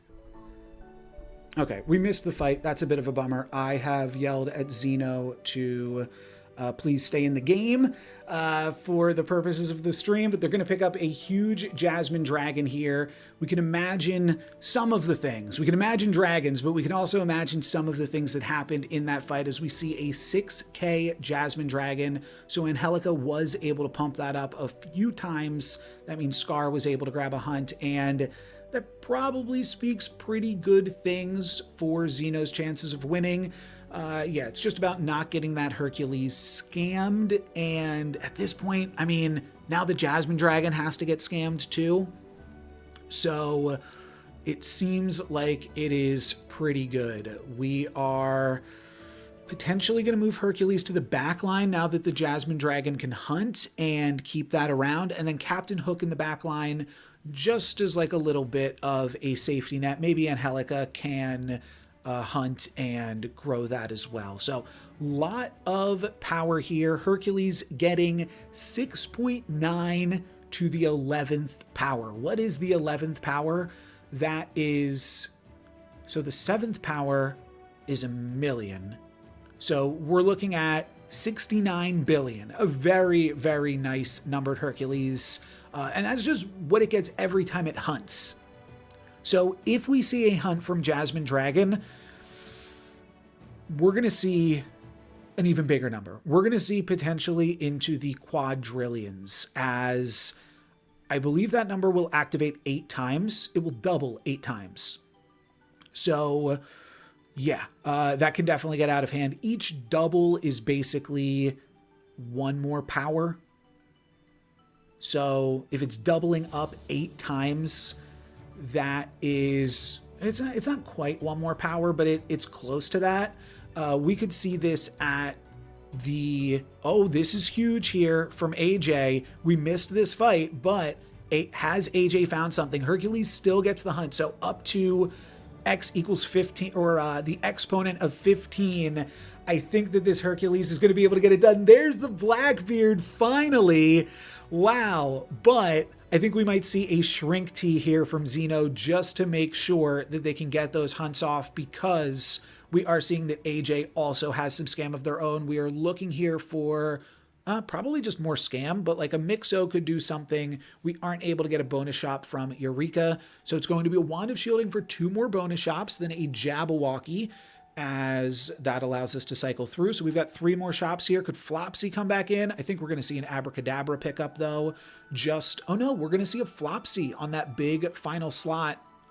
Big Shadowmancer is also a lot of fun. Xeno doesn't have the health to play around with, so I feel like the fight is either ending here in Xeno's favor, or AJ is going to have found something to get them back in it.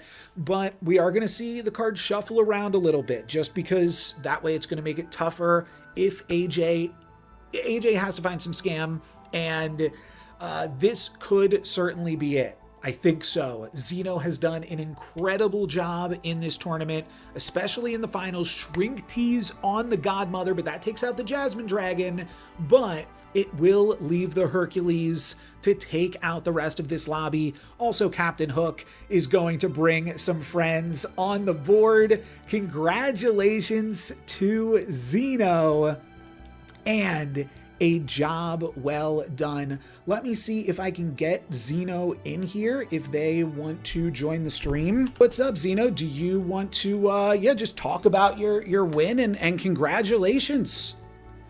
Thank you. It was funny because after I got my quad secured, I was like thinking, okay, what captain do I want right now to like secure the Right, dub? right. I feel like Jay is like the perfect captain for I need to get first place right now. But sorry, continue. Yeah, I was thinking about Jay, and then afterwards I was going down the list. There was like Rumple, Lightning Teeth, Mm-hmm. and then right I was like continuing about going down the list. Jay just shows up. I'm like, this has to be fate Yeah. because Jay has been like one of my pet favorites, Mm-hmm. and I have a spicy list where I run Flopsy with Leapfrog so that I could bounce the stats around for like Oh. Angelica or to bounce the stats around for Yeah. Flopsy so that I could easily hunt. We missed And one of the times that Angelica hunting, but we did see that Jasmine Dragon get up to almost 6K from that. So, yeah, being able to just have more reliability, though the Angelica pumped up from the Scar, right? Which is, I feel like Yeah. not a card, certainly a card I underestimate, but you had everything. You had everything that a J would ever want that game.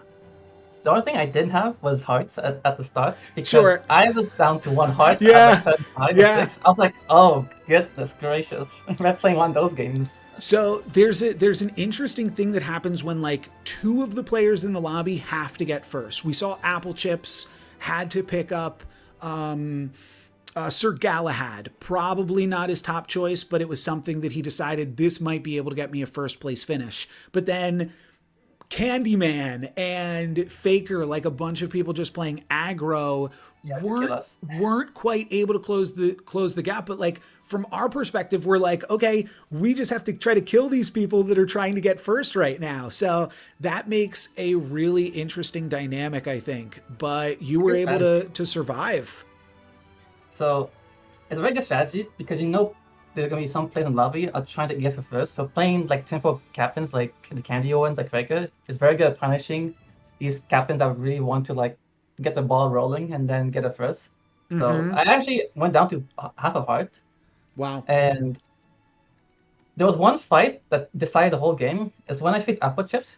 We were both at I think both at one heart, and then I had a shop where I could have taken a shrink tea or taken a mousetrap, and I thought on that turn for like a solid 1 minute because my board was still kind of weak, and I had to decide, okay, well, this shrink tea do something, and because I had like two 70 units in front, and slot 1, slot 2, and a fox in slot 4. So I figured, okay, the way I lose is if I, for some reason, my slot 1 does not hunt because of a giant, like, 1 unit that he pumped up, right? So I got the shrink tea, and lo and behold, that shrink tea actually made me full heart Applechips because their fox, even though it sniped my fox, it was the biggest unit by a long shot. So because of that, I was able to full heart them just because I took that shrink tea. Oh, And- their fox attacked and died with the shrink tea on Yes. it? Yeah, Wow. exactly. So I would That's have big. lost the game if I didn't take the shrink tea at a crucial time, which I think if I was playing async and was just spamming games, I Right. would have missed it. But Huge I difference. was reluctant this time. I so think that think when you look at the differences between synchronous and asynchronous, and I think there's a lot of them, but I think that Jay really makes you pay attention to the live lobbies. And I saw you had the MS Paint out at one point. You were like, okay, I'm going to play against this player next. I'm going to play against this player next. Knowing where those players are potentially at in terms of strength becomes hugely important.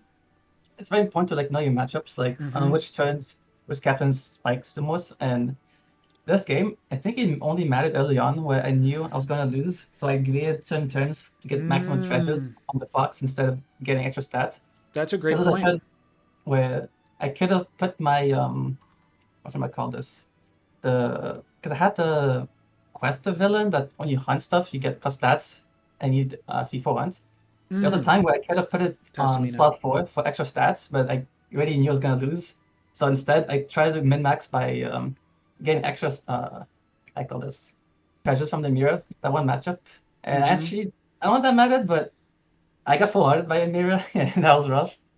It was so strong. But thankfully they didn't I was one turn away from losing the game because I found the Heracles right on time before I faced them, and they had everything to kill me. Like everything had to go perfectly this game for me to win. So it was pretty cool. Even though it's a typical J but You I'm still say happy that. you say everything had to go perfectly, but like, I think I just want to make sure, like, you like you played it perfectly. It wasn't just like the luck. It was also that you took the risks at the appropriate times and managed your health. Health is a resource. You know, you effectively spent your resource. You look at the AJ's Mira that you were in the finals with. Sure, they got to the finals with all of that health, but you were able to effectively spend your health to snowball earlier on. And that really wound up benefiting you. Or not even snowballing, but just staying alive earlier on. This one small play actually mattered. Now that I think about it, on the second turn, I had a choice between Hamster and Villanelle, like a decent unit. I took Hamster because my game plan is basically if slot 1 needs to be like buff eventually, so I get a hunt with Huntsman. And the next shop I actually found the Scrub Fowl. Yeah. That's huge. Which I know it's like the high roll, but it actually really saved the game for me because I think my Huntsman hunted perfectly or did die on it was on 1 HP. So it's little decisions like that you think about you could actually make a difference. Because I think if I made one misplay, like during those key turns, I would have lost for sure. Because I was at half a heart at some point in the game. Yeah, for sure. It was super close. I will say it wasn't very close for you. Like, if you look at the tournament as a whole, you never got, and this is true of Applechips as well. Yes. And it's only true of you two. You never got worse than third place throughout the entire tournament. Because there's a certain level of consistency where if you know what you're doing, I mean, obviously there'll be games where like you can't control, but they are rare. And just about like knowing, okay, can I actually play for top 1 year? If you know you can't, then you need to do the lines that allows you to get a higher placement. Right. And you, as somebody that cares about ladder, cares about your rating, those are decisions that you're making in a typical game too, where you're trying to say, okay, I'm not just going to risk it and potentially get 6th place. I'm going to mitigate my losses this game. Yes. It's just about knowing what are your outs and playing around them, because sometimes it might not look obvious, like, oh, it's a doom, there's nothing I can do. A lot of times if you stop to think, you could see some lines that could save you a placement or two, but it happens sometimes where you also get like these huge lose streaks and you just feel like you have no control, and that's completely normal. I had days sometimes where I get minus 200 BMR in one sitting, and then the next day you just get all back because you started playing better, you're untilted and making the right points. Were there any other captains that really stood out for you at any point? Or, I mean, at this point, maybe you have enough reps, but were there any captains that you were forced to play at any point earlier on during the event? So I'm going to say I will say during the finals you had a thing in the ice game, which wound up working out great for you. But sorry, what else did you have? So early on, I was forced between Cup, Blog, and another captain that I found completely unplayable. I think it was Geppetto. And that Cup actually did pretty well. I mean, I don't think it mattered in the end, but it actually did. I was able to full hard quite a bit of people in the mid game because I found a lot of candies. Because I put Ace of Hearts in my deck, which is pretty controversial for a candy list, but that Ace of Hearts became silver on turn 5, and then I got 3 like rare shops, and in those 3 rare shops, I found 2-headed wizard, the co-whip, and 2 concentrates. So out of nowhere, I spiked 10 candy on turn 5. That's a lot. I still lost, but I was able to keep full harding people after that turn because I found silver lollipop fairy and then so on and so forth. But yeah, that was like the only game where I had to pick a captain that was like not top tier, but ended up working out still. Got third, so it was not too shabby. Definitely. And then once we get to the second stage, a little bit better performance. You don't get any wins in the second stage, but you get a second place, and a third place. That actually was that where the Cup game happened? No, it was before. It was in the first stage. Okay. So yeah, then a second place, and then a second place, and then a third place. But we get into the finals, and first place. I made this rule where you were going to get to bring over points from the second stage into the final 6. You did not need those points. You just got first place every single round. Nobody else had a shot. It made me mad in the end. That's funny.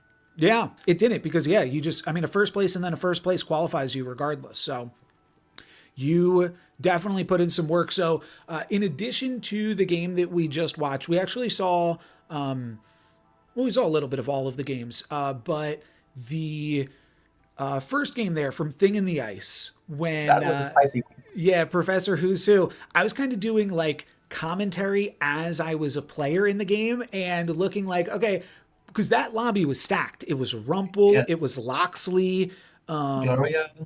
yes, Gloria. What was I playing? I think you were playing Toucan, yeah. Oh, I was on Toucan. Okay, yeah. So like the 5 best captains in the game nearly, and then I'd say you had the worst captain, but where do you rate Professor Who's Who doubled among all of those options? So if I had to choose between double Who's Who or Gloria, you bet I'm taking double Who's Who. Yeah. The only issue was I was actually upset because on turn 4, where I had like double spell shop, do you know what happened? I had a cracked heart. I was like, okay, perfect. I'm probably gonna heal or get an extra shop because there's 2 spells out of 6 that actually does something for me. Mm-hmm. Both spell shops, I didn't get a single econ card. I was fuming. I was like saying, this is the worst captain in the entire game. I'm never picking. That's funny.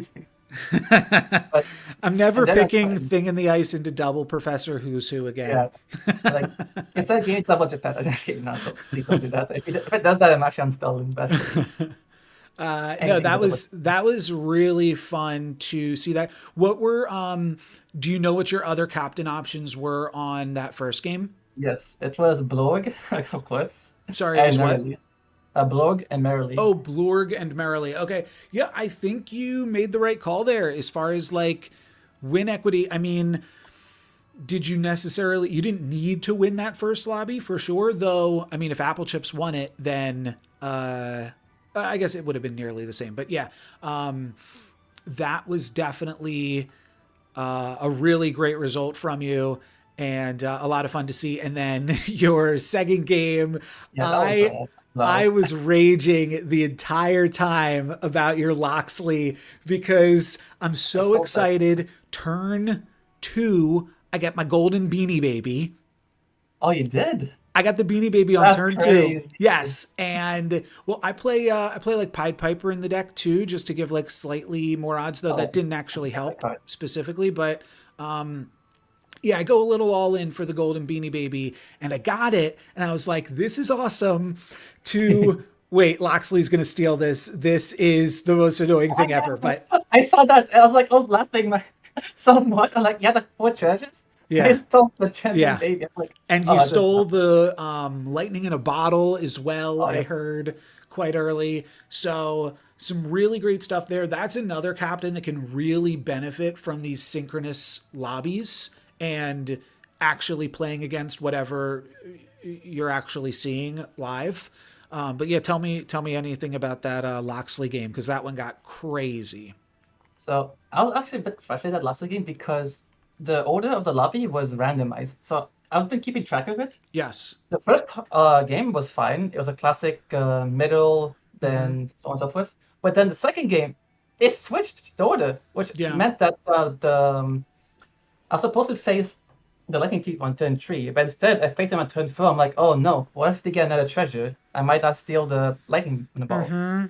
Thankfully, they only had it, so it was clean. But I was scared because I knew that if I didn't get that bottle, my chances of winning weren't going to be that high. But in the end, I got that. I got Gemin Baby from you, which helped me stabilize. So thank you for that. Appreciate it. And at the end, I'm like, you have full hearts? I'm like, wait a second. King Midas with full hearts? So I'm like, am I going to lose? But then, unfortunately, I think you didn't find like the key, like late game stuff or something. Yeah, 'Cause- I don't remember exactly what happened off the top of my head, to be totally honest. It's been a long day. yes, a very long day indeed. And yeah, speaking of, I will. Unless if you want to give some closing thoughts, you're more than welcome to. But thank you for hanging out with me for the past 7, 8 hours at this point, and a huge congratulations for our Candylar Community Cup champion. Hey, thank you. So I appreciate you doing this for the community because it does create some excitement when there's no like official live tournaments because they're doing currently every month is an async one, which is pretty neat and stuff, but there's no like live like big like a high large scale tournament where you get a bunch of high skilled players and duking it out to see who could win it all. And I also really like the system. It took so long that I'm wondering if maybe next time we have to do 2 rounds out of 3. Even though I prefer having 3 rounds, it's just it took so much longer than expected. I'm not gonna lie. I thought it'd be like 6 hours max, like tops. Yeah, I was definitely thinking about that. I think that maybe reducing the number of rounds, maybe trying to enforce some time limits. I don't really know how that's possible, but yeah, trying to get through it all a little bit faster. I think me playing in the event also adds a little bit of bloat while trying to run the whole thing by myself too. But I guess if I had like more organizers helping out with speed up the process, that could help too. I guess. Yeah, that was Like, something that maybe I should have tried to pursue a little bit harder. But yeah, I did like how the elimination stages kind of worked out and how they sort of fed into each other, but weren't. Also did have like some resetting and giving people a fresh slate, so that way they can't just run away with it all. And then I love them because my game was one of my games was done long ago. It's like okay, I'll just watch what's happening on the stream. I saw this crazy game where one person was like hitting the like the limit of interaction. I'm like, oh my goodness, what's happening here? Yeah, that is something. We got to see a lot of crazy Once Upon a Galaxy this game or today. I'm trying to remember exactly what that was. I know the players. I know it was AJ versus Fishing, right? But having a pumpkin and a Anubis. That was crazy. yeah, Anubis is just a crazy, crazy end game board that you definitely do not get to see every game versus a board that it actually had no shot of beating, mind you. But yeah, just some crazy numbers on AJ's side there. If they had Poison Apple and World Shrub, I think that board would be unbeatable. Like that many summons, right. They could have maybe had a chance. Unfortunately, it's pretty unlikely they would have found that exact combo because they didn't have like a tempo captain. Yeah, they were mostly just hanging on at the end with the scam of everything. Yeah, so it definitely would have been a bit more exciting if they actually had like a way to access more shops. But unfortunately, I think you made the right call of like cutting it there because I think they would have to. We cut it there because, yeah, it seemed clear that AJ should be winning those fights. But after we stopped watching, AJ said that on the next combat, he did actually just win. So something changed and the game let him win. So, that's right. It was against Narcissa, actually. But that was a lot of fun. Some really cool moments from myself, too, and from the coverage. So, I'm not sure when or if another one of these will be, but it was fun. I had fun both playing in it and running it and doing the commentary. I might not want to do all 3 of those things, but yeah, that was definitely a really fun experience. And congratulations yet again. Thank you. I was very appreciative of you creating this tournament and being a part of it. So hope to see you somewhere in the future. Cool. And I guess just a little plug here for anybody that's still watching towards the end of this stream.